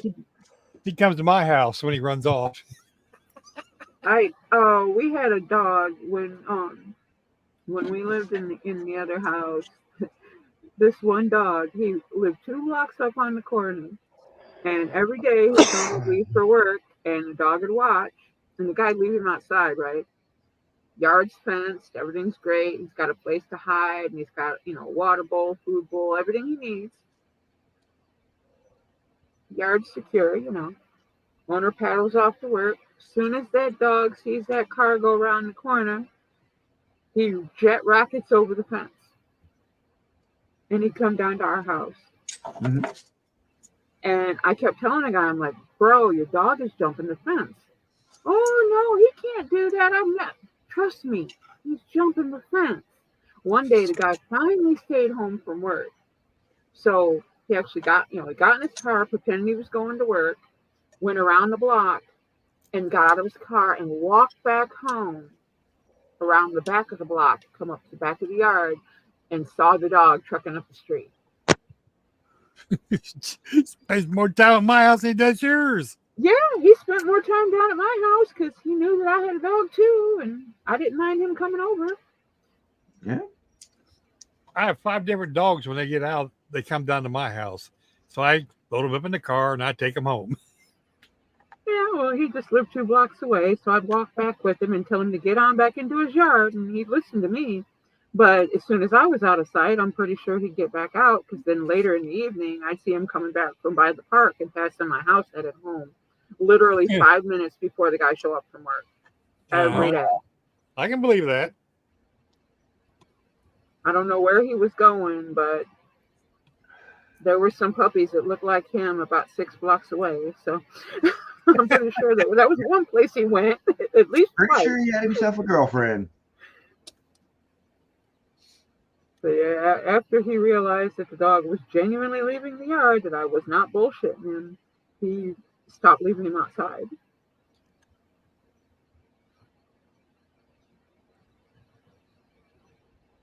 I was more concerned that he'd get hit by a car or something, the way people drive.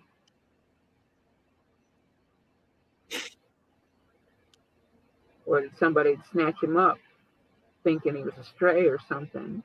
Yeah. I had a German Shepherd. She stand flat-footed and jump over a 5-foot fence. Yeah. Flat-footed. No running. I just squat down and jump over. Boing. Yep. Boing. Yeah, my husky chow had springs like that, but she would never jump the fence. So She I would made the even stay. She wouldn't even leave the yard if the gate was open. But if Oh, I yeah. told her that she could leave the yard, she would leave the yard. Yeah, that was both Smokey and Grizzly. Didn't have to have a fence around the yard with those two. They would not leave the yard unless I stepped outside and said, "All right, boys, come on, let's go for a walk." And then when we'd go walking, I'd have Grizzly on my right, Smokey would be on my left, no leash, but they're in perfect heel. Yeah. And I never trained them for it. I I never never taught her trained those anything. boys for Just follow nothing. suit. Yeah. The only thing I taught her how to do was to sit, fetch, roll over, and do backflips. Everything else she just knew. It was just inherent. Mhm. I mean, like being housebroke. I never trained my dogs to be housebroke. And there was one night it got down into the 30s there in the hill country, and I looked at my now ex-wife and said, "Yeah, no, we ain't leaving the boys outside tonight. That it ain't happening. They're coming inside." And she's like, "Well, you gonna clean up their mess?" And I'm like, "Yes, I will clean up their mess. They're my dogs." So I put them in the bathroom and shut the door. Bathroom had linoleum floors. Can I Easy pet that cleanup dog? if they did. Yeah. And the next morning I get up, go to the bathroom, and when I go to open the door, I'm expecting to see piles and puddles there in the bathroom because this is the first time they'd been in the house since they were itty bitty little pups. And I opened up the door, and they're both just sitting there looking at the door. No piles, no puddles. Yeah. I'm like, well, guess you boys need to go out, huh? They immediately made a beeline for the front door, and then they sat. They didn't whine, bark, scratch at the door, nothing. They just sat there, waited for me to get to the door, open up the door, and then they went and made a beeline for the one corner of the yard that they ever used, and they took care of their business. It was still cold outside, and I said, "All right, boys, come on back in." So they did, and after that, they were inside-outside dogs. Anytime they wanted to come in, they came in. They wanted to sleep inside in bed with me and my now ex-wife, they got to sleep in the bed. Yeah, my grandpa had hunting dogs, so his dogs were outside unless the weather was super bad. And when the weather was super bad, they came in the house and went down the basement.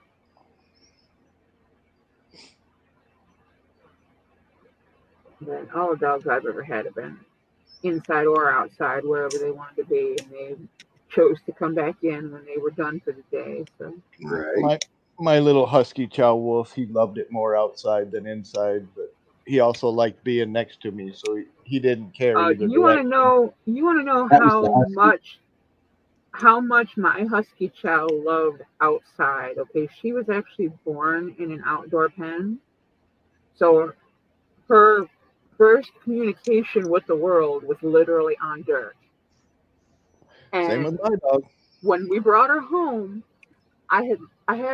we had this humongous tile top kitchen table. It had like 6 chairs around. It was this big ass table, and I left some potting stuff because I was repotting house plants. I left a bag of dirt and some random things that were, nothing that would hurt the dog on the table. And we went out to go to the grocery store. And when we come back, she had taken the bag of dirt and pulled it onto the floor, broke it open, and pulled the dirt underneath the table and patted down the dirt and was laying on a dirt pile. Smart dog. She made it like home. Couldn't scold her for it if she didn't know it was wrong. She's a baby. And it's like, I told her, I'm like, no, we don't do that in the house. And she just was all happy about making her bed. Laid on it, came back to me. Laid on it, came back to me. It's like, no, we got to clean this up. She had, a nice pillow and a nice pen to go into if she wanted to, with a blanket and everything inside and a bunch of toys and all the things she needed. I wasn't even gone 30 minutes. And she went and made herself She her made own herself home with a bag of dirt. I think that's pretty clever. Yeah. I mean, not acceptable, but clever. smart dog. Can I pet that dog? She knows what she likes. Yeah, I missed. All right, we gotta give it about 5 more minutes, and I'm gonna shut it down, guys. Yeah, I'm just sitting here looking at all the tabs I got open. I should go so I can watch some pudding. It's gonna be 4 a.m. by the time I go to bed anyway. Yeah, at the rate I'm going, I'm gonna be up my normal time. Like you want big boy. I'll tell you what, Bob and Ed and Marcy and Bruce and everybody in the chat. I'm just gonna head out here and let you guys do your thing. My car is kind of waiting for primer now. So. All right, Ryan. Too humid to do any painting for me, so. It's too dark outside for me to go test that idea. Oh, I have a floodlight outside, so light's not a problem. It's humidity. Well, I got floodlight too, Currently. but there's also bears and mountain lions, and I'm not playing with that. Yeah, I don't have that problem. Yeah. I'm not that far out. We have Wisconsin armored possums out here. That we have. And Yeah, we got skunks, definitely. Yeah. Rabbits. Anyway. Good Lord, if we got rabbits. You all take care and have a good one, and we'll see you again tomorrow night.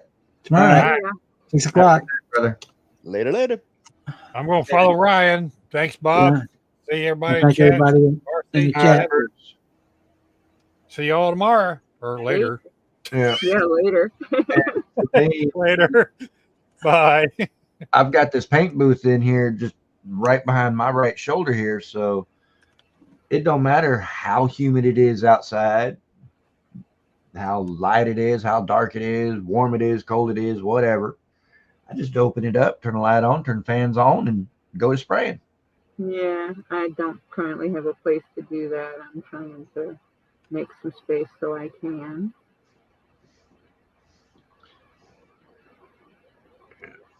And Yeah, I just step out the door when I'm gonna spray paint. So, Yeah, that's what I do. I just go outside and spritz and bring it back in. when I airbrush, I'm usually airbrushing acrylic, so it doesn't matter. Yeah, As I much- need to make a space so that I can airbrush with acrylics in the house. I've got the bucket and the extra line and all that. I just have to clear a big enough space where I can get the extension out under the desk. And I'd like to also vent it outside. Yeah. That way I can spray whatever I want to spray, whenever I want to spray it, but at least get myself set up for acrylics. Yeah. To make that space. That's like the spray booth that I've got. It does vent outside, so it vents right out the window that's right behind it. So Yeah, I have to have the actual table space to set it down yeah. to do any of it. So either to, vent it into a bucket or out a window. Whereas mine was actually kind of 3/4 ready made because it used to be a entertainment center TV. Yeah, you were telling us about that. And I was like, well, I'm not using it for that, and it would make great use for this, just a little bit of modification. So you know what, I'm gonna make some modification. That way I can paint with whatever type of paint I want: acrylic, enamel, lacquer, airbrush, rattle can, whatever. Don't matter. So Yeah, that's my goal, is to get enough space cleared so I can set my paint stuff up semi-permanently. I will say it does make it nice, because before I had that, I was having to go outside to do my spraying, especially if I was doing like rattle can. Yep. Now, airbrushing acrylics, like a Tamiya, you can pretty much airbrush, or a hobby paint, craft paint, you can pretty much. Yeah, anything water-based, you can airbrush inside. You can just diffuse it into a bucket. Yeah. So, It's No still big particles in the air. but with rattle cans, no, taking that outside. So, and there for a See good you, while. Boston. All right, Boston. See you later, brother. And on that note, I think I'm going to go the route of Ryan and Bruce and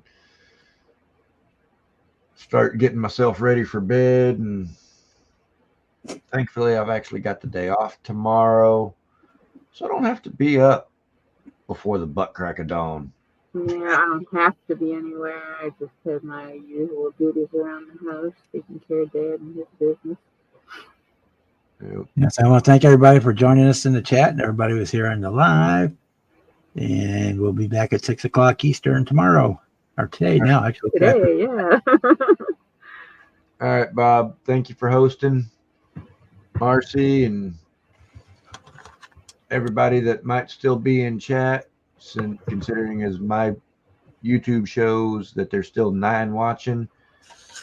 You know, y'all have a great night, morning, whatever time of day it is for y'all, wherever you're at in the world. And see y'all later. Good night, Ryan. Good night, Marcy. Night, everybody.